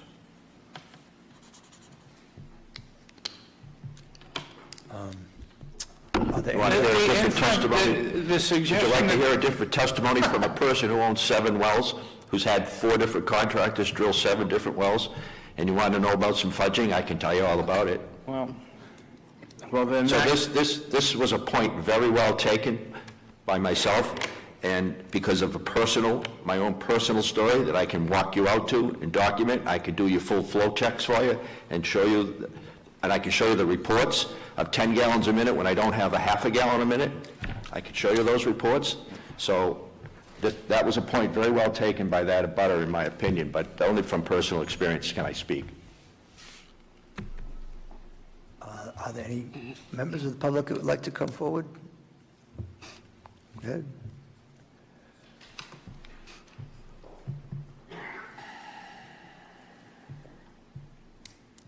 Good evening, Representative. Good evening, Chairman. Kimberly Aber, 39 Parkside Drive. I don't know if this is the appropriate time for the Water Commission to speak. If it's not, I'm happy to go back to my seat. Is it on this particular plan or in general? It's a general update for this board that may weigh in how you look at the situation that we're speaking about. It's up to the board members. Would the board like to hear from an update on the Water Commission? Yeah. During this? Would the applicant be opposed? I would suggest that it's a good idea to hear what the commissioner has to say about this. We've been working hard and we're making some great inroads of items that she will tell you will be beneficial to this board and the community. If you don't have objection for using your time. I have no objection to her discussion. And No, does in the fact, board- I encourage The board it. doesn't have any objections? No. No. Okay. Kimberly, take it away. Thank you very much. The Water Commission has been working very hard at finding a solution for all of the Sherburne geographic area. I had asked your assessor to give me the number of bedrooms that are located on Sherburne in the specific area of the people that took the survey that was released. Took those numbers and brought them to Dracut, Massachusetts this morning, met with the superintendent of the Dracut Water District, met with our engineering firm Weston and Sampson, and met with Senator Darrell Abbas. I had a couple of other people in attendance, including Town Administrator Joe Rourke, and we had a very beneficial meeting. To Selectman Cody's comments, this is a short-term solution with Dracut. This is not a long-term solution. I was able to confirm that tonight. Dracut is in a position to sell us 300,000 gallons a day for this geographic area without additional Massachusetts oversight. So I submitted a draft for Administrator Rourke's review this evening that he will review and sign and send into Dracut. At that time, we would go in front of the Dracut Water District Board and make a case or a presentation to them, and they would bring that to warrant article. The town of Dracut needs to weigh in on selling us water. They will not be able to sell us any more than 300,000 gallons a day. There is a map over my left shoulder that will show the entire Sherburne area. In the water demand that we had on the survey, Weston and Sampson estimated 131,400 gallons a day needed for the Sherburne area currently right now. The longer-term plan, to Selectman Cody's comments, is a grant, is weighing through Senator Abbas and Senator Sharon Carson to procure water from the Hudson, Nashua area. Back to the 300,000 gallons a day, we have 2 pinch points that we can bring water to this area, and one is located at the top of Sherburne, one is located on Mammoth at the bottom of Sherburne. The builder and engineer that is looking at McGrath, I have been working closely with them to see what they may be able to bring and do. I truly believe we need to lean on developers to not lean on taxpayers for this area. And there's a couple of reasons for that. I truly believe that the people that live on Sherburne, they really don't want to do a water district. Even if they do a water district, it has to go to warrant article. If they don't do a water district and they want to weigh on the town to pay for this area, that also has to go to warrant article. So everywhere that we stop, warrant articles, of course, mean tax monies. If we can lean on our developers to find a way to help us, I fully support that. I've explained to all of the residents on Sherburne, I met with them on a big Zoom meeting a couple of nights ago, that while this is not an ideal solution, it is a solution to look at. And I would like the builder to kind of detail that out for you. In your package tonight, there were letters submitted by some of the people on Sherburne supporting this plan, and I think that's all I've got for an update. Thank you. Joe? Just a quick question. What is the cost that Drake wants to sell that water at? That's a loaded question, Joe. Because we have a Pennachuck franchise, I spoke with a third-party appraiser this evening. He believes it's best for us to stay with Pennachuck. That's a decision that the town will have to make on whether we take back that geographic area, who we give it to, if we create our own water district, who's going to be built. There is money to be saved there. It's currently, I don't have the exact units right. It was 13 cents versus 6 cents on a quick comparison we did this morning with Weston and Sampson based on Drake at water. If we go with Pennachuck and stay with Pennachuck, Pennachuck's going to buy the water and sell it. Drake does not want to have anything to do with anything past the town line, and they're going to slap a meter on, and for every gallon of water we get billed for it. And if that goes through Pennachuck, it goes through Pennachuck. If we set up something else, it goes through something else. But it's a very, very short-term solution. We could probably have water by October of this year. October of this year for Sherburne. Does that mean we're going to have pipes in the ground? Probably not. But I believe that we will be able to take the pressure off of the entire hill by running that line up and down Sherburne and attaching to every property that has infrastructure already in the ground and infrastructure running to every single house.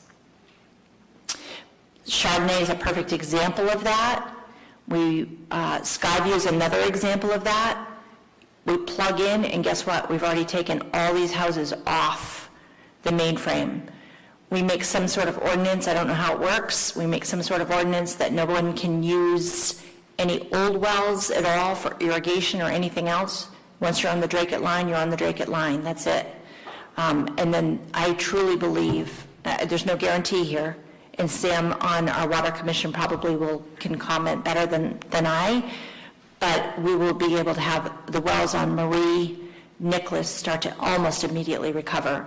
And this builder to my left has offered to drop that line on Marie. So I think that there's every reason to listen to what they may be able to offer Pelham and where we might be able to all come to the table and do what's right for the people of Sherburne. Thank you. Kim, the October date, is that have to do with Drake's town meeting? Drake's town meeting and vote would be March, and by May, it was a March day, a May day, and October. So we would need to get the warrant article February, we'd go to the February meeting.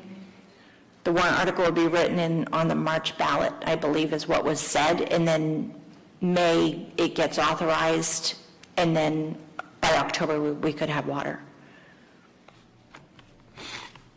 So all of this discussion about wells, I get it, but I think that this solution in front of us, and that if we can work with this builder who's willing to step forward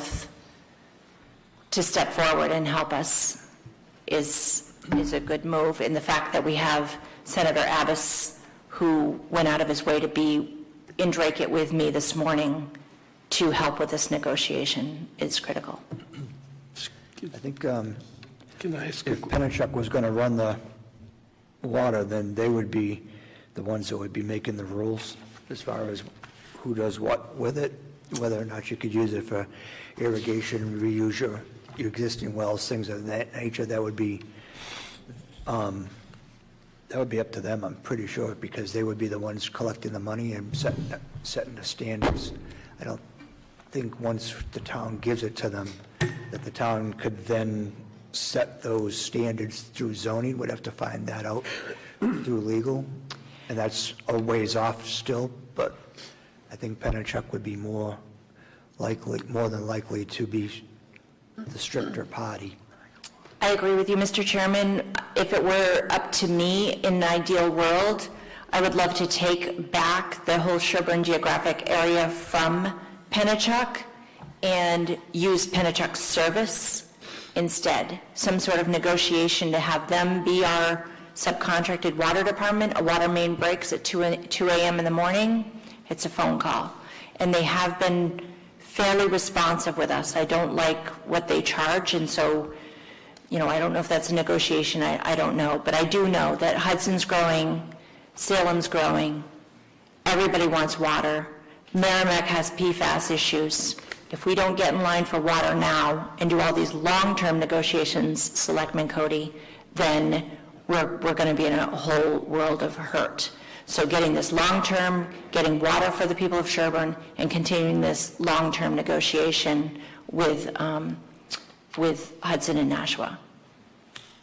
And by the way, Hudson and Wyndham, they're also looking for water, I was told this morning. When you use the words, this is a short-term fix, you would mean in short time frame, as opposed to short term, like this isn't going to go away. Thank you. Once it comes in, it's going to stay. Thank you for the correction, yes. All right. What do you mean by short time frame?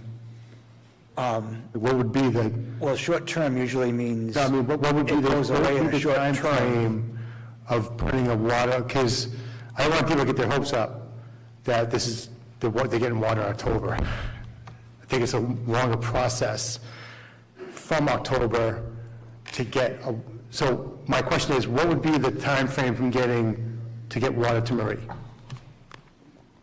It will depend on how efficiently this board can work with a builder that's leaning forward to Pelham to help. So I'll throw that back to you guys. I mean, but there's also,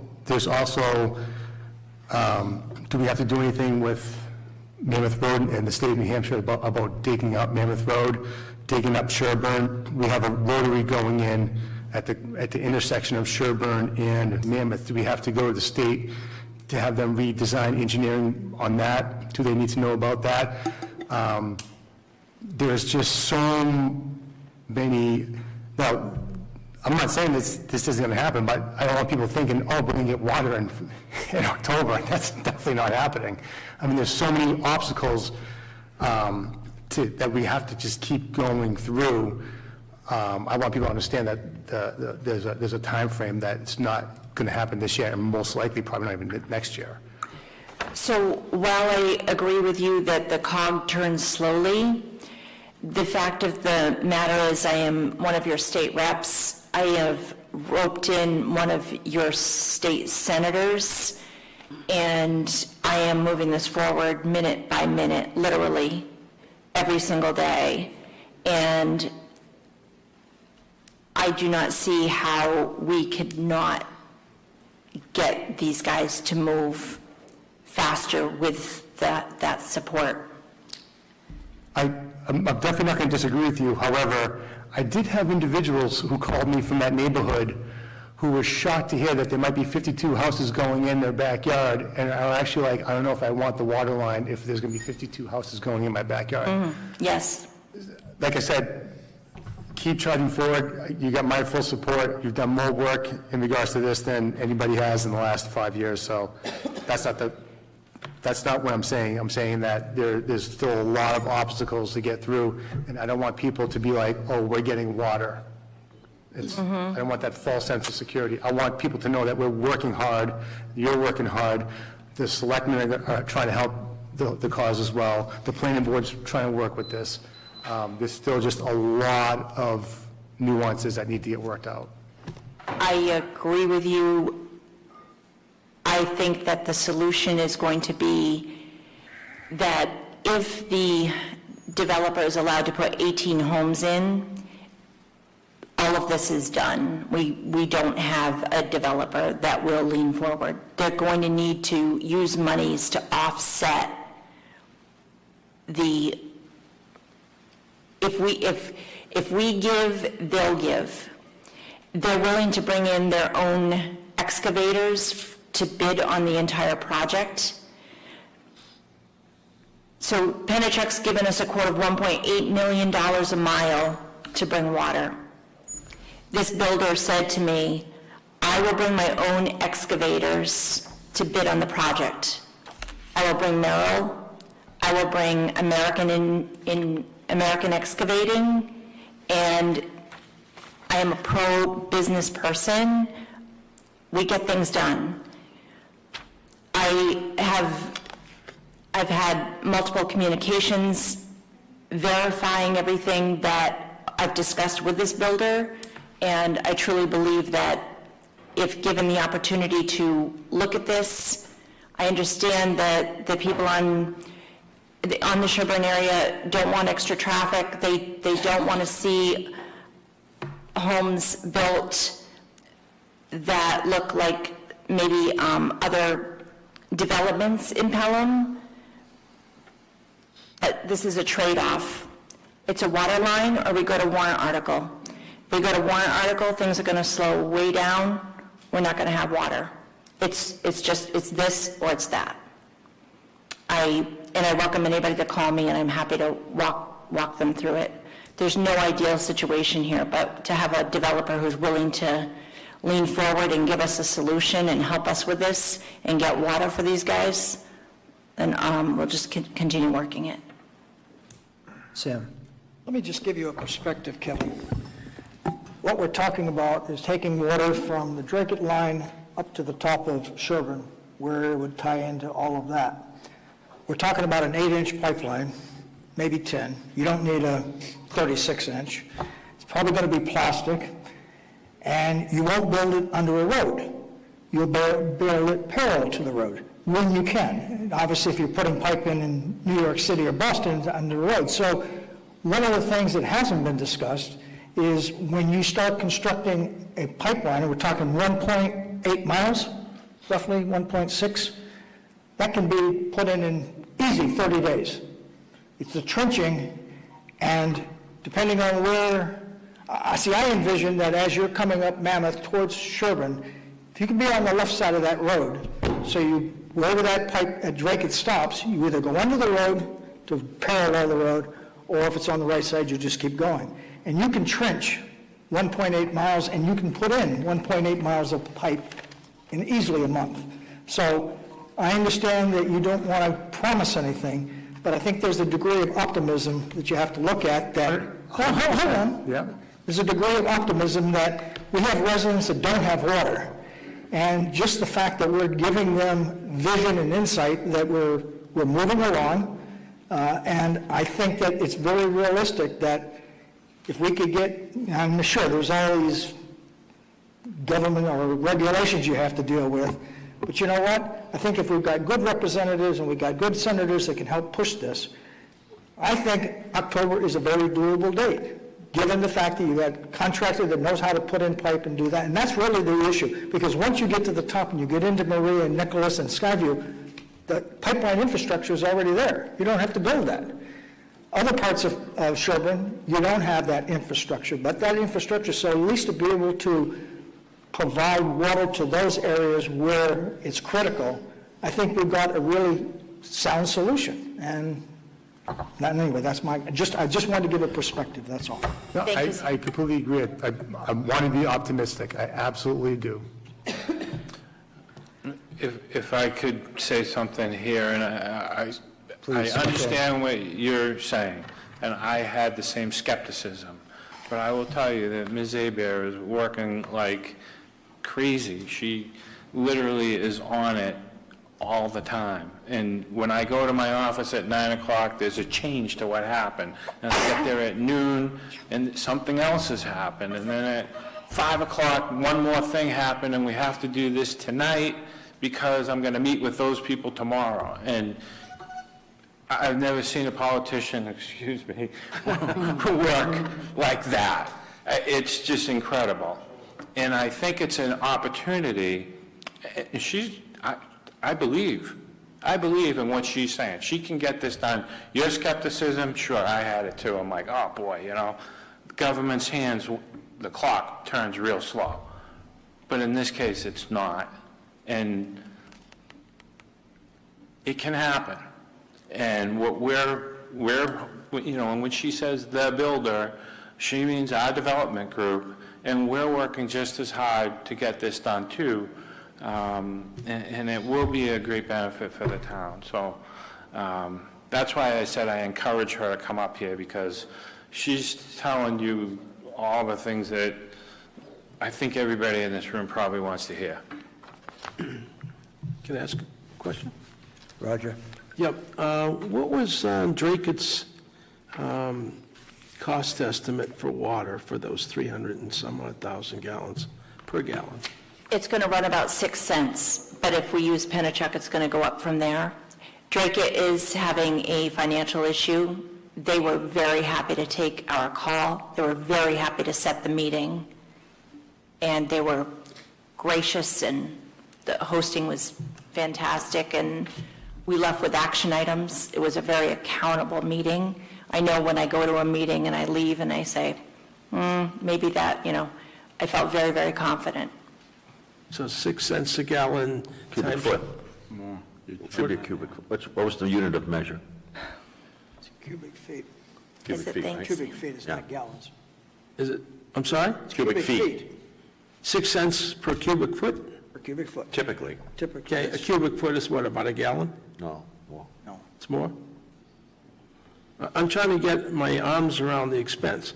Everything that we're talking hypothetically that could come together has a cost. And so those costs have to be passed on either through taxes, through exactions from developers, which, how much you're going to ask for this, how long would it take for developers to come up with enough money? Number one. Number two, the other way would be to, have the people that are serviced by it be part of or most of the expense, because it's going to be expensive just to hook up from the road to the buildings.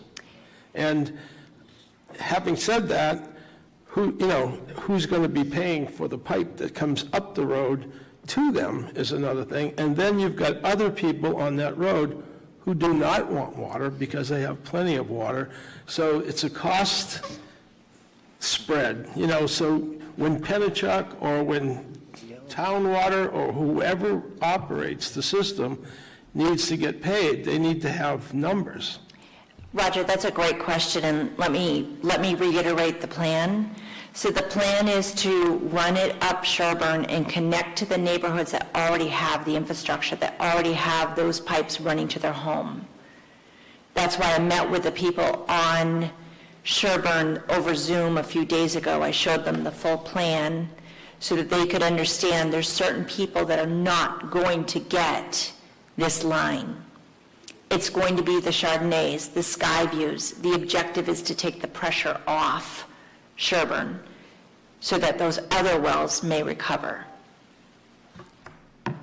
Phase 2, the COG that Selectman Cody's talking about with the grant, that may be as we start to lay out our feasibility study and figure out, okay, what parts of town Sam and I are working on? Okay, what parts of town do we need to lay out? That will all come from the feasibility study. And so Marie Ave is going to have a line right on Marie.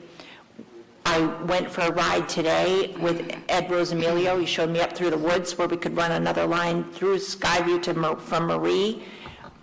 All of that is the objective so that we can get the houses that are already hooked up. This is not a ploy to get warrant articles through or to start taxation. This is only to go by and hook up at each switch. Go by and hook up what? Chardonnay, for example, Chardonnay has a well system, right? They have one community well. That community well services all the homes, right? And so every home already has, from that main line to their home, already hooked in. Yep. At the end of the street, we have one hookup. We hook up at that line, and it feeds all the homes. It feeds every single home, and we shut that well off. Okay, have you, I'm going to skip ahead just a little bit. Have you got any response from the people that we were putting aside $67,000 for a hydrology report? The hydrology report's $35,000. The $67,000 was for the feasibility study from Weston and Sampson. So we've applied for the grant to have New Hampshire pay for that feasibility study. That study for $67,000 looks at the whole town of Pelham to determine where we need water. That feasibility study will be delivered in summer to fall 2023. My focus right now, while that's all happening simultaneously, is to work on Sherburne. Okay. The select board just advanced. To get water to the area that needs it, if you just use Chardonnay Road as the example, because it's on our plan tonight, you can see it right there on the top left in the corner. To get water to that point from Drake is $2.5–3 million maybe. Okay, that's what I was thinking. There's two pinch points, Mr. Chairman. There's two pinch points. There's one at the top of Sherburne, or there's one at the bottom of Sherburne. The one at the top is less mileage. Regardless of which direction you're going to come up through, I don't care if you cut through Veterans Park and save 500 feet of pipe. It's irrelevant to the comment that I'm going to make, which is to put it on a ballot and ask the entire town to pay, let's call it $3 million. Most people in the town are looking at this meeting tonight and the last meeting and the meeting before that, where we all know here that there's a problem with water. Most of the town doesn't know that. So when you put on a ballot question, do you want to spend $3 million to run a pipe up there? Well, it doesn't feed anybody, it just runs a pipe up the road. This development, if the developer in front of us was to bring that line up, put a big development in instead of a small development, and offset it with his expenses of being able to sell more homes, now that pipe is all the way up Sherburne Road to approximately Chardonnay Road. Now, to get it to where it needs to go for the people that need water, it's right there. It's really close. It could potentially be, in the hundreds of thousands of dollars, to get something over to Marie, get something up Scenic View, could be $500,000. If you try to say to the townspeople, I want to supply everybody up there with water, you're talking $10 million if the town was to do it, and who's going to get it? Who's not going to get it?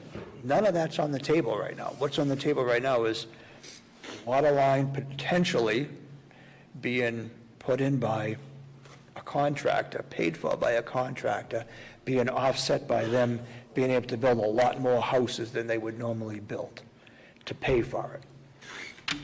It's a scale.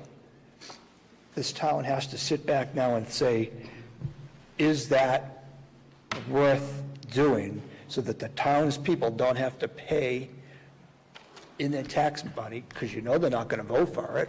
Nobody's going to vote for $10 million to send water up there, but they don't have to vote anything at all for a free water line to go up there with a developer selling more houses. So now we have to look at it and say, is that something that this town can somehow do? Can this board somehow figure out a way to do that in conjunction with the developer? I believe is what is potentially going to be come in front of us with a conceptual plan at some point. And, Mr. Chairman, the builder is to my right, Mr. Aaron Orso. How you doing today? Mr. Chairman, members of the board, Aaron Orso, DHB Homes. Been working with Kim on this since the first meeting, obviously seeing the concern from the abutters and from obviously the board, and this section of town is definitely an issue. We also don't want to be purchasing land that we can't get water on. There's no value in that. There's nothing to gain from that. Nothing in anything am I asking. Yes, I am asking for a density increase over your current soil lot loads. We are asking that you guys would explore the option of allowing us to follow New Hampshire State DES soil load calculations. And we had a proposal when I met with Kim earlier last week or the week before Christmas, and we had a proposal that we would try to set up what we would a utility impact fee on all of the homes. Yes, you are correct, Kevin, in regards to the amount of units. The lots or the soils that we have on that property allow for 52 units. I have proven and I sent it over to Jen today because we just received this information. Like Kurt said to you earlier, this is something that has been a revolving wheel and we have not stopped working on it. I say we, she has been the leader on this thing from day one. I have just proposed an option that, when in my mind, makes sense. Whether or not everyone else feels that way, it is what it is. But the reality is what we're proposing is 52 units, and I had a concept that I had shared with some people in here. I'm not too sure who Kim has shared it with. Kurt has also brought in a proposal, and our whole entire idea of that was to offset this enormous cost to run this line. And everyone's going to ask me, well, how do you plan on doing that? We anticipated this to cost around $300 a lineal foot, and yes, Kim is right. I have, I'm a second-generation builder. My family has developed most of Pelham. If anyone's been here for some time, DHB Homes has been developing homes in Pelham for the last 35, 40 years.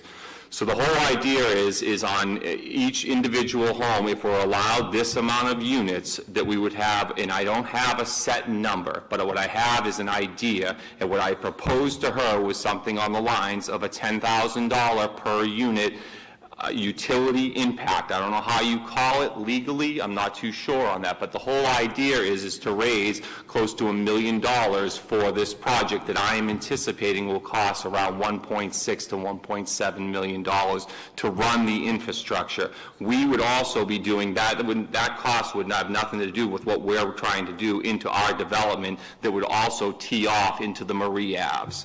So the whole idea of this would be on each individual house, I had a proposal that we would have an impact fee that would go towards this for $10,000 per house. At the same time, we want to set up a betterment fee on all 52 of those homes. And a rough number on usually betterment fees for water would be anywhere between $45 and $500 per home. You do the math, it comes out to right short of $800,000 that would be able to be generated through us, through you giving us leniency on your soil lot load calculations. And that's the pitch. These are not, so you're probably all going to start thinking, oh, is this Tangier Circle? It's not even close to that. Kurt has an example of exactly what it would look like, and I'm more than happy to share with that because I'd rather have the cat out of the bag. No need to waste anyone's time.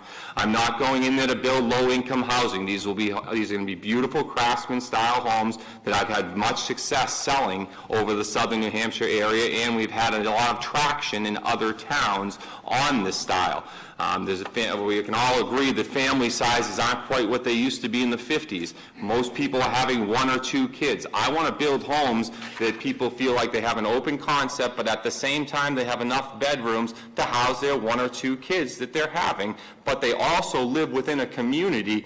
The days of everyone wanting a 1 acre, 2 acre parcel, those days are gone. My generation wants nothing to do with coming home and having to mow my lawn for hours on end. I'm not saying everyone, but I'm just... That's not true. Well, I'm just... That's not true. Well... Don't speak. Mr. Chairman, I think Mr. Chairman, point of order. I think we're drifting off the subject in front of us, which is the 3-lot subdivision. We're into a conceptual design. We're into monetary negotiation here. I think we've drifted afar. I agree with that. But I will end with that, which I'm just really looking to work with everyone in the town. And yes, we do have an opportunity on this parcel to do that. I'm not looking to offend anybody by a comment by that in any way. I sell a good amount of homes, and I know what people are buying right now, and it might not be what everybody on this board wants. It might not be what you anticipate them to want, but, I'm just being very clear that having a beautiful home on a manageable size property is what a lot of people want, and that's what we're kind of proposing. And like I said, not everything is ironed out, but we are very open-eared, and we want to work with you guys, and I think that this is a give and a take. Yes, I get a little bit more, but at the same time, there's a reality here that, we can be a big benefit in this solution. Mr. Chairman, can I just take 1 minute? I know you want to separate. Jim, you made a great point, and I think we should move on. But most of that, I don't want to have him leave with everybody thinking exactly what he said. Because on Skyview up there, they had to blast every inch of that hill to put in the water lines. Your estimated figure, are you considering that? Because I talked to the guy, the builder up there. We get soil Okay. from our property. Yeah, and every house line going to it had to be, the trenching had to be blasted. I mean, it was unbelievable, 10 years of blasting up there. Sure. So you're giving a circular, amount. But if you haven't taken into consideration blasting, you know what that costs. That drives the price right through the roof. I'll end it at that. On my property, we have done significant amount of test pits, and Kirk can vouch for that. So I am aware of on that parcel what I'm, looking at coming up the shoulder of the road. Yes, there is some variables on that that I cannot speak to you. Could be on Marie Ave also, and going to those people's houses. The expense going to those individuals just for their own hookup. Yep. May be cost prohibitive. I'm not trying to absolutely put a fly in the ointment. I just want to be real, that's all. Could I just add to something that you're talking about, Roger, is that if I have a house on Marie that is, let's say, worth for $600,000, but I have no water, I can't sell it. So it's worth zero. I agree with If I can get water, it's back to worth what it's worth. So And so what you're saying The is, water that if is- you use this infrastructure up there to reduce the draw on that hill, you're saying that those people's water will come back up? potentially. Well, I kind of differ with you because I was involved in hydrology with LSPs in Massachusetts, licensed site professionals, on gasoline and volatile releases underground. And I learned a lot over 20 years, that underground, you could have a plume here, nothing here, and then this gigantic reservoir here that gets contaminated. So I've learned that the underground hydrology is not how we envision it above ground. That's all I'm trying to say. And what you were saying up there, that when you see some homes that, I think Kevin said that, one home has got plenty of water and the one next door has nothing, okay? You can't predict that. So, but an underground, they have to drill holes and they have to take tests everywhere to see where the underground water is. It's not that simple. So with that said, let's say you're absolutely right, and I've said from the beginning there's no guarantee. But once we supplement water onto Sherburne, and we've shut that Skyview off, and we've shut Chardonnay off, those are wells that we can bring a line down and tap into if we had to. If we don't have the monies, if we don't have the warrant articles to support running more, we've just eliminated more wells that we can tap into. It's complicated. It's complicated, and there's not one day that goes by that I don't find another giant piece to this that I said from the beginning, my plan was I'll get on at the local level, get on at the state level, and Pelham will have water. So I want to ask the builder the question. The amount of houses that you think that you could support on a septic load, probably half-acre lots, I would assume, do you feel there's enough money to be made there to be able to bring that water line up from Drake to your development without it having a cost to the town of Pelham's taxpayer? I don't know. All I did was make a suggestion, and like I said, it was kind of a hypothetical number that I had thrown out to Kim. I am not saying that I wouldn't stand by it, but I just, I had a project like this that we worked on in Londonderry, and it got great reviews. So I honestly, I just brought it to Kim saying, hey, this might be a solution. We could possibly use some sort of a term on impact fee that's designed for this.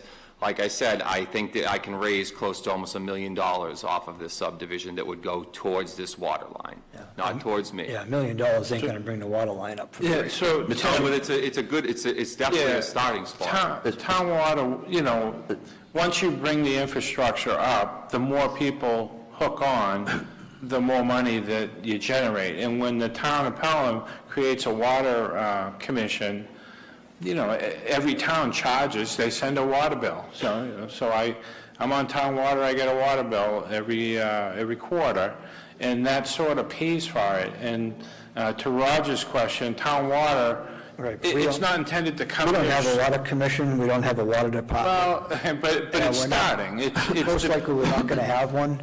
I was thinking that perhaps maybe when I saw this conceptual design, that with that amount of houses, that there was going to be enough money with all those extra lots to pay to have that water line brought up from Drake.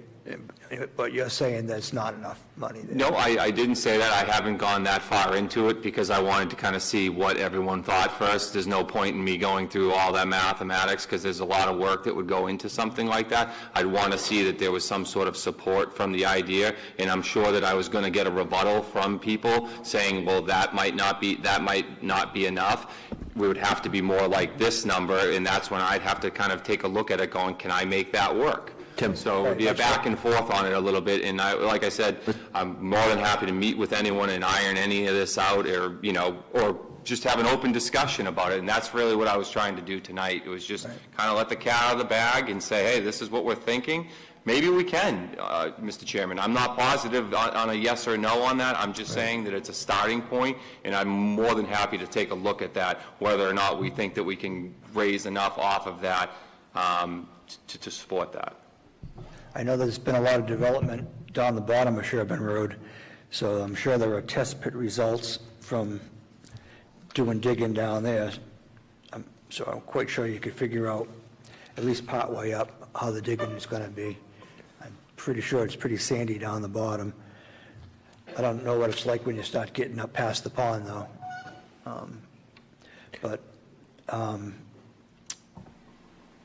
I kind of been running the numbers myself that you were just talking about, and those numbers don't seem to work.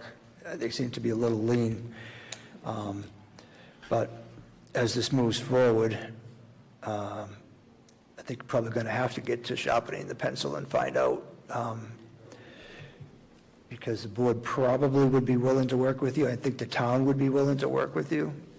I know I would be. I think there might be a few other members that would be, but we would have to find out for sure. Jim, what was your comment you wanted to make? Well, seeing the conversation has been forced on, I just want to... Well, I asked the board members if we wanted to go... Okay, yeah, here, so... and you all agreed to... Okay. The applicant agreed that he would let this guy Kim take his time, and this is the builder, so this is all part of the same conversation. So let me add some numerical value to what the comment you just made. And first of all, everybody has to understand that we need we need the authority to be able to make any kind of decision to change the density load. That's, in our language, in our jargon, it's innovative land use. If we don't have that, we can't do that. Yep. So that's a whole legal question by itself, stepping block number one, or stone wall number one. Secondly, just roughly, 36 bonus lots, I'm calling them bonus lots because they'd be over and above what soil calculations would allow you now, is a market value at approximately $150,000 per lot. That's very realistic in Pelham. I know that's a gross number before cost to take out, before engineering. It's $5,400,000. So your point of start, if I was negotiating, is a non-start. But that's just my numerical perspective, and I get that there's a lot involved when you throw out a number like that, because all the cost of development take away from that 150. That 150 is developed from the cost of the investment. I get that. But right now, we're having lots in Pelham hit 200,000. You know what the market's doing. I mean, the market's crazy right now. We're going the other way. But I, too, am good at looking at numbers very, very roughly now. And I'm not trying to insult your offer. No. But I'm just trying to say, if I was negotiating, we wouldn't even be in the same room for 10 minutes. I agree, Jim, with you 100%. One, this has all come pretty quick, so my attorney was taking a look at what variances or waivers that I would actually need, and I tried to have that for today. I'm not going to say that I didn't. And on the lot thing, it's not going to, I'm trying to make a condominium project here where there's not an individual fee simple lot being transferred. You're buying a house in common land, so it definitely has a significant reduction in price. And like I said, Jim, honestly, this is just an idea. I haven't dove into this at all. I would love to sit down with everyone and, hey, let's have an open discussion. I'll show you guys my cards. I have nothing to hide, because it's either going to work or it's not, and that's it. And that's very interesting, Mr. Chairman, and board members and members of the public, because if we could use an innovative land use method to deal, we do show each other cards. Yep. And that's how we negotiate these things, and we get progress to happen. And I'm not against your progress, I just want, it has to be the absolute best. You have to make money. Yep. Those people back there have to get water. Yep. And like I said, I haven't even looked at what 52 divided by all my costs plus this. I say $10,000, like I said earlier, that could be a hypothetical number. I'm hoping that I can actually possibly even give more. I would love to say, hey, we had the ability to cover this cost completely. I'd make you a trade right now. You run the water line down to your project, and we'll bend over backwards for you. But I can't make that. There's 7 more of us and a whole group of selectmen and 14,000 people. I think that's what I'm trying to do here. There's 18 wells that you wouldn't have to drill.